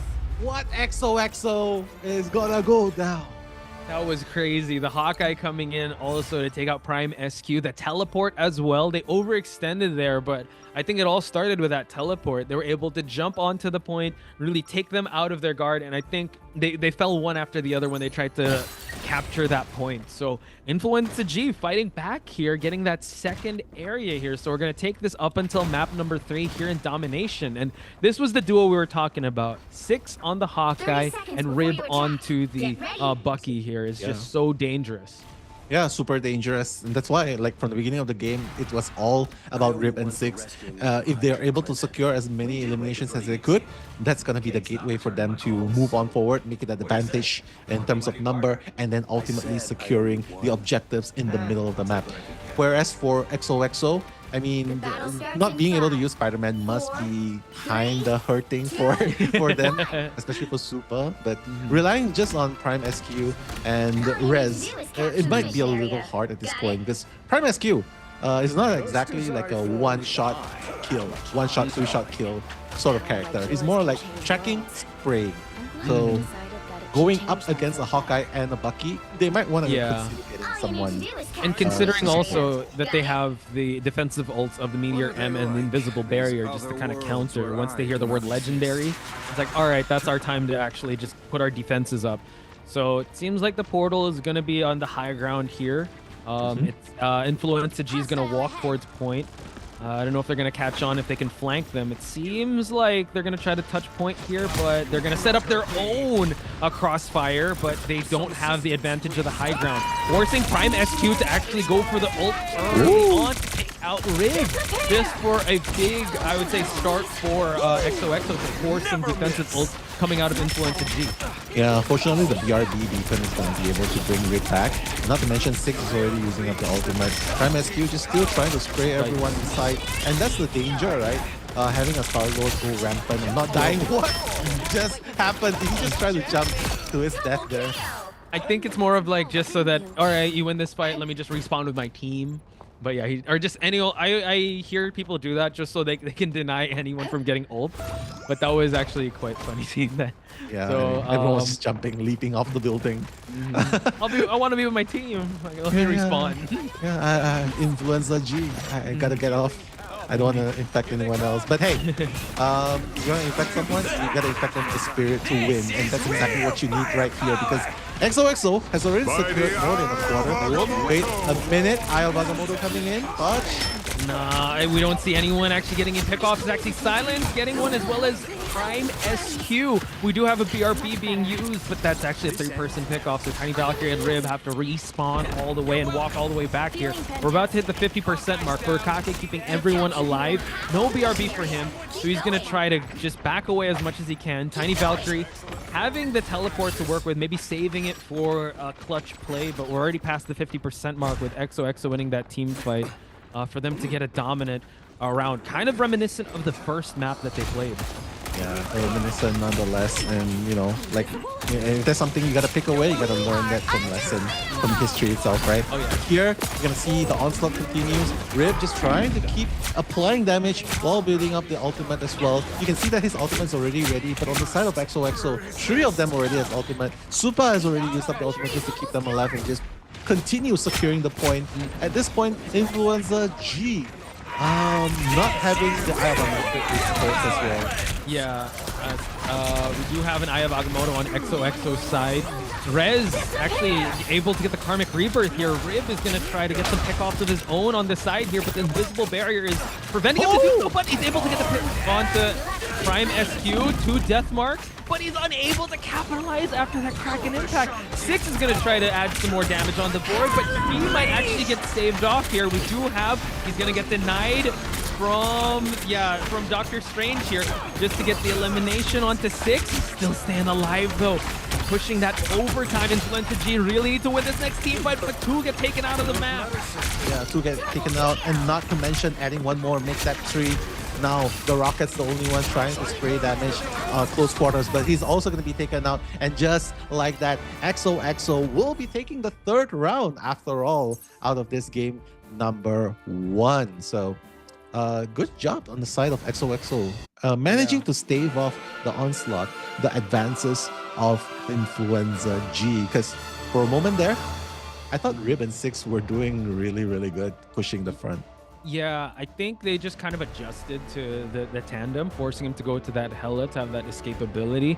Also having the Goddess of Death, which picked off a lot in the at the map number 2, but I just looked like a mirror image of how map 1 went, with how well they were able to get 100%. And once they established that dominance, they just kind of kept dictating the pace and pushing them away from that objective. And even denying the Kraken impact of Rib towards the end there was really good. I mean, he had 2 death marks already onto the 2 supports on Mantis and the Luna. Sorry, the Mantis and the Invisible Woman. Yeah. So I would have to say, you know, XOXO, when the bullets are spraying, they're still able to keep cool, calm, and collected. Any MVP standout performance in that match on both sides for Null? Null, you want to talk about? Yeah, I mean, just looking at the game itself, I think it's very obvious that there are a lot of plays that were going up around, but the push from the Invis woman, just to keep them out of the point, that's also one. And then not to mention the Star-Lord with the Galactic Legends. He was basically the solo duelist of the team. I mean, of course, there's Adam Warlock, there's Mantis, that's like the low-key DPSers as well. But I just have to bring it back to Influenza G, because those guys, even though they lost the point, without a doubt, they are really, really good duelists. Like, oh yeah, they had double-digit eliminations despite being despite losing the game. So Yeah. I feel like maybe the adjustments could really go towards helping the teams keep their team alive. So maybe that's where the strategist could play a more dominant role. Maybe if you can't keep your team alive with a Mantis or an Adam Warlock, maybe try something else. Try something else that's a more reliable heal. Maybe Luna Snow. You can never go wrong with the Fate of Both Worlds, right? So True. keeping the team alive should be the name of the game for Influenza G, especially since your duelist is already doing their work, eliminating. So keep them alive, and the game could have gone their way. Shoutouts to Ribbon 6, and I like how you broke that down. Hopefully we'll see more eliminations on the board, but like you said, maybe it's the time for the strategist to kind of outshine and be able to have that sustain. They went with the 3, if I remember, Furikake was on the rocket, right? So they even had a res beacon. They had also Mantis. Did they have an Atom? Because that would be crazy if they had like a res beacon and they had the Karmic Rebirth. I wonder if they're gonna double down on having another rocket in the mix here, just to kind of get Rib online with his Kraken impact. I mean, if you do that, you're sort of you kind of have to give up on another role, right? You get a Mantis, you get an Atom, you get a rocket, but then ultimately that only leaves you with, you definitely must get a Star-Lord, right? Then what happens is you're sort of giving up on another role, an impactful role. And for them, I think if they can go with maybe even Loki, right? Maybe even Loki, Luna Snow, I think that will be more than enough.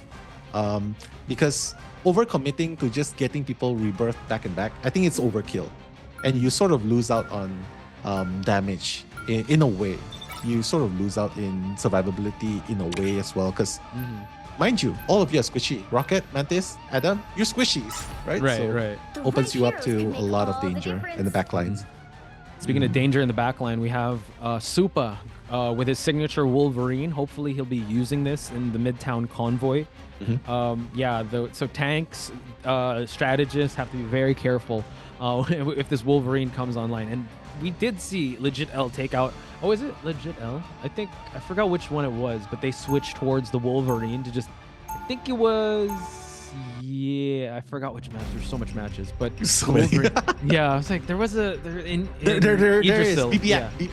BBF, right? Legit L. The ASMRs, hack and slash. Yeah. Hey, but shoutouts to Neon Vintage. Nello's lips dry as crazy. Good lord.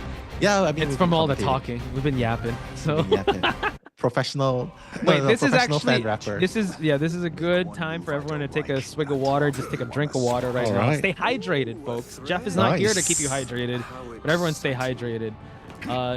But we are gonna see XOXO actually defend, and it's actually Supa is gonna be on that rocket, so we're not gonna see his Wolverine, unfortunately, but the rocket, the res beacon to help. I hope the Spy Run comes out, but help Prime SQ with the infinite ammo. Yeah, I mean, if they don't see Namor in the mix, right, they'll probably go for Spider-Man. I mean, just to push out a little bit. I don't know. So Prime SQ on the Punisher, just trying to get a little bit of damage, just try and deal damage to people who are standing on the higher grounds. And unfortunately with the shield of Doctor Strange, Rip will be able to try and deal a little bit of damage, trying to grapple someone, not really going to land anything. But yeah, this is ultimately an early game trying to build up ultimate charges, but Prime SQ, first blood. Yeah, at least the BRP was there for Flicky Minaj to get back into the team fight. So, interesting start so far on XOXO side. Nice hunker down here onto that turret. But it seems like Silence is the big problem here, just constantly just staying on point and just putting up walls here to break everything up. We do see that Rib does have his Kraken Impact ready. Well, no defensive ults are going to be online for XOXO just yet, but Rib gets taken out of the equation by Silence. Wow. Yeah, Silence is really doing a good job with Groot. And Groot, he's one of those characters with the wall, relying on brute force, relying on isolating the enemy's strategist heals coming through, and just blocking the opponents from backing off. And so, pretty good kickoff. But Rip starting off with the Kraken impact, trying to get ammo with the infinite ammo as well. Oh, but with the overlapping invisible boundaries, let's see if Valkyrie is going to commit with an Eye of Agamotto here. He's going to commit with it. Landing the tree, man. But Rez was actually able to get an invisible barrier of his own. So good answer back by XOXO, keeping everyone alive. And mind you, they haven't pushed yet to the mid-wave mark, and it's about to be 2 minutes on the clock. So you see the freedom charge being used by Flicky, but Flicky actually gets taken out. Silence also taking out Tiny Valkyrie, and continuing to add more on the board. Prime SQ. Oh, wow, they're just holding point here now. Yeah, really, really good play right here. Just trying to hold point and Influenza G. Rip still has an ultimate to work with, right? So it's a matter of landing ultimates, but unfortunately they do not have Eye of Agamotto, the crowd controls to work with. Flicky Minaj, Valkyrie, they do not have ultimates to work with, otherwise they could combo it. But now, seeing them struggle at this first point, it just shows how intense the back and forth really is. Here we go. Rib able to get silence on his Kraken impact, and in this low roof area gets taken out by Prime SQ.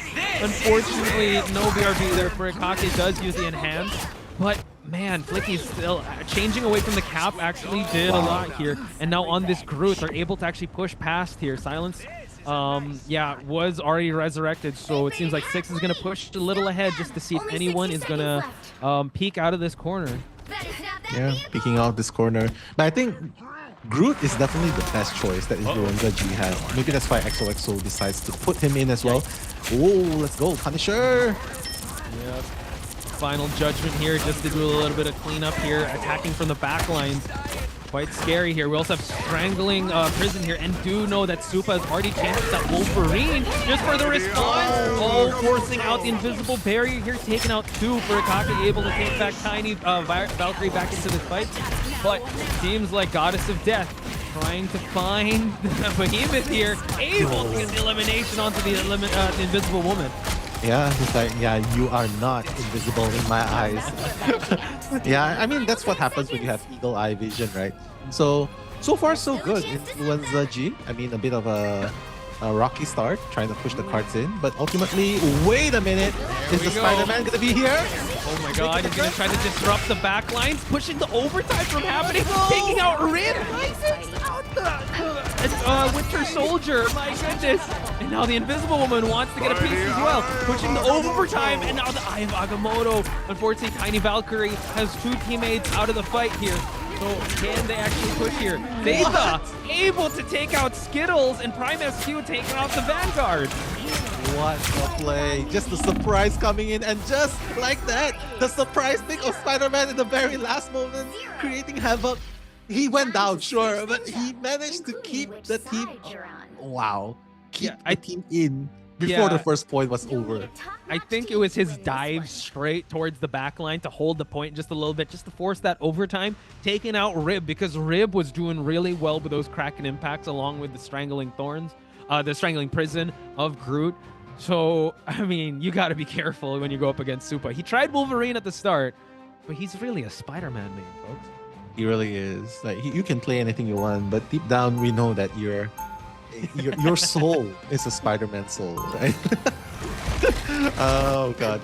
But it was really interesting to see that last minute change, right? And this is how they incorporate strategy into a hero shooter game.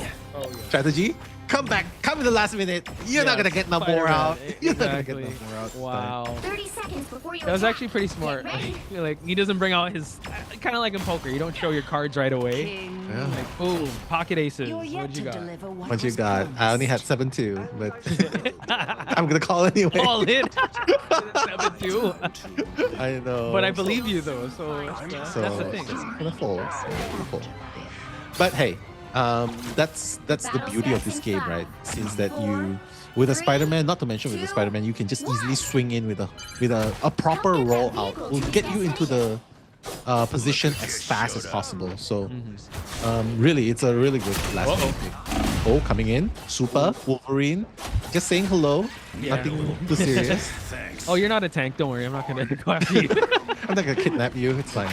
I'm taken. Okay, you're a hella. All right, cool. Now fighting at the top, second floor of these two buildings. Yeah. Influenza G really needs to Yo, boost that's the target he here. wants. Oh my gosh! Able to get it! Wow, Tiny Valkyrie gets taken out, and also Flicky Minaj, both their vanguards are out of the game, and they gotta walk all the way back. So now this allows the cards to get pushed without contention. Right? Did you see Flicky Minaj fly all the way up the sky thanks to the rocket boost in the very beginning? Wow. He was taken to the moons, right? So very smart play by Supa here. Wolverine just taking out the Vanguard super soon, and Influenza G might not even be able to make it in time. And all of a sudden they are caught in the pinch. Like, oh my god, this is the last point. So Yeah. close. So close. Flicky actually changing towards the Captain America just to harass. Able to get another kidnap. It's actually Rib that is on the Wolverine now. So they're actually taking the fight to them. Taking out Silence. So now they're holding on to this point with so much time left onto the clock here now. So Influenza G really have their work cut out for them. But at least they're able to get the elimination off the Prime SQ.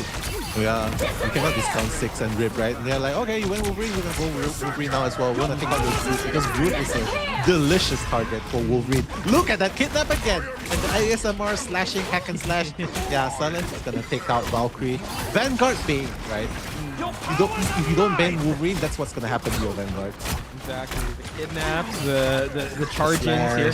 Yeah. But I love how Influenza G has both Wolverine and Zap just to induce that chaos. So now we see the Goddess of Death here. Oh wow, Rez actually taking out Rib while he was while the invisible barrier was up, but 6 continuing just to add pressure here and making sure that this Goddess of Death is going to be able to take out so much. Rez being forced to go back to spawn here, Flicky adding more eliminations, taking out Silence, and now the Wolverine, the ASMRs, the hack and slash. Wow. So much is happening, but Influenza G able to stop the point from moving. Still a lot of time left on the clock, forcing EXO to change things up, and now we have a Magic and a Hulk.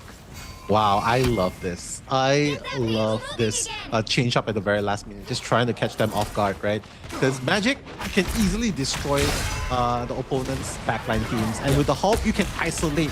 Like Painted Valkyrie goes for Nakamoto, isolate straight away, exile straight away. So maybe it's the play that they're going I for. thought they were going to go for the fastball special with Wolverine, but not quite. So now, yeah, disrupting constantly the backline. It's Prime SQ and also the Magic taking out 2 of Influenza G's ops. But now Prime SQ continuing on here. Invisible barrier just to keep them alive. An eye for a response here, but nothing quite yet on the side of Influenza G's side. 6 has to get back into this match just to add more damage for his team. Wow, and that last minute hit onto Behemoth, taking out the invisible boundary as well. So Tiny Valkyrie, wow, all of a sudden they reverse countered XOXO.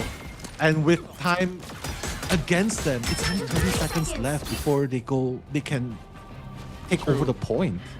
Sorry. Let's see if the Doctor Strange is gonna try to pour Spider-Man, go! Still sticking to that magic, hasn't come online just yet. Maybe a Oh, he has portal. ultimate, that's why. Yeah. Oh, you're right. So now might see the Dark Child come in. Prime SQ. Have to be very careful. Final 10 seconds. They got a Let's touch go. point here. Influenza's last stand. Needs to hold on, but the Dark Child has been unleashed now. Invisible barriers to keep everyone alive, but Tiny Valkyrie takes out the Dark Child. Oh no, the Exile coming in a little bit late, but it's okay because that's the rebirth with the PRV Beacon coming in. This might be potentially the last stand for XOXO Influenza G. Wow, taking out Rips, that's pretty good by Prime SQ, but 6 on the upper part in the sky, didn't damage Death below. But oh my god, Prime SQ coming online with the Kraken Impact. Doing a lot of cleanup here. And Rib is the only one standing, and it seems like XOXO is going to push past this point. They have to be able to touch, but no one does. And XOXO take this game. That last minute Bucky into a Magic, right? That Magic was really, really good. Just coming in and being the distraction, right? Because once the Dark Child comes online, they cannot not support their strategies at the back. And maybe that's why they were so scattered. But ultimately, trust Prime SQ from XOXO to bring it back home right there. Can I just say, though, the Flicky Minaj and also Rib doing an amazing job.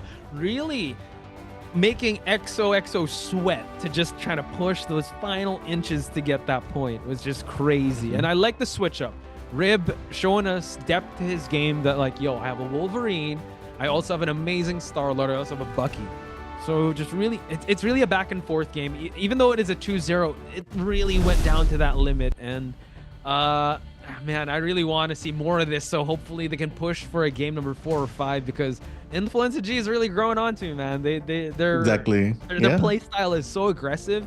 You got to give it up to Rib and also Flicky as well as Six. Yeah, you gotta love the name Minaj, right? Especially a player the name Minaj, and also you gotta love the name Devil Tamer as well, because apparently he's a fan of you.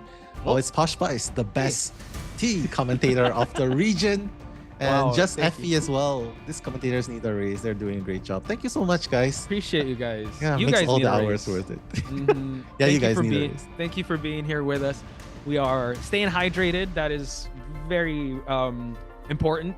But Very yes, important. excuse Much our needed. yapping. We love this game so much that we could keep talking for hours about it. And True. also show some love to the players because they're giving us amazing matches to talk about. So lots of love to you guys. Lots of love to these players. Yeah, Hopefully thank you so a lot much. hopefully a lot of support for Influenza G because no, unfortunately this might be their last stand. Hopefully, point. hopefully we see a little bit more of this game. It's Yeah. insane. It's insane. I love this one. Yeah, Hall of the Jalia Convergence. I mean, favorite map. You can see a lot of back and forth. You can see flyers coming in.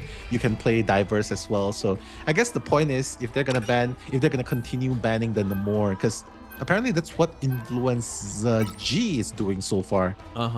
First ban, Namor. Sorry. Oh, no, not Thing. Namor. The thing, right? Oh, sorry. It's actually XOXO that banned the thing, and it seems like Influenza G banned out the Magneto. Reserve Namor. Maybe they reserved Reserve the Namor. Venom here. Reserve Namor. You have to Hopefully reserve Namor, right? Because They have to. yeah, because the team up of Spider-Man might be a little bit too dangerous to ignore. You gotta respect that. And yeah. if they're listening or if they've watched some of the matches of XOXO, if Namor goes unbanned, they will definitely pick. Oh no, they went with Loki. Interesting. Loki. All right. So locking in the Loki. Now let's see if they're gonna ban the Namor. 'Cause, Ban the Namor, I yeah. think at this point, Supa is just gonna. If you're gonna allow me to dive, I will dive. And hopefully, I don't know. Part of me, as a fan of the Spider-Man gameplay, they banned Spider-Man. Okay. That's Oh a my good God. one. Don't even need to reserve the Namor. Just straight up ban the Spider-Man. That's actually a big respect. Mad respect on Influenza G. I think they realized, yo, Supa, we see you. We've watched you. We don't want to deal with that. Let's just ban out your Spider-Man, sir. That was so funny. He's like, wait, no Namor? Is this No the Namor? opening? Spider-Man. Supa's probably like, yeah, this is the opening. Let's go. I pray to God. And no, the big red sign that says Yeah. no Spidey. That's a stop, sir. That's a flag on the field, sir. That's a timeout, a technical foul. Your Spider-Man's out. But this does allow for some dive characters still. I wonder if he has more than just a magic. Maybe a Black Panther, maybe something else. But Black Panther. I love it. Hearts out go in the chat for any Spider-Man mains out there that get your Spider-Man banned. Like I know. ugh, that's so targeted. Yeah. I mean, in the meta of Namor, Bucky, and all that, you get Spider-Man banned. That's just mad respect for your Spider-Man. True. Spider-Man. I mean, on IG, I know this guy Closer. That's a really good Spider-Man as well. So, we can see the appeal of Spider-Man, right? Creating chaos and just being a very And our- annoying nuisance. And the Lord and Savior Necros. You gotta give it up to him also. Necros, yeah. And he's Necros, Spider-Man. Closer, Yeah. all those people. Not to mention Black Panther. Unfortunately, we don't see a lot of Black Panther. That's the magic. Might as well bring the Black Panther, right? Yeah, just to have that team up with Psylocke. But we see Tiny Valkyrie not wasting any time, already teleporting here towards the top part of this objective. I think they know that they're there already, so now seems like Boom! okay. Ew, oh my god, the burst damage is a little bit too high. He's about to die really soon. And that's He's gotta why get out of there. yeah, and that's why you cannot swing in. You gotta climb a wall and just jump and dive strike into there. Otherwise you won't have any skills to jump out. That's typically what Venom does. Typically just dive in. Yo. Oh my god. Whoa. Pay attention to Rip. He's here to kill. Yeah, Double if they have to ban someone, they have to ban out the Bucky of Rib because now he's working on another three-piece. A four-piece elimination. Okay. Silence as well, and 6 is like, yeah, I'm not losing out. I'm gonna take Yeah. one as well. Here's some dessert. Let me take out the rocket for you. So Yo. now, unlocking the point this early on. Influencer G is not messing around. That's crazy. Rib alone taken out 4 out of the 6 players, and 6 taking out the 5th one. That's just insane play. Rib and 6. These 2 names, definitely you guys have to remember this from Team Influencer. So I think Supa is taking it personally. He's going for a Bucky. No, he has Let's no time. go. He's like, no, okay, fine. I'm gonna take the revolver. I'm gonna go with the Kraken Impact. I'm gonna show you. So it's gonna be a battle of the Buckies here. Rib already has the Kraken Impact, but we do see that Prime SQ takes out Rib. So now let's see if Supa is gonna be able to add some damage on the board here. Oh man, he's going for the Vanguard. He's able to get the uppercut away, and now a tiny Valkyrie step back to spawn. My god, a response by Supa saying that, hey, I can do Winter Soldier too. And that's exactly what he did. A double kill to ensure that the point stays stagnant. You know, just to defend a little bit longer. I mean, plenty of time on the clock, Botch. Like 4.5 minutes. Yeah, like that's what happens when Spider-Man's not here. I choose more violence. More violence. Kraken Impact. Yeah. But seems like they're still holding this high ground area before they're able to take point here. Rib making sure that this Kraken Impact will give so much value to his team when he uses it. Missed! Oh, that was quite unfortunate. Let's see if he can try to reposition himself. Seems like Prime SQ taking out Nicki Minaj. Yeah, don't take your eyes off Prime SQ as well. Rib and 6, a lot of attention on them as BTS, but you gotta call it for what it is as well. Prime SQ, the ultimates, the exchanges of ultimates, Goddess of Death, both of them. You can see Tiny Valkyrie trying to see the barrier that separates her damage from the rest of her teammate. But ultimately, it seems like Influencer G is gonna get the better of the exchange. Yeah, so now pushing past the midway point, Rib taking out Silence just to make sure that they push this point uncontested and taking out also the Venom. So close to actually unlocking the second point, which actually is a really hard area to do. We do see Flicky just holding point here. Now Silence just going straight for that portal. Oh, the push, just the delay, the jump in here. They're coming in with just one ult. This is actually kind of scary. Silence does have Eye of Agamotto, but I don't know if he's able to set that up, so they have to be very careful in this next team fight. Yeah, Rib was almost eliminated there. Fortunately, the heals came in time. The grapple, let's see if he's able to catch on one. No, he's not going to catch on one. Eye of Agamotto coming in, and now Kraken Impact again, followed by another again. But Silence is going to put a stop to that with his own Eye of Agamotto, taking them out with his Maelstrom of Madness. And looks like the streak will end right there for Rib. Yeah, that was so close. It was just a few inches, a few meters away from actually unlocking the first checkpoint. But they, I mean, XOXO is not going to go uncontested, right? You're going to have to earn every inch of pushing this objective. That's what they are saying.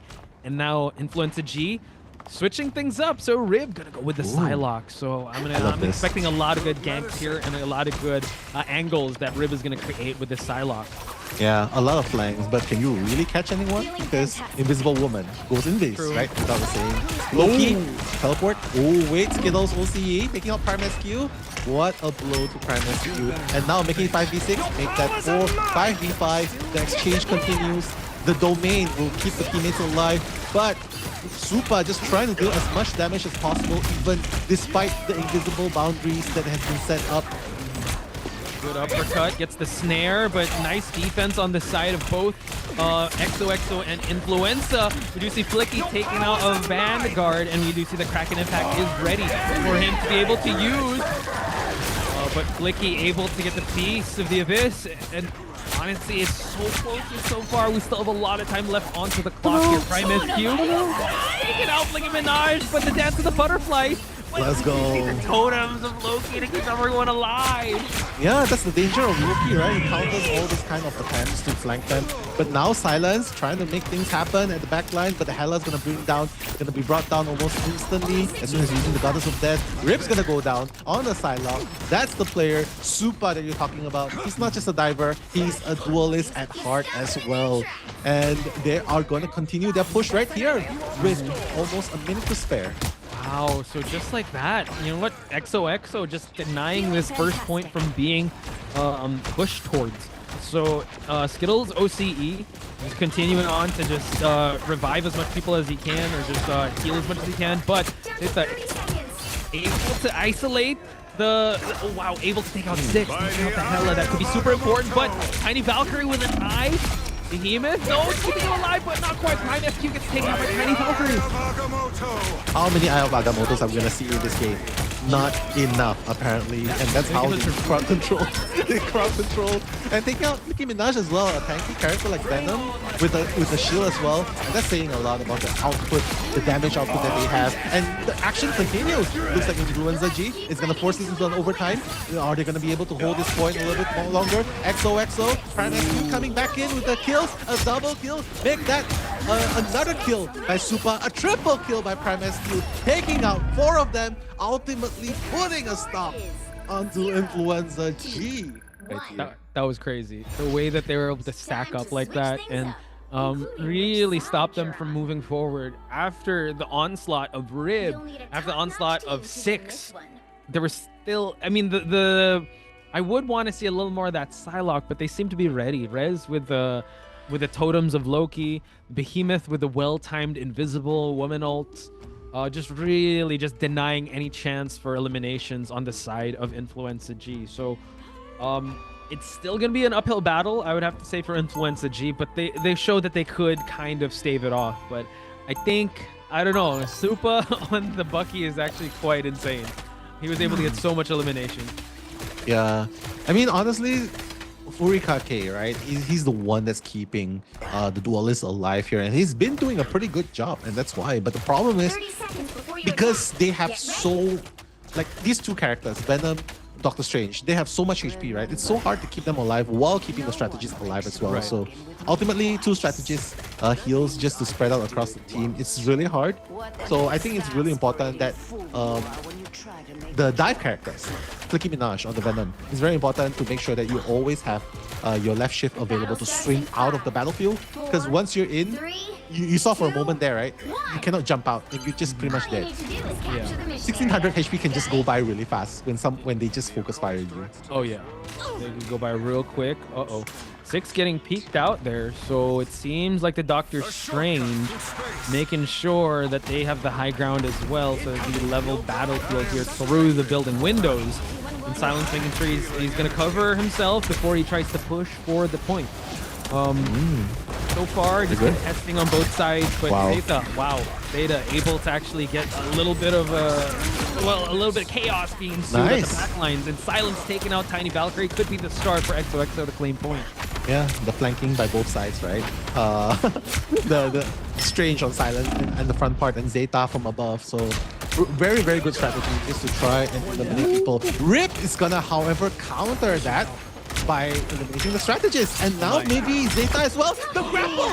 Insane! Wow, he took out a support, Invisible Woman, and the Venom here. So yeah, they're really adding damage to the board here. Influenza G just getting away with so much in these exchanges. Excellent start for them. Even though there's still a lot of time left, it's at least they took out the portal of silence. Now that they know they have to march down either towards that alleyway or towards that room, so they can kind of reposition themselves to get ready for this next team fight. Yeah, probably will have a portal at the very last minute in case they have to contest this first point at the very last minute, right? So Silence probably needs to take note of that. But yeah, 2.5 minutes left. Let's see if they'll be able to control this area well. They're going to use this left area just to try and infiltrate. But hey, Tiny Valkyrie is there to make a point, taking out Silence at the same time. And Zeta, all of a sudden, is the only one available. 1v1 against 6? You do not want a 1v1. Oh. What? Oh my god. Apologies for that, folks, but we do see that Nicki Minaj able to continue on the offense here, but it seems like Bucky taken out of the equation here. Rib is the one that's actually dictating the pace of this matchup, and able to actually keep their defenses about them for them to not even unlock the second point just yet. But it seems like XOXO, able to get a sneaky objective touch there towards the halfway part. Wow, what a play. Goddess of Death. Invisible Boundary is going to be expanded, but Rib's going to take out Prime SQ. Wow. And Supa going to commit to a magic right now, taking out the back lines. But Rib trying to stay alive up against a Zeta who's actually trying to pick his head off. But the strategist doing an amazing job keeping him alive. Yeah, there was the Loki totems. He was actually playing onto that, so just keeping it so frustrating for them to be able to open this up. But just like that, they unlock the first point. They don't want to stay in this team fight. They want to self-preserve here. So Influence and G forced to back up, forcing a two-person trade-off for that backup. And now Silence is actually marching them down. Yeah, Silence marching them down, and Venom, you know, Nicki Minaj has to climb up the wall and run, flee the scene, right, so to speak. And he knows that he cannot catch up, especially if he's not levitating. But the push continues, and this area, honestly, this area is very strong, especially from the high grounds you can flank in this area. It's a very strong flanking area. So I think Influenza G needs to make something happen. Oh my here. god. Catch it. No fucking combo. Digging up for Akake along with Prime and Silence and another match. Okay, this is just too much to So count. good. Influence to G really have to recuperate from this team battle here, the team fight. And it all started with Supa being able to just start that momentum going. But Silence now might drop down and go for an eye, while Zaytha here, seems like the Venom actually catches on, but nobody actually touched point now. What? Able to get it. I was ready for that team fight. Unfortunately, my apologies. They were able too to push that afraid. point, and yeah, they weren't able to touch point, and that means EXO moves on. What a play. Do you realize what just happened? Venom communicated, Flicky Minaj communicated, hey, Silence, Doctor Strange is up in the field, he's gonna jump down with Agamotto. And all of a sudden, instinctively, they all backed out. And that was the point that they actually needed to hold, but they C9'd. Oh, that was very Yeah. unfortunate. It was, but I would have to say, you know what, Influenza G, you made a fan of a lot of folks with your amazing Bucky plays, your Venom, Tiny Valkyrie on this Doctor Strange. They actually, all of them had their moments in the sun. Skittles was able to actually take out Prime SQ at times as the Invisible Woman. So big shout outs to Influenza G making it this far in this tournament. We have to give our props, we have to give our flowers, we have to give our congratulations to XOXO because they played very well. If you guys are just joining us now, I'd implore you guys to watch back. Even though it was a 3-0, it was a really entertaining back and forth between these two teams. Exactly. And the final hits do not even do justice to how close and how intense the fights are, right? So, I mean, just a really quick shout outs to Team Influenza G. I share the same sentiments. Like Rib 6, those are the two duelists that are really, really good. So, hopefully they'll be able to continue with this team. Otherwise, just adjust, because there's going to be season 2 really soon. And that's the thing we really love about Marvel Rivals, because apart from the consistent updates, the stable readjustments, we can be assured we're going to be entertained with high tier performances every season. And I love that Marvel Rivals Championship is giving an outlet for these players to showcase their skill and their hard work. So I hope they have like socials to follow. If like we talked about Gen G looking for sponsors, if any players are Influenza G or XOXO. I know they're known players in their region, and it doesn't give it justice to us commentating. And we hope that we'll be able to reach out to some of these players and tell their story, just so that we can, help them out, because they've dedicated so much time and effort into this game, and we want to be able to do their story justice, folks. So do show them some love too. Yeah, but with that, let's reminisce a little bit with the amazing highlights.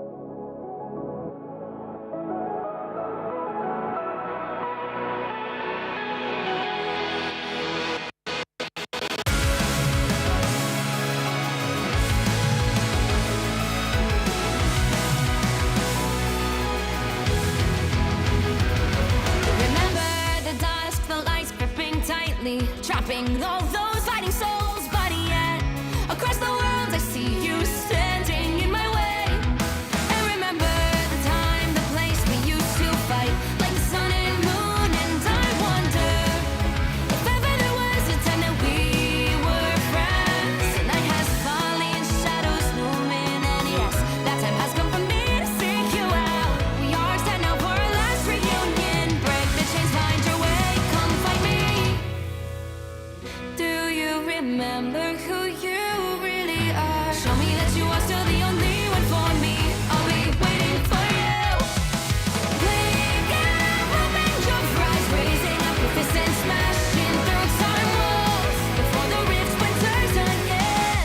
We are rebels till the end. Rise up, open your mind, hold on to your powers. No one can stop us. We are rivals till the end of time. We will clash, no matter where. We will fight, reaching across time and space. 'Cause you are my destiny to the end.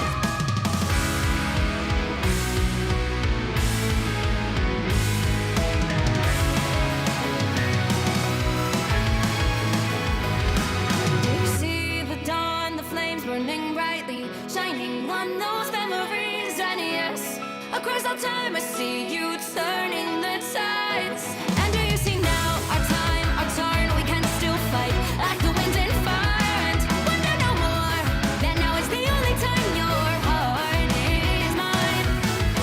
Light has fallen, darkness grows, and yes, we fight for our destiny and fate. New days smiling for the past and future. Break those chains, lead the way, fight with me. And when you wake up, open your eyes, raising up your fists and smashing through time walls before the rift splinters again.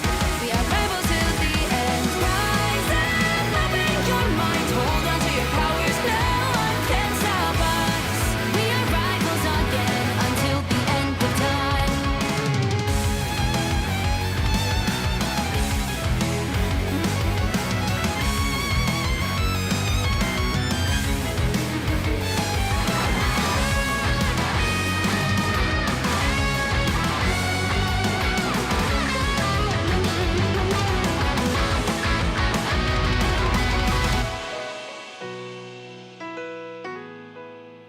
Show me that you are still the only one that matters for me.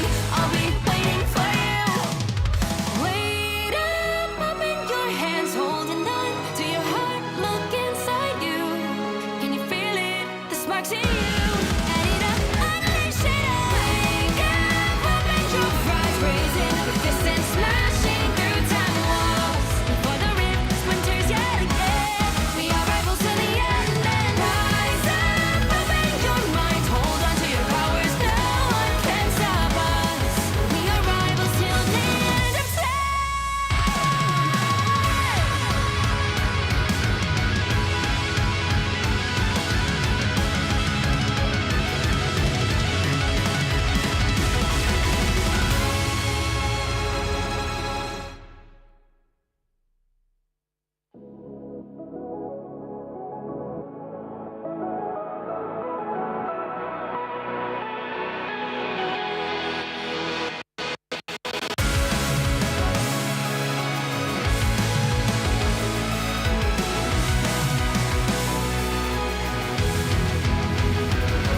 Remember the dusk, the lights gripping tightly, trapping all those fighting souls. But yet, across the world, I see you standing in my way.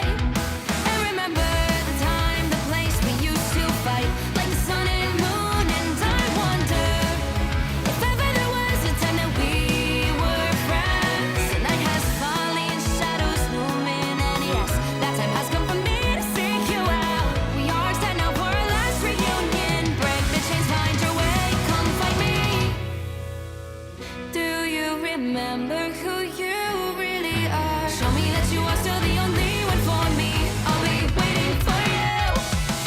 Wake up, open your eyes, raising up your fists and smashing through time walls before the rift splinters again.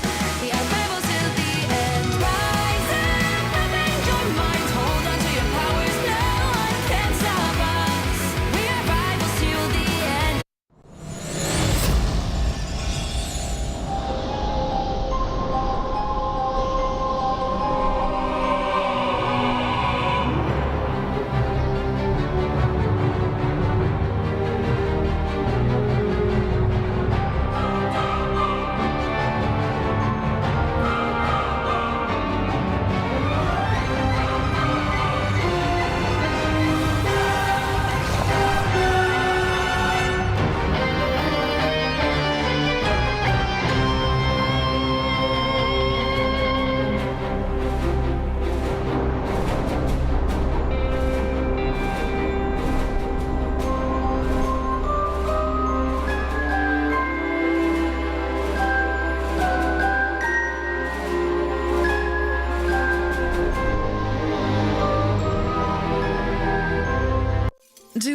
all our new guests from across the timelines, I welcome you to the Hellfire Gala.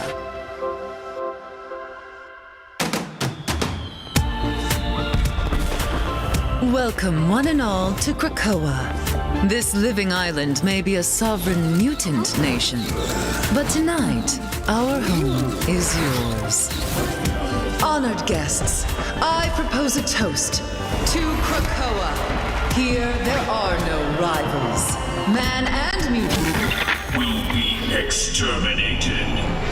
You all belong to history. To me, my X-Men! This is a fight for our survival!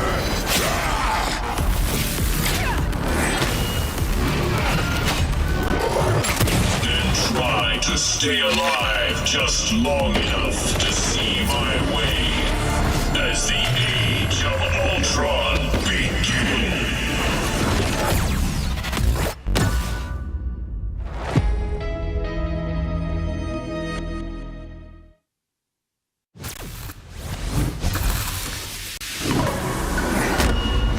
The White Queen's reign begins.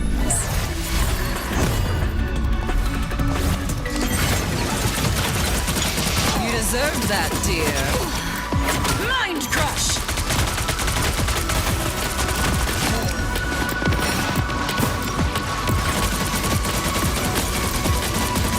You were beneath me. Impervious! Pathetic. How embarrassing.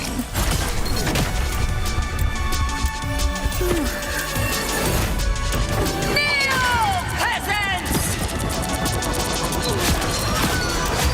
That's White Queen mind control.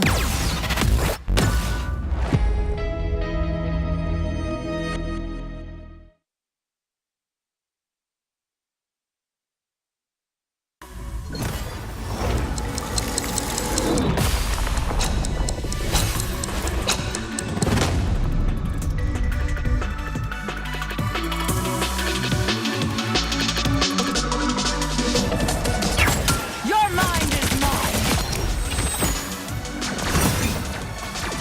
Impervious!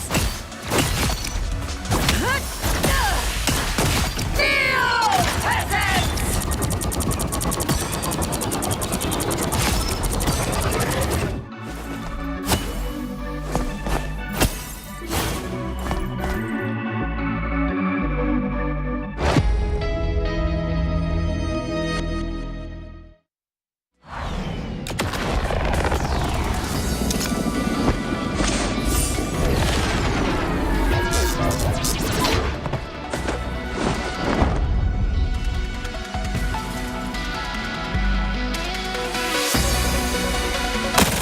Three, two, one, blast off! Legendary!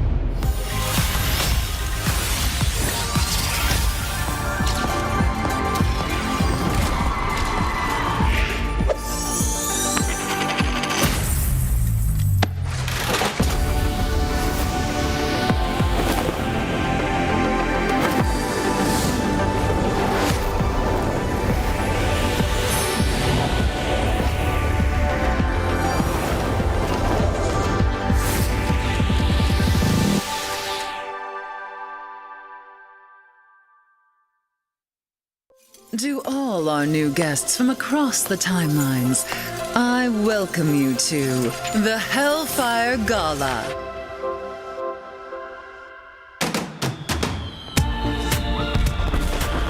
Welcome one and all to Krakoa. This living island may be a sovereign mutant nation, but tonight, our home is yours. Honored guests, I propose a toast to Krakoa. Here, there are no rivals. Man and mutant Will be exterminated. You all belong to history. To me, my X-Men! This is a fight for our survival!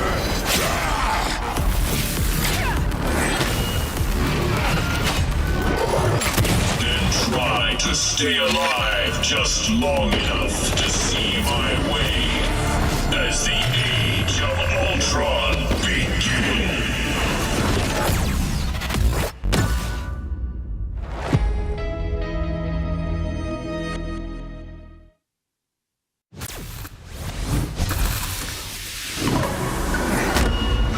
The White Queen's reign begins.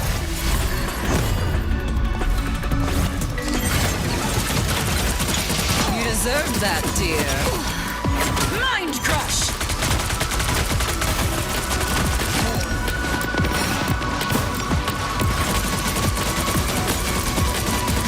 You were beneath me.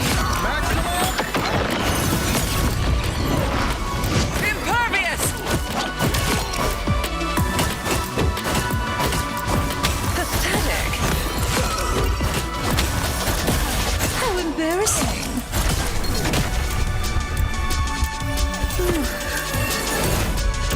Kneel, peasants! That's White Queen mind control.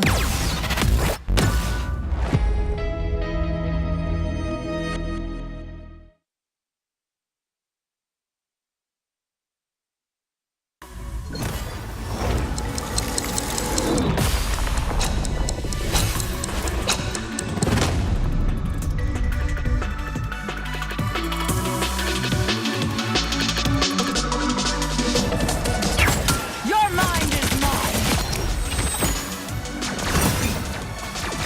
Impervious! Kneel, peasants!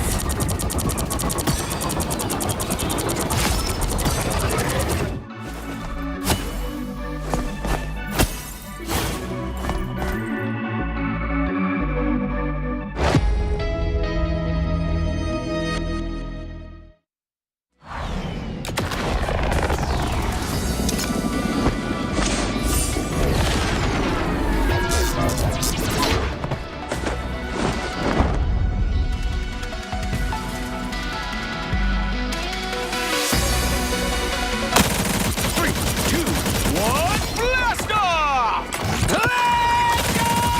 Legendary!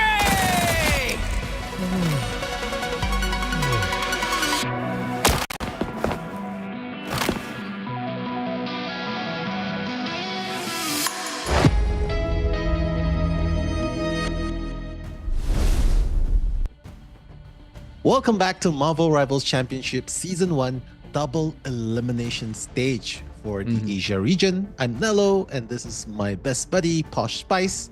We will be your commentators for today and tomorrow, of course. And for those of you who have just tuned in, we have yet to finish the day. We still have a lot of amazing matches to come up with. But Poch, excited for the next one?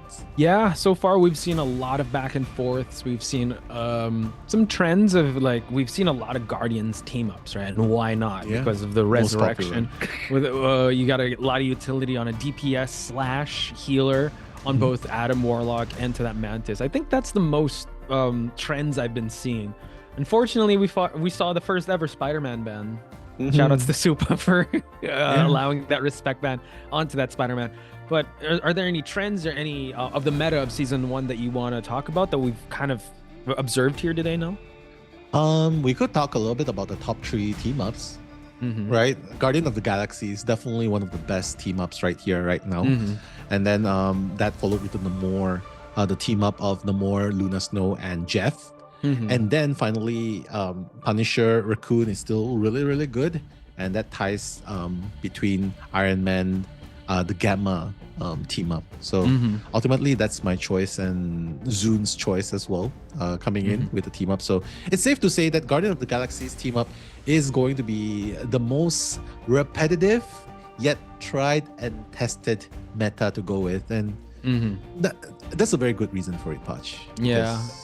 It's, how's that saying go? If it ain't broke, don't fix it. But if it gets too broken, you have to patch it out. It could be too broken that you Take have Bucky to out. fix it. No, you can't take Bucky out.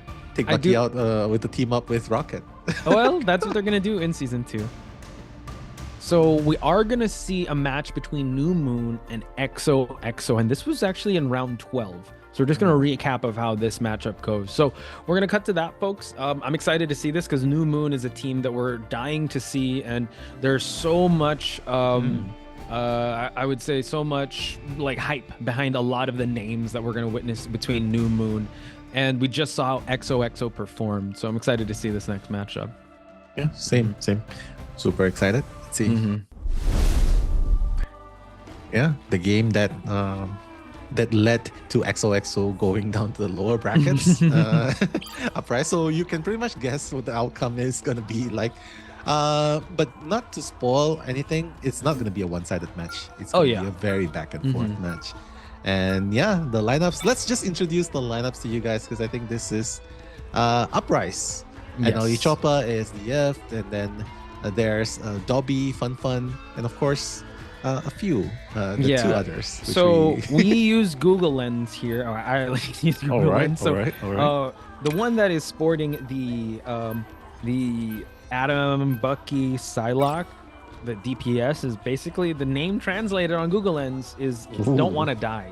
And the other one is round triangle. So we're just gonna go with whatever hero name that they use. So apologies for that, but yeah, we do know Choppa, we know ASDF, Dobby, and Fun, and just a public service announcement. Just make your commentators give us an easier job. Please stick to the same names because this might actually be like a player that we kind of know, but they just kind of changed it up.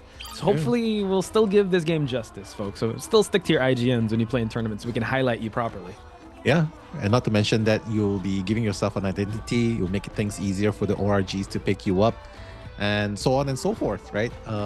Keeping to an identity. But moving and in some cases for the content, and in some other cases, they know to ban you. Exactly, and that's why there's anonymity right now in the competitive mode, right? The privacy mode. But moving on to the ban pick space, we can see that Luna is going to be reserved. I think it's just purely to counter in case there's a Spider-Man. They can just bring out the more, and not to mention if there's no Spider-Man, hey, Luna is still pretty strong on her own. I like the fact that we still had that reserve onto this Wolverine because we know that Supa wants that Spider-Man, but might rock the Wolverine to start off with. But we have yet to see if that'll come into play because in the last match we saw, he waited till the last minute to switch towards the dive character just because they were afraid of the Namor coming out at the start. Once they see that, oh, he's rocking a dive DPS, we got to make sure that these turrets are out just to stop any advancements. Yeah. And just looking forward to seeing how the games are going to turn out simply because, all the team ups are available for them to use. But one team up that we're going to see from XOXO to start with is going to be the Bucky Rocket tandem. So let's see if the infinite ammo is going to help a little bit more. And on the side of Uprise, the more Luna, too strong to pass up, right? And not to mention, there's also a Bucky and a Rocket. So two team ups right off the bat for them, right there.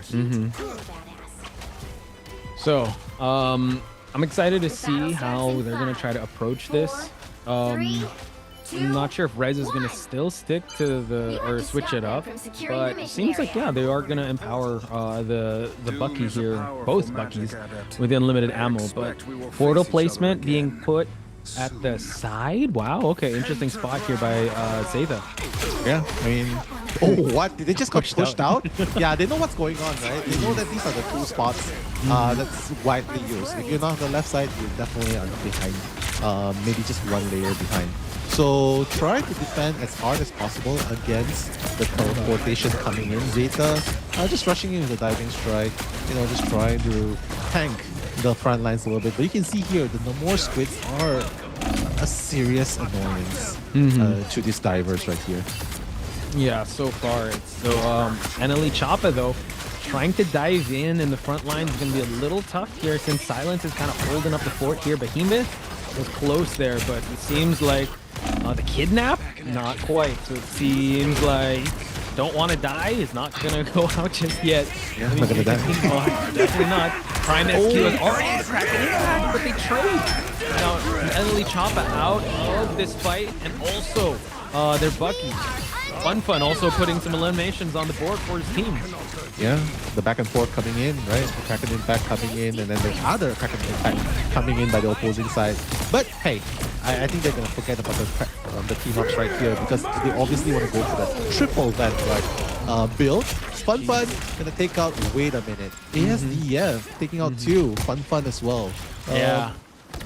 I mean, ASDF, he's a tank player. Yeah, supposedly, right? If I remember correctly. Yeah. Actually, wait, no. ASDF actually uses Hella, Star-Lord, and Jeff at one point. Yeah, plays the penny sometimes for fun too. Yeah. So I guess, like you said, you know, at New Moon, they're kind of known for just being flexible players. We also know Eneli Choppa just kind of changes it up too, but he has been on the mobility tanks as of late, and he's holding on to his ultimate here. But good early start for New Moon just to defend this point. So XOXO still have to even activate this objective. yeah, activating the objective. It's going to take a little bit of time. I mean, they still have less than 2 minutes to make it work, but wow, the back and forth slams. Salen's taking out Fun, but Dobby's going to bring him back with the Be Right Back Beacon.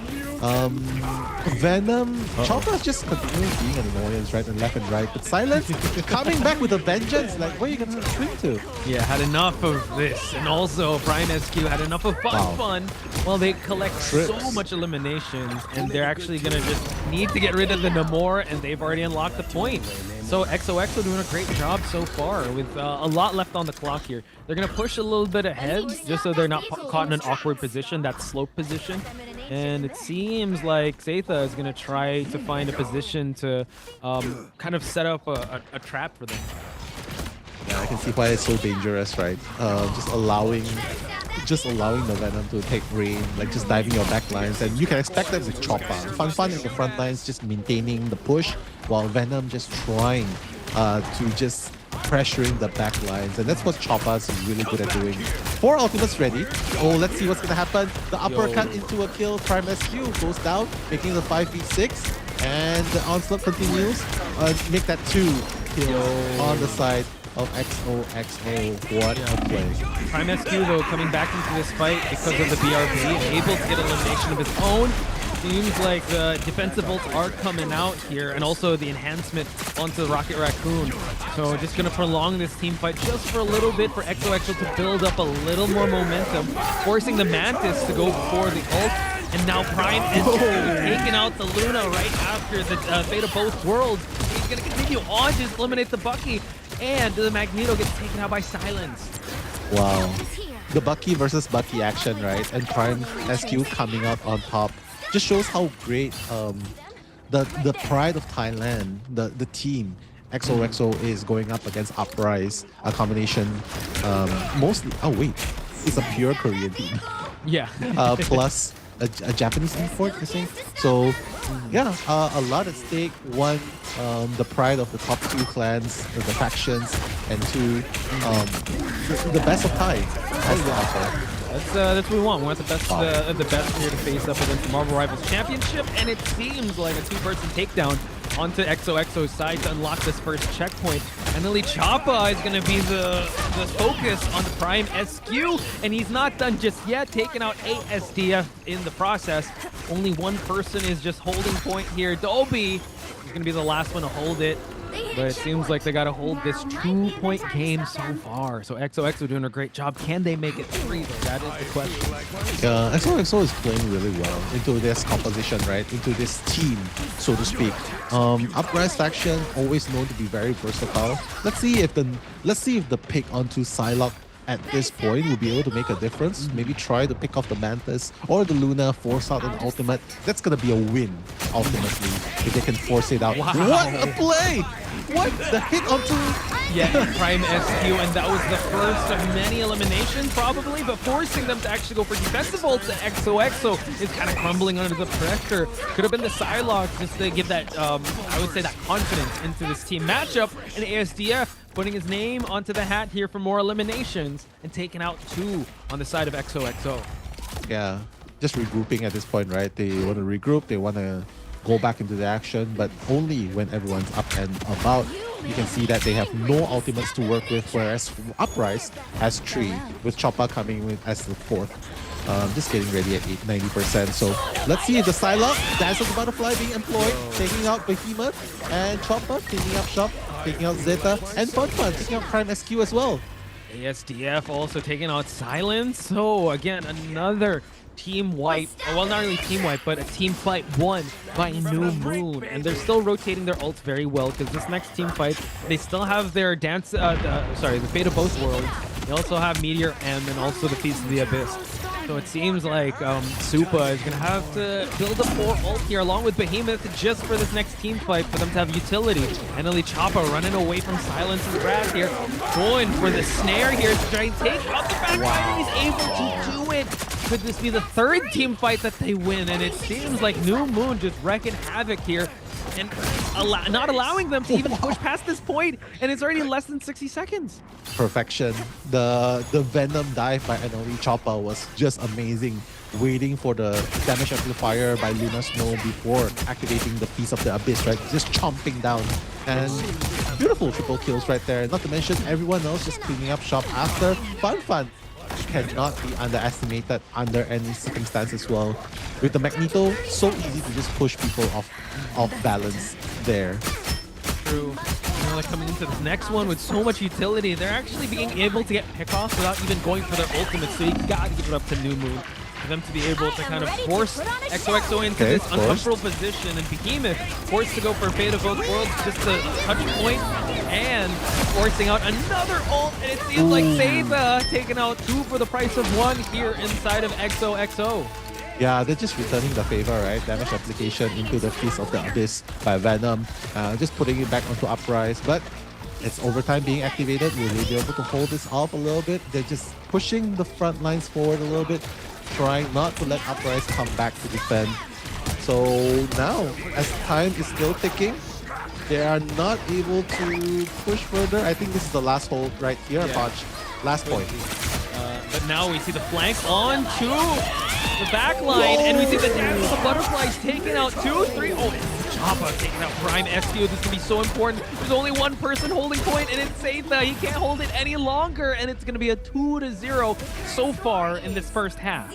Yeah, beautiful play. Making the plays where it counts, right? Getting the elims where it counts, because right there, it's just so crazy how NLE Choppa just comes in, 1v1s at short range, the duelist that he can find, and wins. Comes out of it and wins. Because, mind you, he might be a Vanguard, but short range, you're not going to win a fight against him.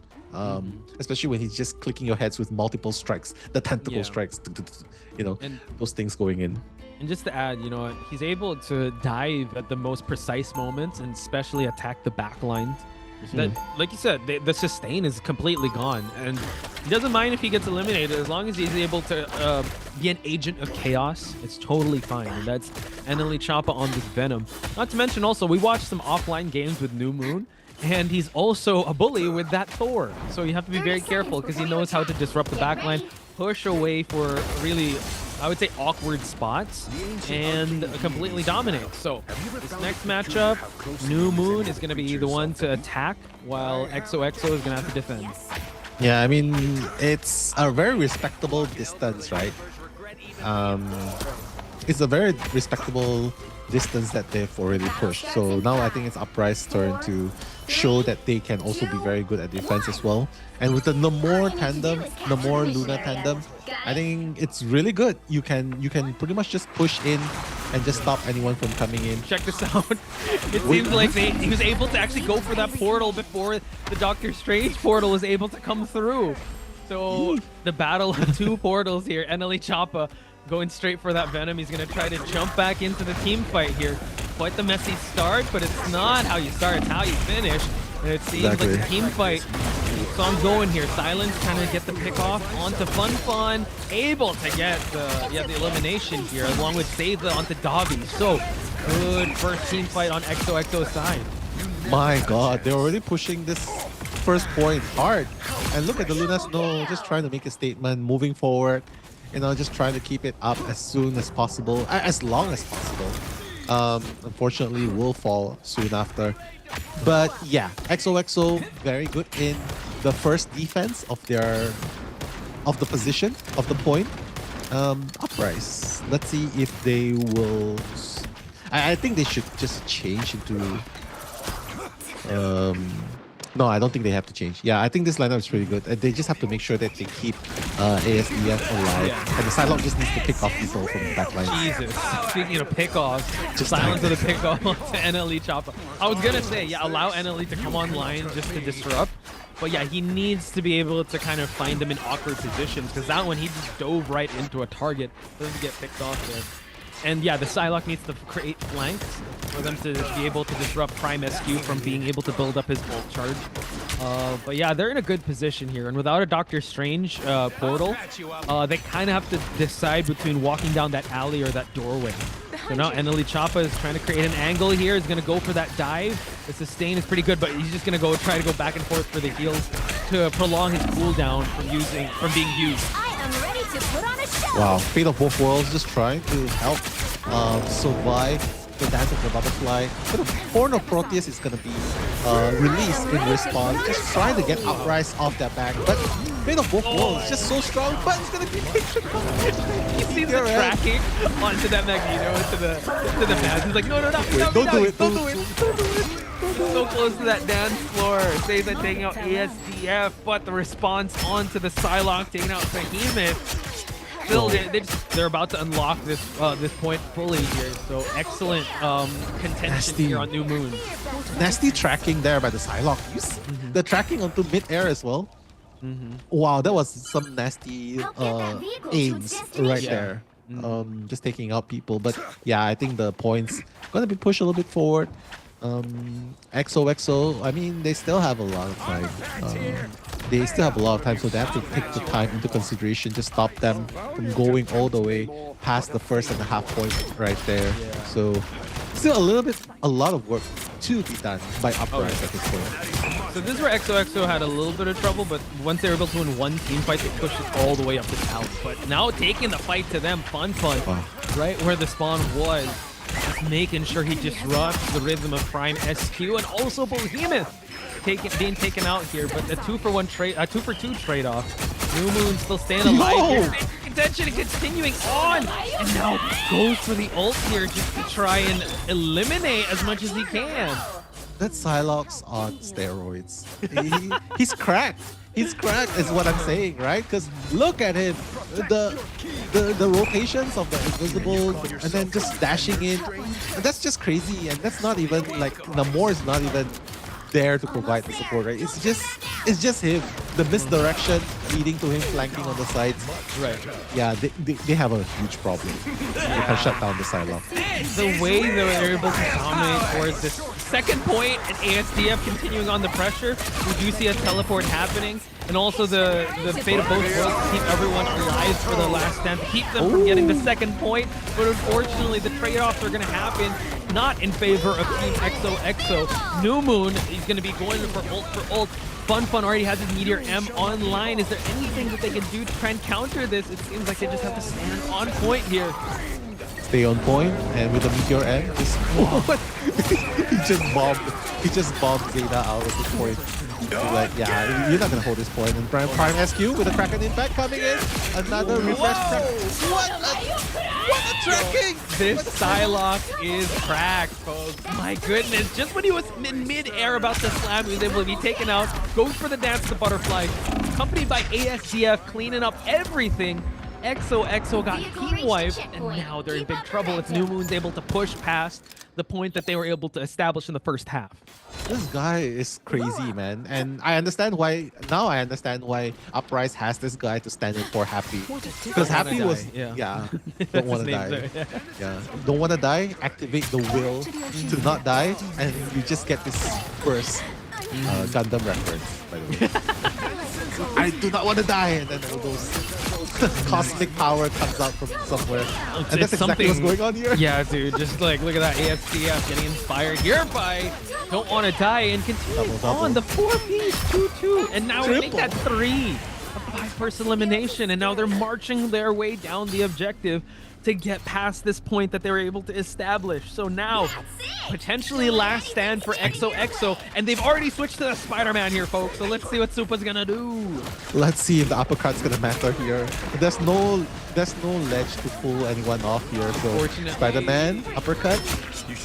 Taken out by Luna and to sleep on the AFCF, but Fate of Both Worlds, Corner Prothea, able to take out Rez. And we see that they're just 0.2 meters away from this point. XOXO needs to hold up shop here. Zeta has to use the Feast of the Abyss. We do see that the Spider-Man's so close to building up, but it's not going to be enough now. Yeah, this is very unfortunate. It's not even overtime, right? So they cannot even hope to fight to trigger an overtime. And basically, if they just let go of the point, they lose. And yeah, I mean, I love the idea, bringing out the Spider-Man at the last minute, but don't forget, the more squids are still there. It's really hard.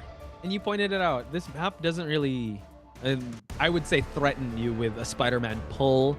It's really just, you know, able to get really good pickoffs. But I think that they were in their groove a little too much for the Spider-Man to come into a factor. You got to give it up to Supa, you know, going back to his roots. Hopefully we'll see a little bit more of that in this matchup. But New Moon, excellent like attacking side. On the attacking side, they did very well. But you got to give it up also to XOXO for them to be able to make this such a close game.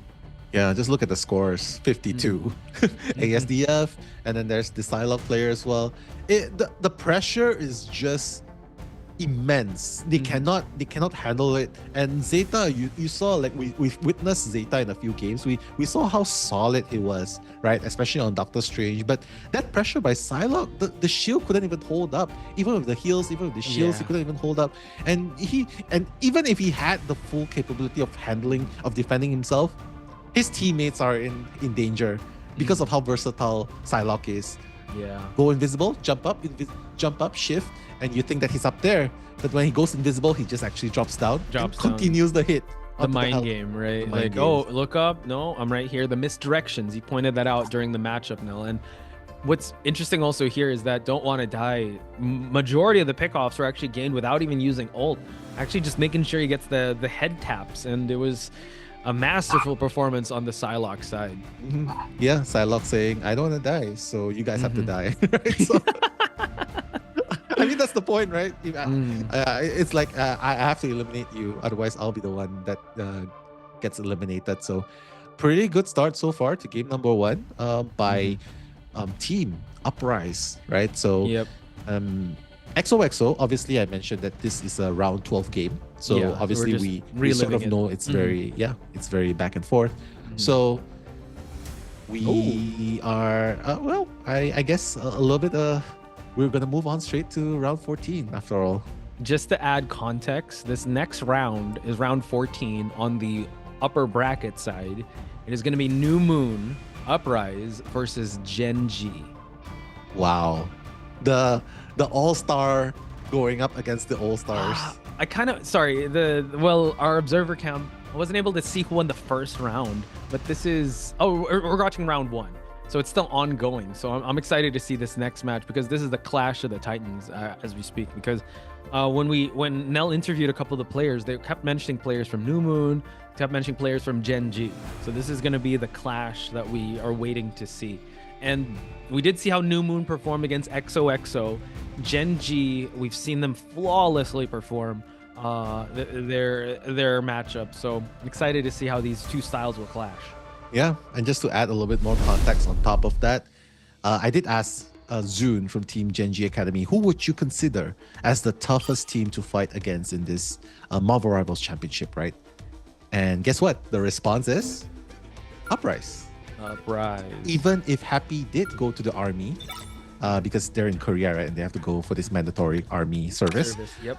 Most of them are players who won second place. So in Season 0, Marvel Rivals Championship and Invitationals. So Zune considers them the biggest threat, biggest threat of all. Shout outs also to Happy. We're excited to see how he's going to perform here, but he's doing military service, so can't wait to see him be back on the competitive stage. But Zune spitting facts there. These players, ASDF, Fun. Oh, Gnome coming in now. Okay, switching things up, actually taking out, I believe, Choppa. So they do a little bit of a switch there since Fun is in. And Dobie, as well as the Round Triangle and Don't Wanna Die are still in this. Yeah, let's see. Let's see if the reserve onto the Rocket's gonna help. It's gonna help Genji. Maybe a strategy that we have not known. Maybe they will decide to pull out the Punisher strat after all. But honestly, KD is just so strong on the Winter Soldier. Yeah, and Exa also. I mean, we talked about how Kadia and Exa are going to kind of swap between who's DPS, who's going to be Mantis, DPS. So you're facing against 2 DPS, technically. So we do have a lock-in with the Loki and the Rocket, which you don't see every day. I guess they just want to keep their hand close to their chest and not revealing too much about what they want to bring out to the table. Because it seems like they might... I guess they're doing a coin toss. Is Kadia gonna be the? Oh, it seems like they're gonna go Star-Lord Bucky. That's gonna be a lot of that's gonna be a lot of power. It's time. It's time to bring out the double aces, right? Before this, you saw Kadia going on Duelist, Exit on the Strategist, and then Exit goes on the Duelist, and Kadia goes on to the Strategist. So here, bringing out the big guns, showing their respect to Uprise. I think the plan is just to go the full respect, just going full force from the very beginning. I agree, and soon considering Captain America too, just for the disruption of the back line while the front line is going to be harassed by the unlimited ammo of Bucky. It's going to be a little crazy, so looking things over, at least ASDF was able to get his Namor. His Namor got a lot of pickoffs. Don't want to die though, no Psylocke for now, but his Bucky could definitely do a lot of work. Definitely. And just a quick shout out to Elise as well. Yeah, standing in. Shout outs. Yeah, this Psylocke is standing in for Happy, and it's really impressive that he manages to keep the score so high up with Elim. So let's see if they'll be able to do the same thing against Genji, because right now the fight's about to start before the point is even going to be unlocked, and that's going to be 10 seconds. Oh, Exy able to create a crossfire here. Fun has to be very careful, and Gnome as well. Actually, no one's actually supporting Exit here. He's actually doing a great crossfire zone here, but soon is continuing on to just adding a lot of pressure here. Magneto just forcing and cleaning up the totems that's being put up. Kadia so close to actually faltering here, but doing a great job staying alive. So double DPS here, adding a lot of pressure onto the side of New Moon. Yeah, staying alive. That's the name of the game, right? I was so tempted to do that. But now, it seems like the balance is going to be broken. Exit, soon 8. They're going to be able to take out 3 and make that 4 on the side of Uprise. Yikes. And Genji continuing with the 5th one. Oh Yo, my Snake. god. Adding more to the board now and taking out, Rocket. adding the final hit onto the Magneto. So good start for Genji. New Moon now have to recuperate from this. Hopefully it won't go past 50% for them to actually contest this point, but yeah, they're just breaking all of these structures just so that they'll have the great line of sight. So far it seems like they're going above here while ASDF is trying to set up the squids to keep on pushing here, and he's actually able to take out Eggs in the process. Nice. I mean, Namor is just so strong, right? Namor, Luna, the squids are going to take out the flyers, and that's the bait to the existence of the Star-Lord, and X is getting taken out there. But hey, there's still Kadia. He's still alive, trying to maintain pressure. Fun gonna try and push in, but the dance-off between the two Lunas, that's the Dobby's copy, by the way. Yeah, and look at that. The Horn of Proteus able to actually remove Bucky from the equation for now because Snake was able to get the revive beacon onto him. So we do see the Kraken impact on Kadia's side, waiting for the right time, able to strike. Can he actually hunker down here? Able to take out one of the clones and continuing on to be able to take out the opposing, the op. Wow. So, this is why you have to fear Kadia, right? Look at that. Back-to-back Kraken impact. Just eliminating, and Zune. We thought that he was scary on the Groot, but here he's just playing a very support-heavy dive into the backlines, right? Just creating havoc on the battlefields. And this is why Genji needs to be feared. They are so versatile. and Uprise too. But this is just on another level at this point. Yeah, it just seems like you said, they went all out. Usually you see them on just on one GPS, but you know that they mean business when they go full like 2-2-2 in this lineup. So now it seems like Gnome is gonna take out Kadia, not quite, it's ASDF. Snake is just gonna be in the background here with a res onto Kadia. Overtime is gonna be pushed here, and now we see Tori taking out Dobby. So gonna try to flank this position here soon, taking that health pack. Kraken Impact, able to eliminate Kadia. So good retaliation on New Moon's side to stay alive here. Okay, pretty good comeback so far, coming back in. Gnome just trying to clear off things, right? You know, when one card falls, the rest just follows suit a little bit after. But you know what's impressive about this lineup? They have a Luna, they have a Loki, and those are very, very strong strategies just to stave off attacks, right? And on Genji, they're just working with one Dotori, one Luna Snow, and Snake on the rocket. The rocket's there. Put respect on Rocket's name. They put eliminate. He's got firepower, bro. He's got the. I mean, no offense, but when you're getting gold on, the last thing you want to hear is, hey. There we go. Kadia coming on in with a death mark, but able to actually get some elimination. And now it seems like Exit also just being able to clean up everything here. And now overtime on the other side, but it is a complete team wipe. They don't have a portal just yet. Can Fun be able to do it? Not quite. No. And Genji gets the first map here. The Twin Dragons in action. Do you see that, Poch? Back to back, the Twin Dragons. I call them the Twin Dragons from Korea simply because Kadia and Exu at this point, they're just contesting to see who gets more eliminations, and it's just crazy. That's a terrifying tandem to go up against. Kadia and Exu, and especially on these type of heroes. Kadia on his signature calling card of a character with Bucky and Exu. We got hints of his Star-Lord, because usually in the qualifiers he's just Mantis. But then he's like, hey, let me rock the Star-Lord to kind of tell chat and tell people watching that I can do this. Yeah, it's this double dragon lineup is so scary. Yeah, double dragon lineup, so scary. And not to mention, I was talking about the rocket and the Luna Snow, right? But another thing that makes it even more impressive, at least from what I'm seeing here, Poch, they have a more Luna lineup to counter Exu. Right. Doesn't feel like they're countering it much. True. And also considering that Cap is there too to get kind of anti-Dovin. But yeah, it's just the constant harassment from both the DPSs and also the backline being harassed. So it's a lot of confidence for them to just go with the Rocket and the Luna here. Yeah. Starting things off, Doctor Strange, just bringing everyone to life. He's going to have his ultimate very, very soon. Fun. Maybe he would be able to initiate with the Eye of Agamotto. But hey, he's got to wait for a little bit more ultimates, right? He knows that Dotori hasn't rotated his Eye of Fate of Both Worlds, so maybe waiting for it. Ooh, okay. We do see that the elimination, but that gets negated by the BRB on the Rocket. We have some enhancements, and Dobby going straight for the dance. Dance of both worlds. Fate of both worlds. Just to continue. Nice one. Keep highlighting, haunting me, folks. Fun though, and Dobby getting some eliminations though. Yeah, I mean, it's very smart. Just using the Loki's ultimate first, because obviously it needs a bit of preparation, right? It needs a little bit of preparation. You copy, you use the God of Mischief, you copy, and then it takes time before you activate the second ultimate, which is the copied form. So good start.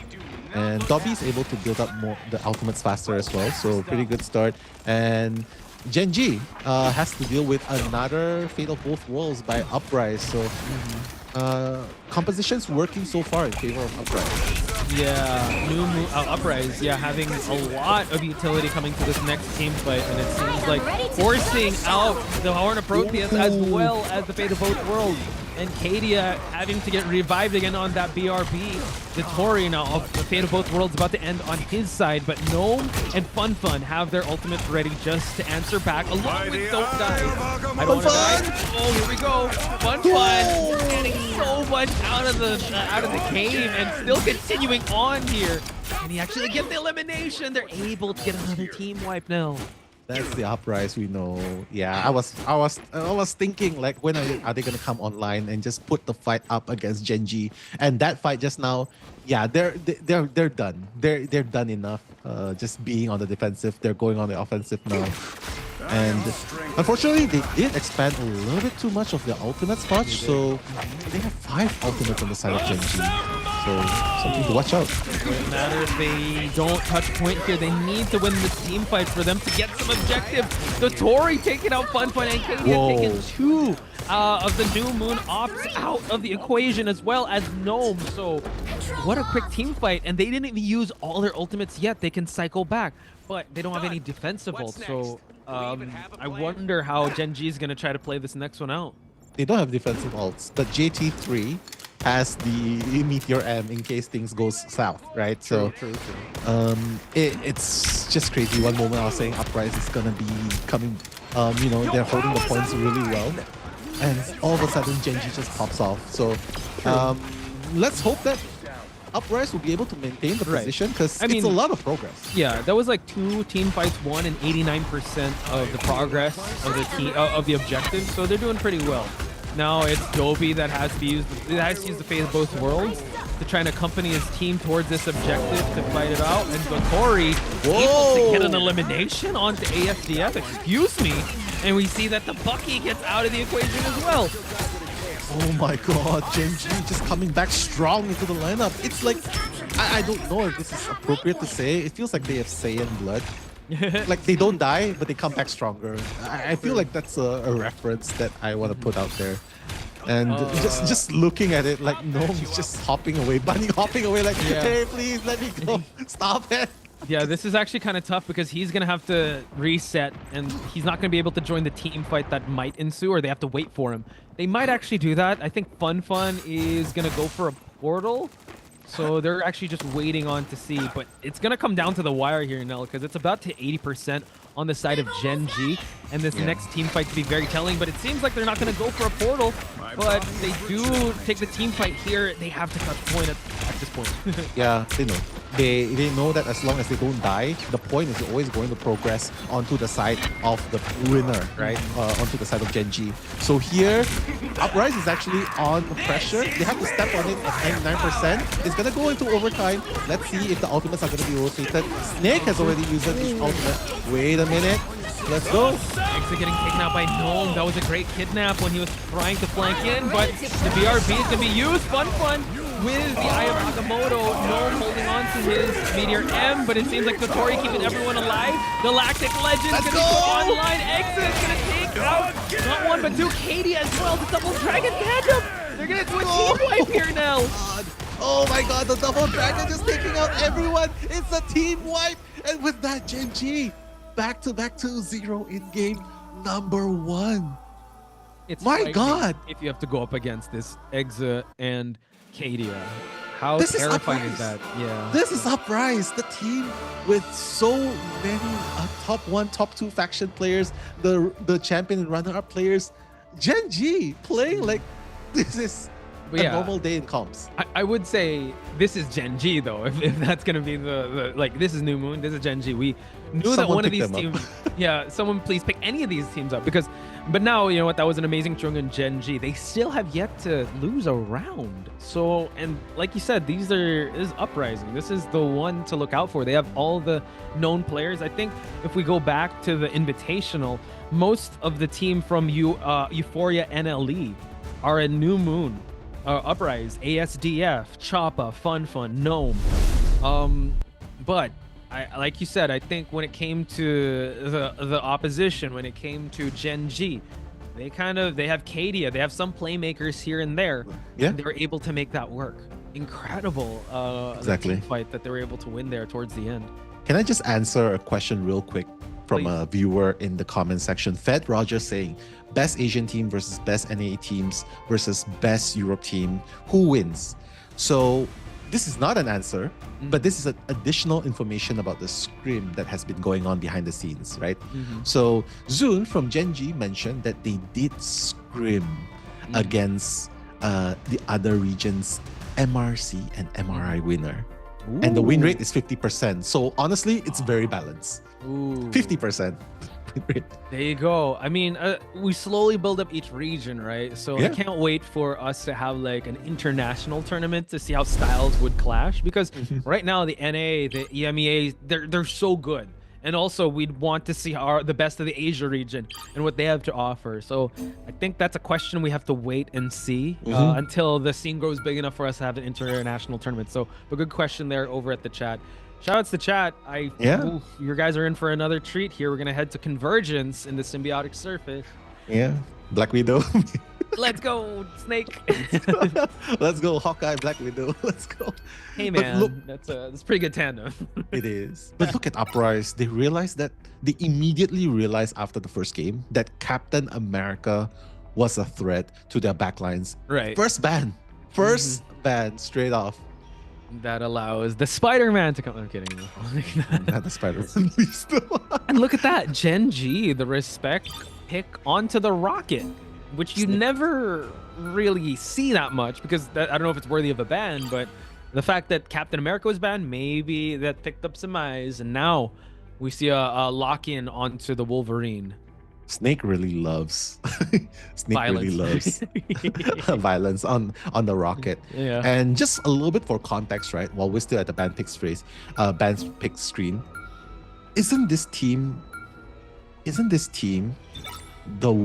remember the crazy Psylocke? Yeah. This is Don't Wanna Die. This was Don't the Wanna team- Die, right? Yeah. Remember Psylocke, the one that has gotten like 52 scores with 20 over eliminations? Yeah. That's this is the team. And Gen G, and my god, and Gen G put up a fight against this monster of a team? What?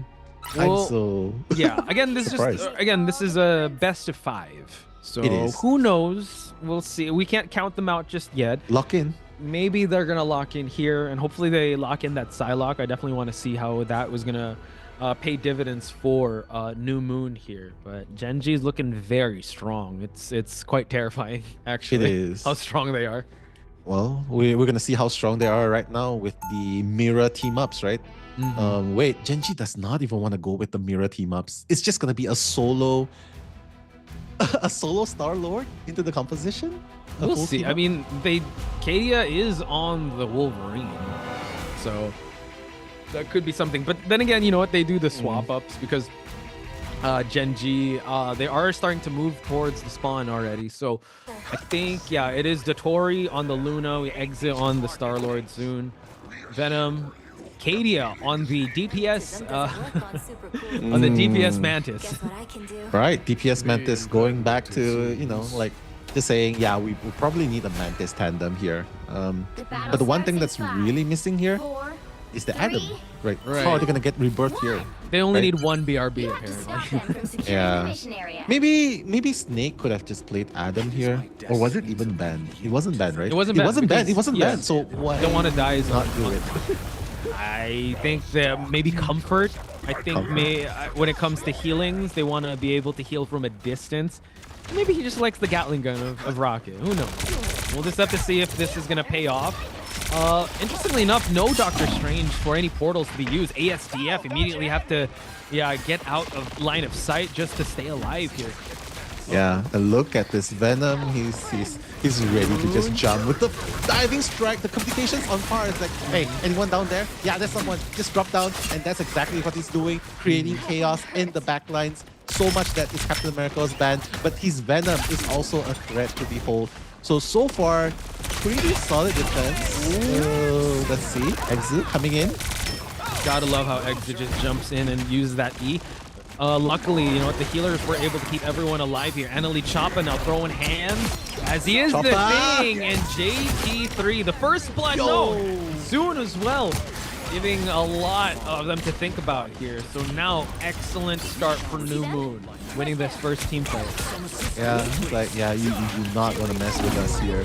This is our turf, and look at that play. Gonna take out Exile almost immediately, and Dobby taking out Kadia as well. Uprise gotten a very, very abrupt weakening call, and they're gonna come in online this game.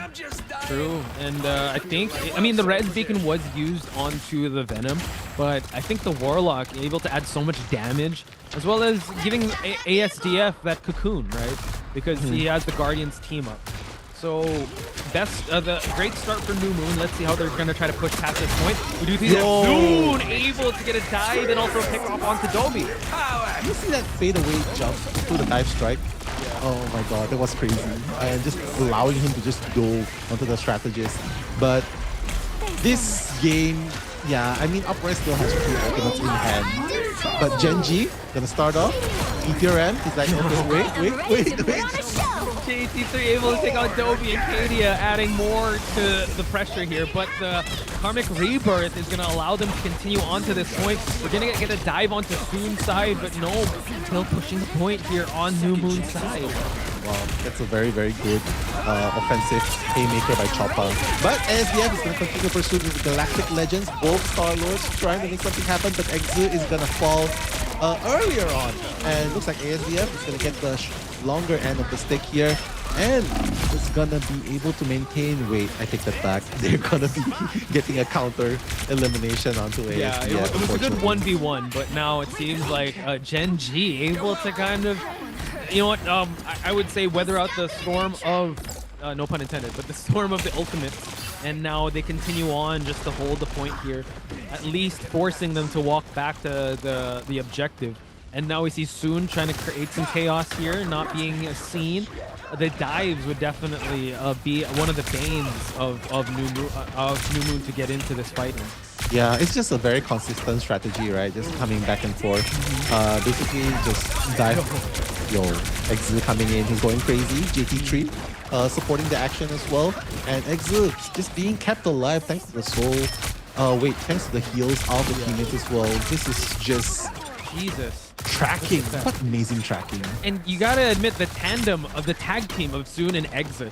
Soon dives in, and so does Exu. He jetpacks in, and then he just makes sure to use that E. And yeah, Soon is just waiting for his moment on both sides, by the way. So this is going to be a little tough for them to try and touch the objective.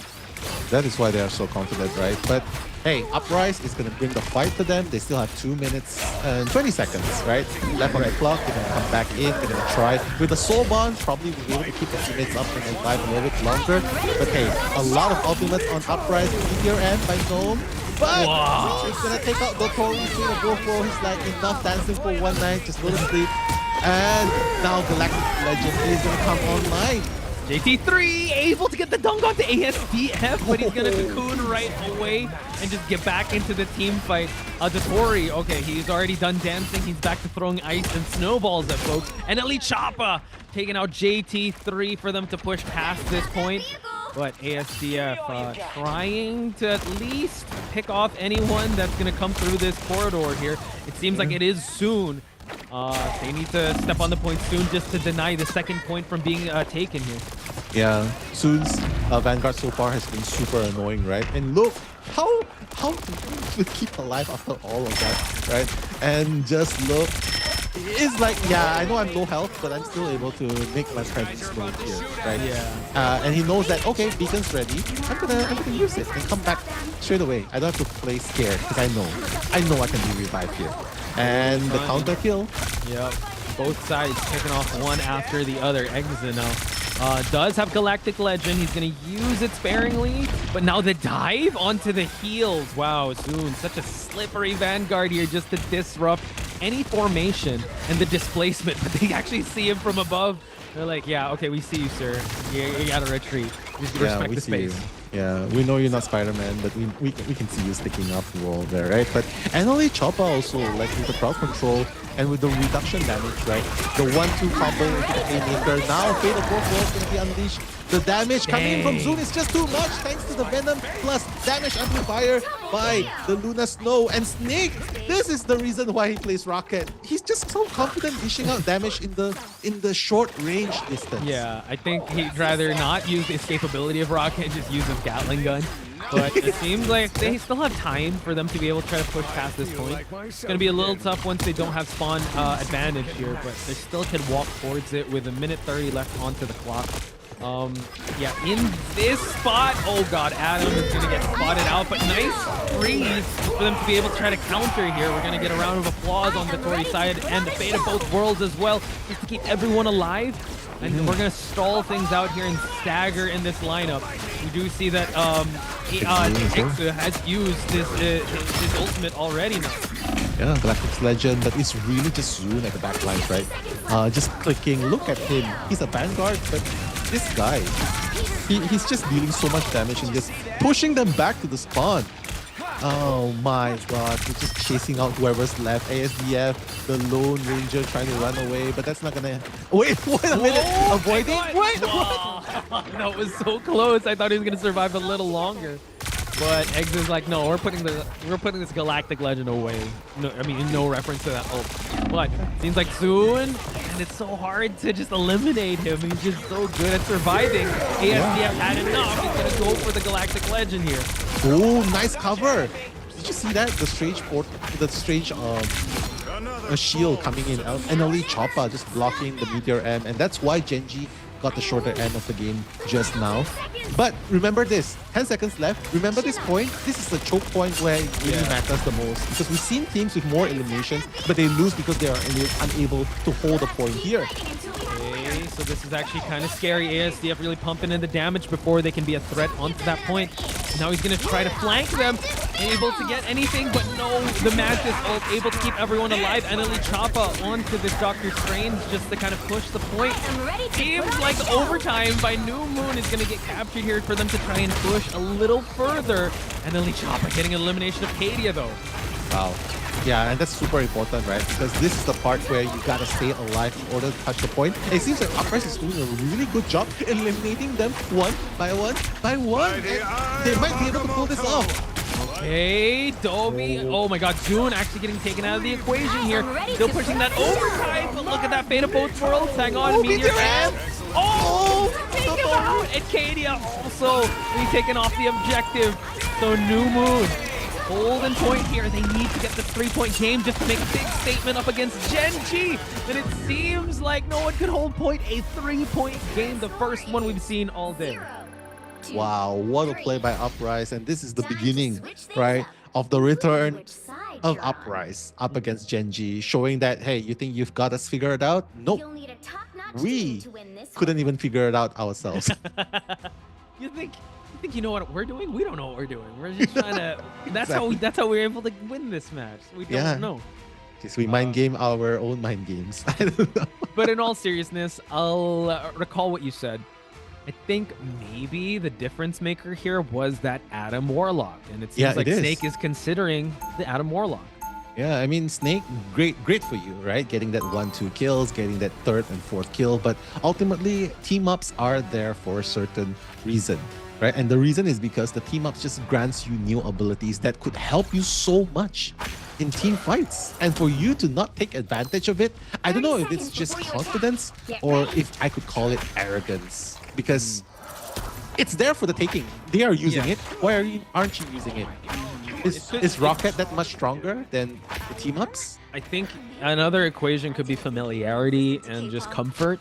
But at this point, I think they have to acknowledge that the Adam Warlock was a really good addition on New Moon's side. Just to keep them constantly coming back into the team fight, especially in holding points and keeping that threat. But I also admire that New Moon, NLE Choppa, going for the Doctor Strange now because he did so much towards that final second there on that Doctor Strange. No Doctor Strange on the other side, so we're not going to expect any portals at the top point.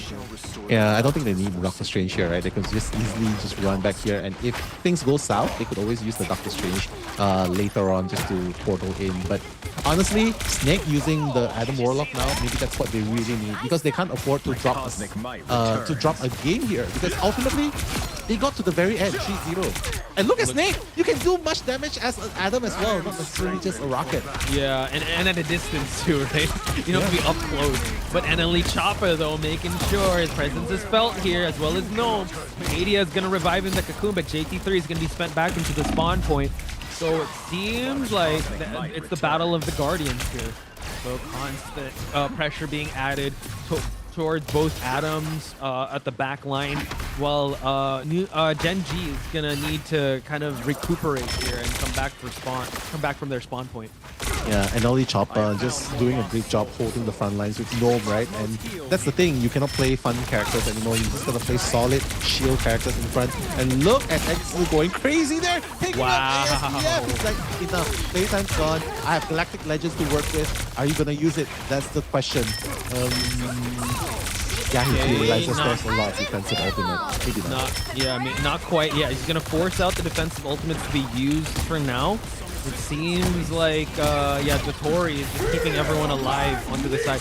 Oh man, it's gonna be a soft dunk here. Nice. Unfortunately, unable to get anyone just yet. Kadia pulling out the stops, yeah. And now getting the sleep onto Gnome as well, just so that they can try to get some pickoffs here soon. He's gonna wait for his moment to go for this dive strike. Yeah, you can see me.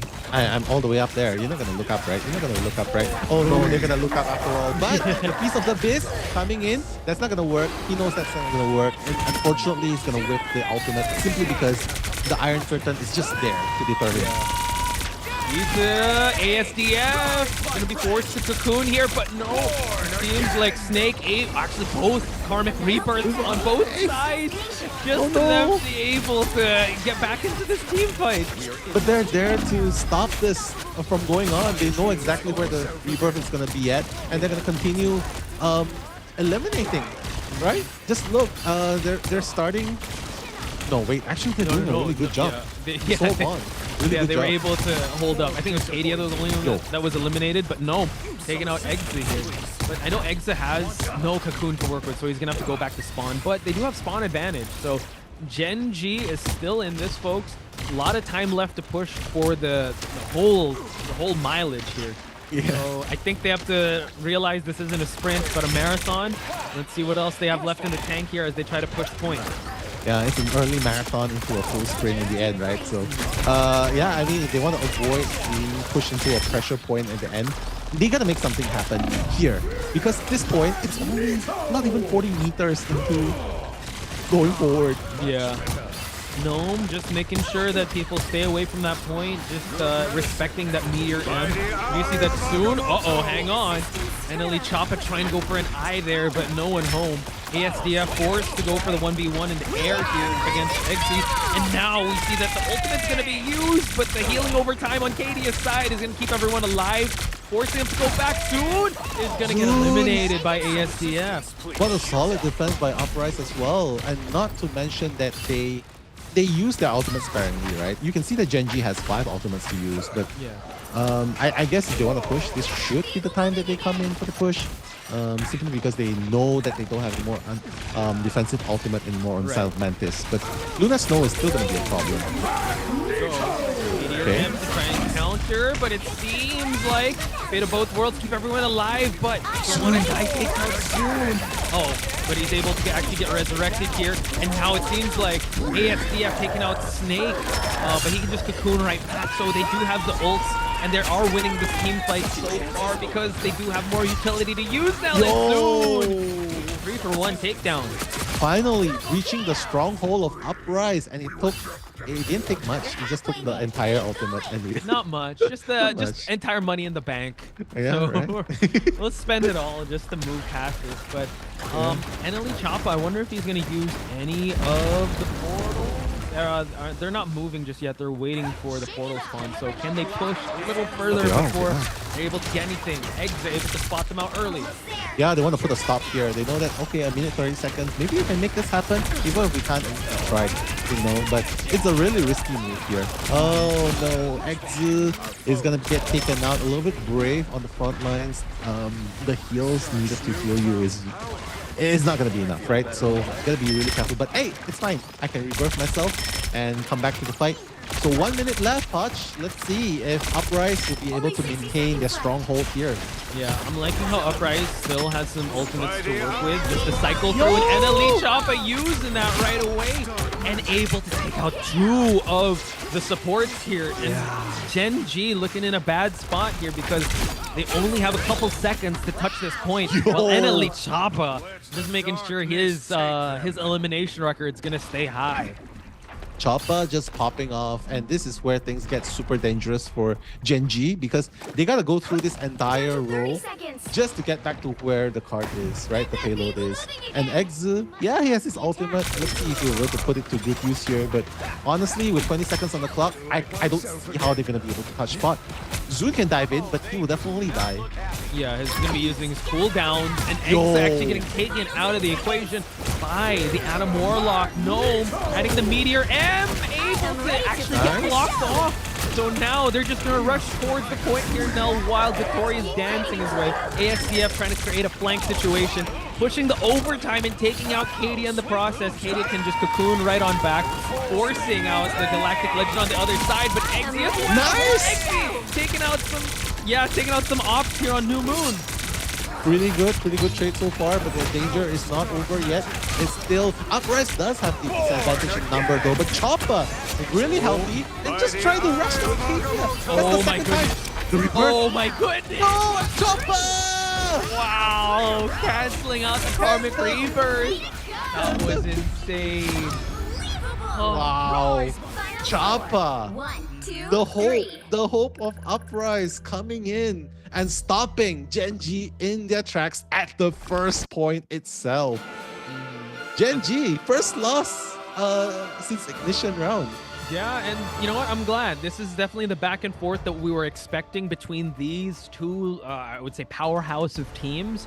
And the way that it ended there just cements the fact, like, okay, round one wasn't our thing, but you think you're gonna like get a 3-0 against us? You got a different thing coming there, buddy. Eneli Choppa getting the MVP there, getting an excellent counter of the Karmic Rebirth, going for the Eye of Agamotto, just stopping everyone in their tracks before they're able to even touch point. Yeah, we're in for a long night here now, and I'm happy to see this happen. Yeah, I mean, my soul is growling, my stomach's growling at the sight of this intense competition, right, coming in, just unfolding in front of us. And it's just crazy, and I think we both have too much respect for these two teams, right? They're definitely the best of the best, and we have too much respect to say, yeah, it's gonna be 3-0, it's gonna be 3-1, it's gonna be 3-0, because we sort of anticipated this. It's gonna go the full PO5 simply because these two teams are just that good.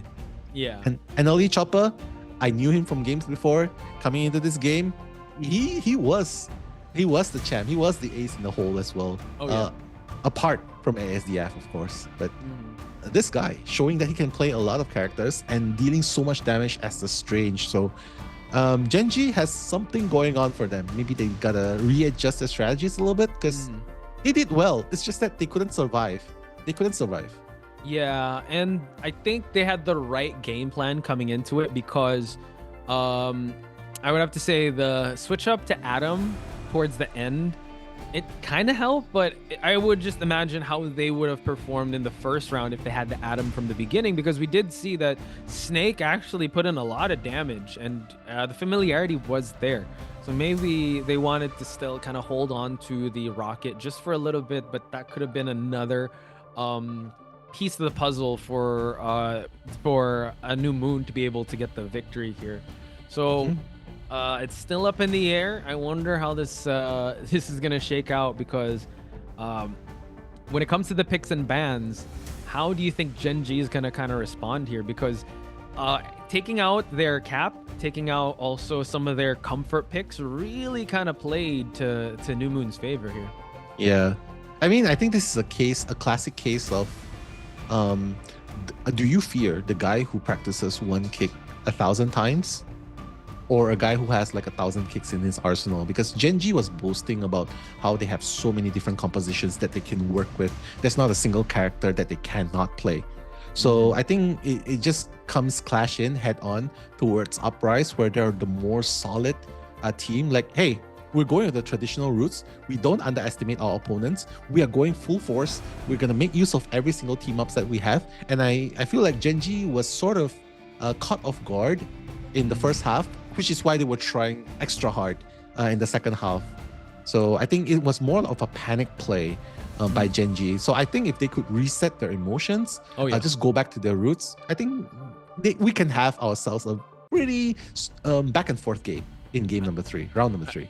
I like that because you did mention also this is the first time they have a loss in their record here because they've gone undefeated and they went through incredible teams. So what's interesting to see here also is how are they going to deal with this type of situation, because this is kind of unfamiliar territory because they're so used to getting their way.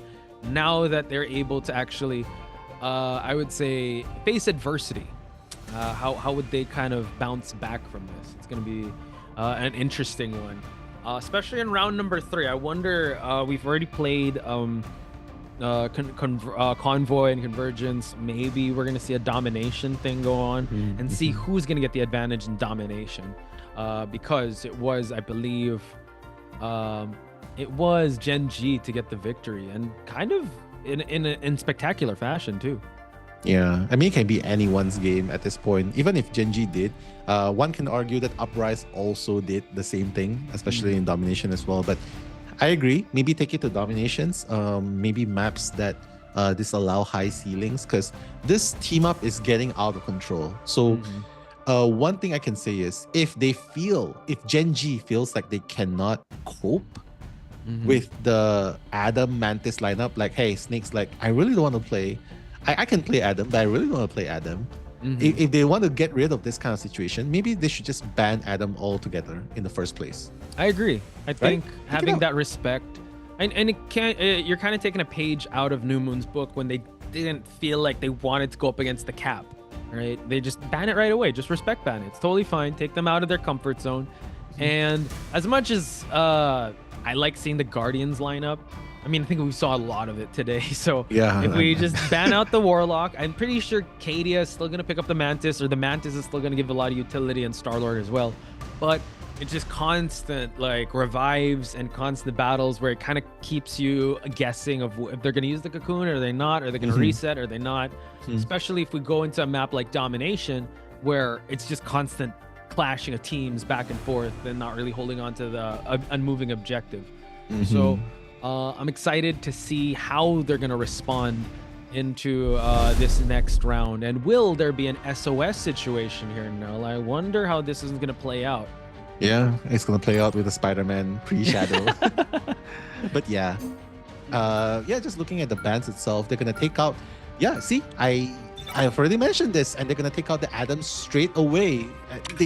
I don't know if they're actually listening to what I said, but it's great to see that they are just removing the thread, the bane to their existence, right? So just take out the Adam Warlock, and they're gonna respond with taking out the Captain America, because Captain America was just making so much space for the duelists to dish out damage. Reserving the Wolverine's a smart play. Maybe here they want to reserve Winter Soldier, maybe make that their main go-to, because they did ban Cadia's Winter Soldier previously, right? So maybe banning a Winter Soldier here would be reserving a Winter Soldier here. Oh no, they're gonna go with the Rocket lineup again. So you see, everything came true. Ban the Adam Warlock, reserve the Rocket, because Snake wants to play Rocket. Dude, I'm telling you, Snake is like, I'm not a support main, I'm a Rocket main. I want to be able Rocket man. I want to be able to ban the Cadia. Yeah, but taking out Zun's Captain America, taking out Cadia's Winter Soldier, that's gonna give a bit of a problem. But hey, Cadia has Mantis to work with, right? Obviously, it's not gonna be as strong as Winter Soldier, but they're considering. See, you're considering. Hey, you know what? Bring out the Jeff. Ooh, DPS Jeff at the upper bracket final. Or Namor. Right? I would love to see that. Yeah, Luna, Jeff, Namor, dude. Luna, use Namor. You got to use the team up synergy, because we're gonna see Gamma Squids, folks, on season 2. So you might as well use the Ice Squids for now. Yeah, and just to quickly reply to Ken's commentary, son, have you guys been doing this for 6 hours? Yeah, we could do this all day, as Captain America said. Yapping all day. Thank you so much, guys. Yeah, appreciate the support, and appreciate you guys watching. We do this for the love of the game and for the love of the players too. So do show them some love as well, and do show you guys some love by giving you guys shout outs. Exactly. Shout outs to Daburunia as well, and the Bay Nascent. And I believe this the Bane has been here since the beginning. So Yo, shout out to you. to you as well. MVP. We're gonna give out MVPs towards the end. So shout outs to you. MVP viewers, exactly. That's what we're gonna do because yeah. I mean, I think other commentators they don't really look at chat, but we just love to engage with the community. Doesn't matter which genre. So, without further ado, let's get back to the game because that's what it's all about. The attention is gonna be on the players. Zune doing what he's best known for, just hanging on the Fly wall, on the wall. like a lizard. Fly on the wall. I'm just chilling. And once I see my opening, I'm gonna just go for that dive. No, throwing right hands already just to clean up shop here. But it seems like the high ground is going to be dominated by New Moon. Zune going to get out of his area, but unfortunately unable to get that that dive onto the second floor. So seems like Gen G was actually able to unlock the first point. Yeah, Genji going in, but no, hey, with the Haymaker, just applying so much pressure. SDF on the Namor, obviously that's going to take out Kadia. Kadia. Oh my god, the Mantis is not kind to him. Maybe, yeah, because Snake wants to play Rocket, right? They sort of need a third strategist to work with. Yeah, that is true. So this triple strategy lineup's doing all right. But maybe, I don't know, because during the qualifiers, we did see exit on the Mantis, but I think he's kind of popping off with the Star-Lord. So not sure if they're going to switch that up. I think... Snake plays Loki as well. Play Loki. That will free up Mantis. That will free up Kadia, and Kadia can go with Namor. It's a Rocket Man. Let him play Bro. the Rocket. I know, yeah. No I know. OT, please. He's a Rocket player. But yeah, this could bite him at the end because Loki had so much value. But now Strangling Prison going to be used just to stop any efforts here. ASDF trying to pick off anyone. While the Horn of Proteus is ready for him to use. And now, you see that the Loki able to copy the dance floor here being used. The right hands connects and Eggsy's out of the game. Yeah, Snake. I mean, no hate to Snake, but Rocket's not gonna work here much. BRB, yeah, sure, but BRB just to get killed. Kadia's gonna die again. And this is not something you see often. If they don't do something with Kadia right here, right now, it's gonna be a super hard game for them to come back. But now the control is going to be gained by Gen G. Soon continuing on just to do a little bit of cleanups here. So Kadia coming back into this team fight. Let's see how well Kadia is going to perform. Eggsy now is going to try to create some flank situations just to disrupt that backline while Kadia setting a point here up top along with the Rocket. Triple Vanguards is really strong at this point, especially with the Thing as your third Vanguard. We've seen this work before, right? We've seen BBAC on the other team, Legend L doing this and winning back-to-back games, right? So here, rocking the three Vanguards, what this does is it rotates the ultimate cooldown so much faster because the strategies will get rotated even faster as well. So here, trying to keep alive is one thing. Exit with the legendary Galactic Legends. Ooh, coming in. Oh my goodness! ASTF able to pick off Eggsy here, unable to get much value out of that Galactic Legend, and it's going to be a team wipe.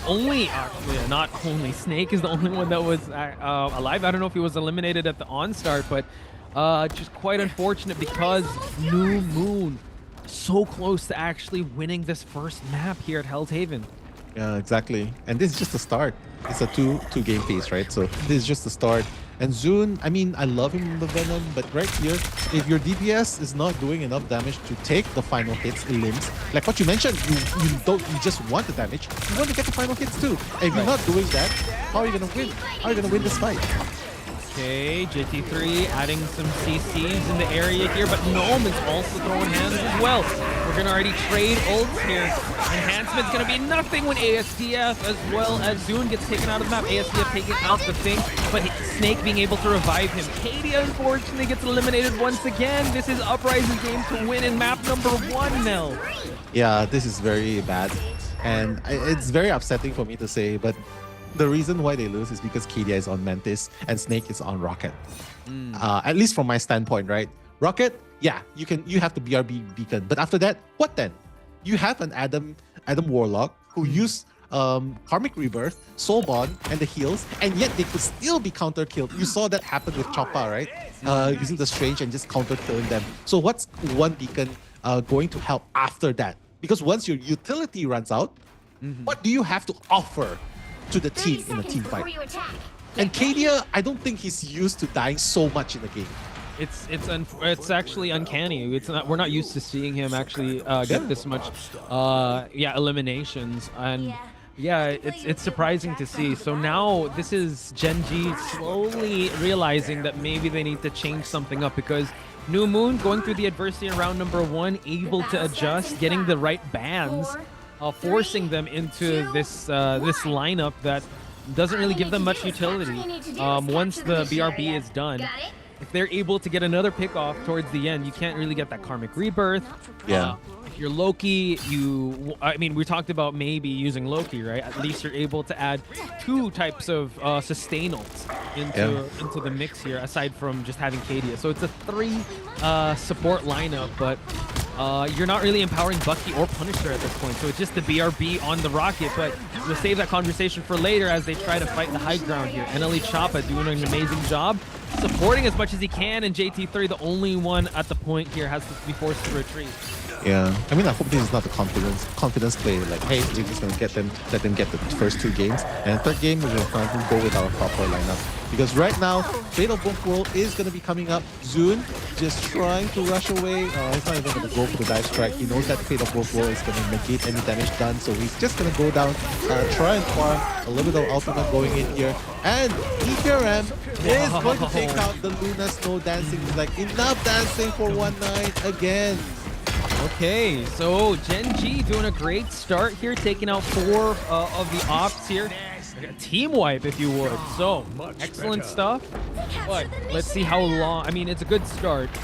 We've seen how New Moon was able to kind of counter in the first map, so this is going to be very telling. They're still sticking to this type of lineup. Maybe they just got to lock in. KD already has the Soul Resurgence here onto Mantis for that sustain. Exit also has Galactic Legend. JT3 now forcing the engage here in this corner. Yeah, it's safe to say that Uprise has more ultimates on the team, right? And I mean, this is a good start for Gen G, but with good walls blocking left and right, JT3 has to be very careful not to get backed up to a corner. And now it's Choppa! What? Death from above. That's true. What a way to flank, right? Yeah. And it was actually kind of scary. We're gonna see the DPS rocket. rocket. DPS rocket! Able to get it. See, he's proving us wrong now. What do you mean we gotta change? We got the BRBs. We got the range of this this Gatling gun just to do some cleanup here. We also got the enhancements. And Exit just slowly building up. And just like that, they even it out. Actually, it's Gen G that has more of the ultimates coming into this next team fight while they're past the 50% mark. My apologies. My apologies for doubting Snake Summer on the Rocket Summer. He needs more. You gotta play DPS Rocket. That's what he says. My God. That's the switch up. Yeah, but if things go south, I'm gonna say the same thing. I'm gonna say, with everyone left clicking, who's the one that's actually gonna heal? You know what I mean? I mean, that's for Victoria and Cadia. Snake is here for he's got that venom, dude. Not the character, but you want that poison. No heal rocket. This is so true because he didn't right click. It's so true. He did not right click at all. Exactly, but now forcing ASTF to actually go for the Wolverine here. And now Fate of Both Worlds being used. Needs to be a bit. Try and go for anyone here. Cadia is out of the mix. But Exa evening out the odds, taking out another support. And he go for it, but no! The Meteor M to just counter the Galactic Legend. But yeah, what an amazing dodge. Breaking angles here. Dotori's about to run out of dance floor. And now, seems like it's going to be a kidnap, but no! Oh, Wolverine gets denied. Gets denied and dies, right? I mean, this is so unfortunate, but it seems like Gen G is going to come back hard here. Uprise has the point stolen, but with 4 members beneath the ground, it's really hard. The rocket into left. The Bailey, dude. He's showing us. He's showing us, dude. Like, what do you mean he's changed rocket? Is this guy secretly OTTR who's like, who's the one doing the no heals rocket? He's definitely not doing no heals. Like, he's definitely doing... yeah, he's definitely just doing damage. no heals. Yeah, just damage rocket, like violent rocket.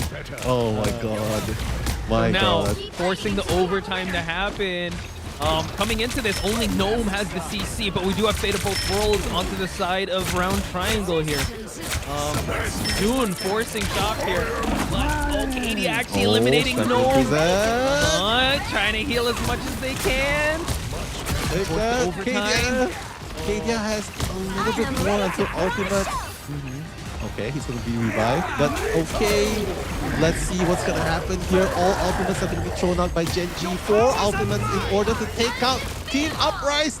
They've already taken out Choppa, the hope of the team of Uprise. Let's see if the Magneto will be enough to hold this point alone. Meteor M is about to come online very, very soon. Is he gonna use it? Oh, not quite. It seems like he's on his last legs. Able to get the bubble here just for them to prolong it. But Snake wants more of that team fight and wants to be able to get it. They capture the second point here. Oh my goodness, at Eldritch Monument. Yeah. Smart. He was saving it. He knew that the game was unsalvageable, right? So he's like, let's keep the Meteor M for the next game to start things off. I have a big surprise for you guys. Let's wait. Coming in. Big surprise. Snake still sticking with the Rocket Man. What? Why do we doubt him, dude? 30 seconds. I want to see it. I want to see his final hits, and I want to see how much damage he put in the board. Yeah. But yeah, Gen G just showing us, hey, maybe it's not the blueprint we got to change. We just got to lock in. And the way they were able to handle themselves in map number 2 was definitely night and day with how they handled themselves in map number 1. True. However, though, New Moon changing things up here, considering going for the Hulk, they also considered going for the Wolverine. So I wonder if they're going to change things up here. No, it seems like Gnome is just going to still stick with that Hulk. Yeah. And a Jeff? Huh. No, it's gonna be Loki. Yeah, just for the speed boost a little bit, right? But hey, things are going good so far, and I believe it's because like they're trying. You know, Zun said that Snake does not really get much of a spotlight, so playing this Rocket definitely puts him in the spotlight right now. Oh hell yeah, dude! Like DPS Rocket is gonna go insane here. High ground is gonna be dominated by Gen G, but the point is gonna be unlocked soon enough. And speaking of soon, he was actually clapped on by the Hulk there, so he was stunned. Look at that, just pumping in more damage. Oh, wow, the Meteor M just to counter the Galactic Legend. No, Exit forced to dive in just to get more damage on the board, able to take out not one, but 2 of the supports. Chaos in a small space, right? In this small space, his E is going to do so much damage, and that's exactly what he did. 4 elims from Exy, make that 5. Getting to sleep, just making sure that they're going to be off tempo here, because when Gnome actually gets eliminated, he won't be part of his team. So hello. Waiting. There you go. Like, hello, welcome to the Abyss. And this is a smart strategy, right? Because they want to make sure that everyone just comes in one by one. Yeah. And if they decide to regroup, hell, that's going to waste a lot more time, right? True. So, good strategy so far. No one has ultimate yet, but hey, Uprise, 2 ultimates. One on Hulk, the other on Namor. So, Oh my god. might be a sign. Yeah, ASDF's life was so close to being eliminated, but the Namor, once he gets set up here on point, it's going to be so hard. Past the 50% mark, gets the stun onto the Hulk, but we do see that Soon was able to actually stave off a lot of the damage. Dobby now, continuing on with the heals here. Strangling Prison, not quite there, but Dobby able to eliminate Cadia. Yeah. Loki's regeneration domain is just so good, right, at this point. And with the Gamma Shield as well, just look at how Uprise, they're so quick to come back from this. Seizing control, and not to mention, Hulk Smash is ready to use in case he wants to use that massive right-click clap onto the gathering crowd of Genji. And I like how they're just waiting up top here just for any efforts of them to be, in good setups onto the group walls here just to add more damage. It seems like Exa is going to try and add more damage up top here. Well, maybe someone's going to contest point because it seems like a team fight. Unfortunately, Soon does get stunned there. Going to try to attack on all angles, forcing JT3. He's going to get the dunk. Oh, got him super low, but the Fate of Both Worlds to keep him alive. Yeah, taking out Rune as well. And taking out Cadia as well. Oh, the defense only going to be able to revive one of them. And Gnome, look at the Hulk! Smashing and smashing! The pounding while leaping left and right. This is why you pick Hulk. Yeah, imagine you have Magneto's bubble and you have the Hulk shield as well. So just for a lot of sustain. So New Moon able to, meet this new aggression of Genji with this Hulk.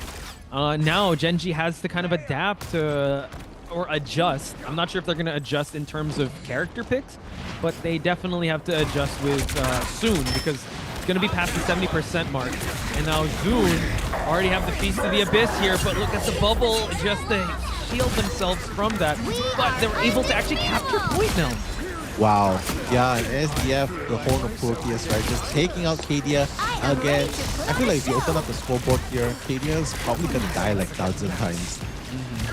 Which is why it's really hard to contribute to the team if you're spending time on cooldown, just coming back to the battlefield. So, but still able to actually add 80%, 82%, I would have to say, on Genji's side. So they're still in a really good position here. New Moon coming into this next team fight with 2 ultimates, and they still haven't found an answer to this Hulk. Yes, they did at the start, but once they have the team fight going, it's just so hard because the constant jumps back and forth on Gnome's side really provides so much harassment on any of the members of Genji.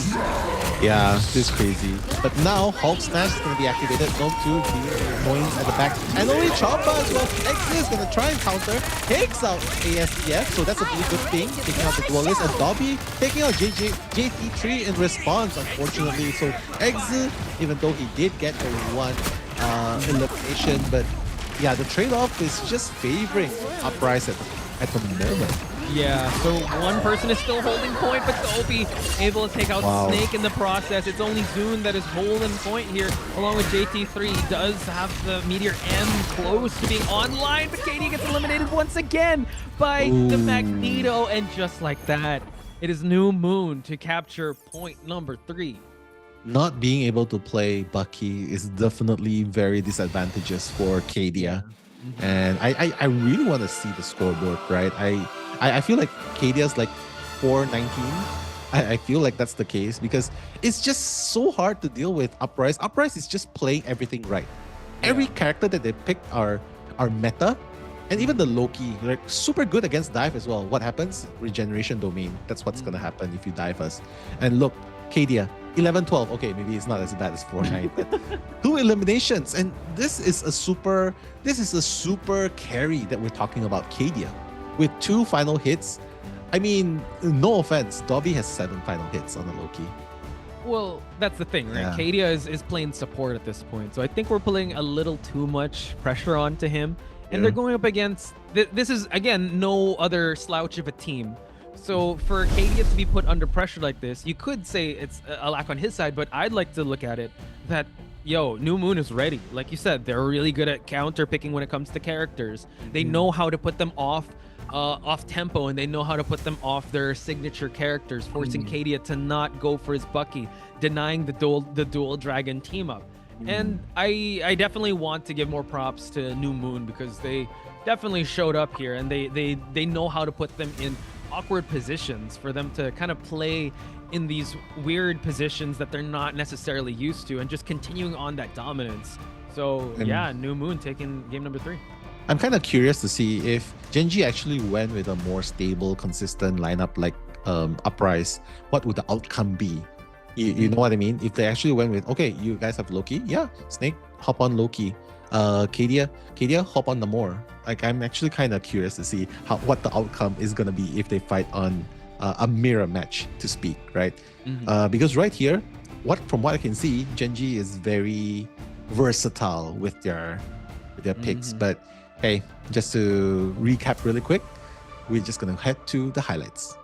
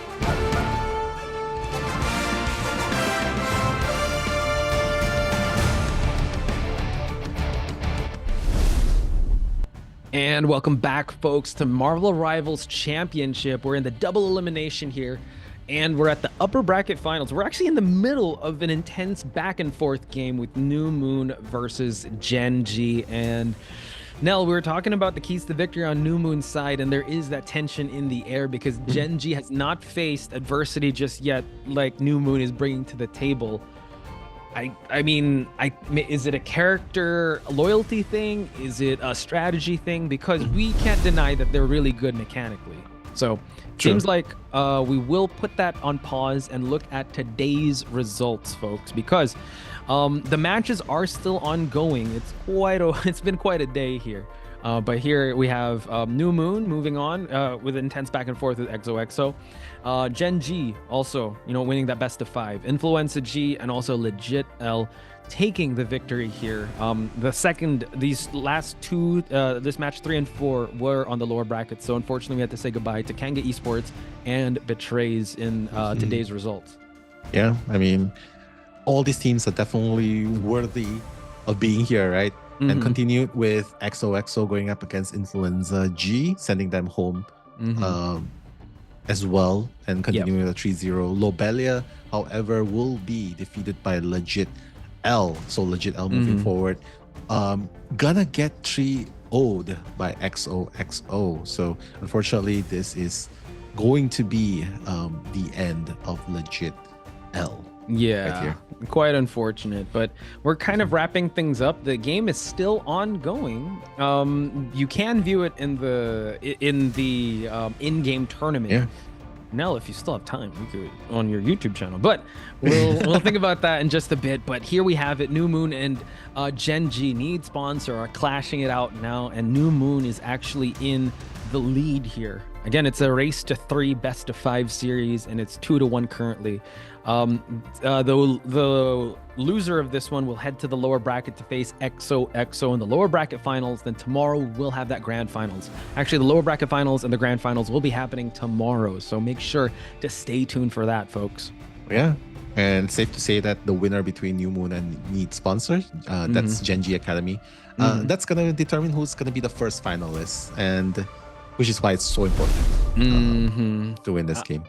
Man, I cannot wait to see how the grand finals is going to shake out. And also, I want to see the adaptation, right? We heralded Gen G as this team that has gone flawlessly so far, and I am disappearing. Okay, I'm back. So I can't wait for that. And I also can't wait to show you guys the in-game event, because you can decide your fate right now. Brace the present and grow stronger with Thor's Lord of Asgard and Hawkeye's Ronin costume. Take your chances and make your move towards glory on the battlefield. This has been available since April 3, so let your presence ignite the battle. Yeah. And of course, another costume that's floating in the store. Attain glory by any means necessary. Seek your revenge with Moon Knight's Fist of Vengeance and Black Panther's Thrice Cursed King costumes. Embrace the fury of Dracula's curse and use your yearning for vengeance to ignite the battlefield. It's been available since March the 27th at 7 p.m. PDT. So now's your chance, guys. Grab those awesome costumes, because wearing this costume makes you feel like you're actually the real characters. So guys, unfortunately, we have to say our goodbyes, but what an amazing day. Please stay tuned for tomorrow. Nell, any final words to say before we close out the show? It's been a long day, but a very exciting one. And for those of you who stayed here from the beginning until the end, you guys are legends. Thank you for being here today. Hope to see you tomorrow. With that being said, thank you guys so much. We'll see you guys tomorrow for the grand finals. Keep it locked here at Marvel Rivals Championships. We'll see you guys tomorrow. Bye-bye.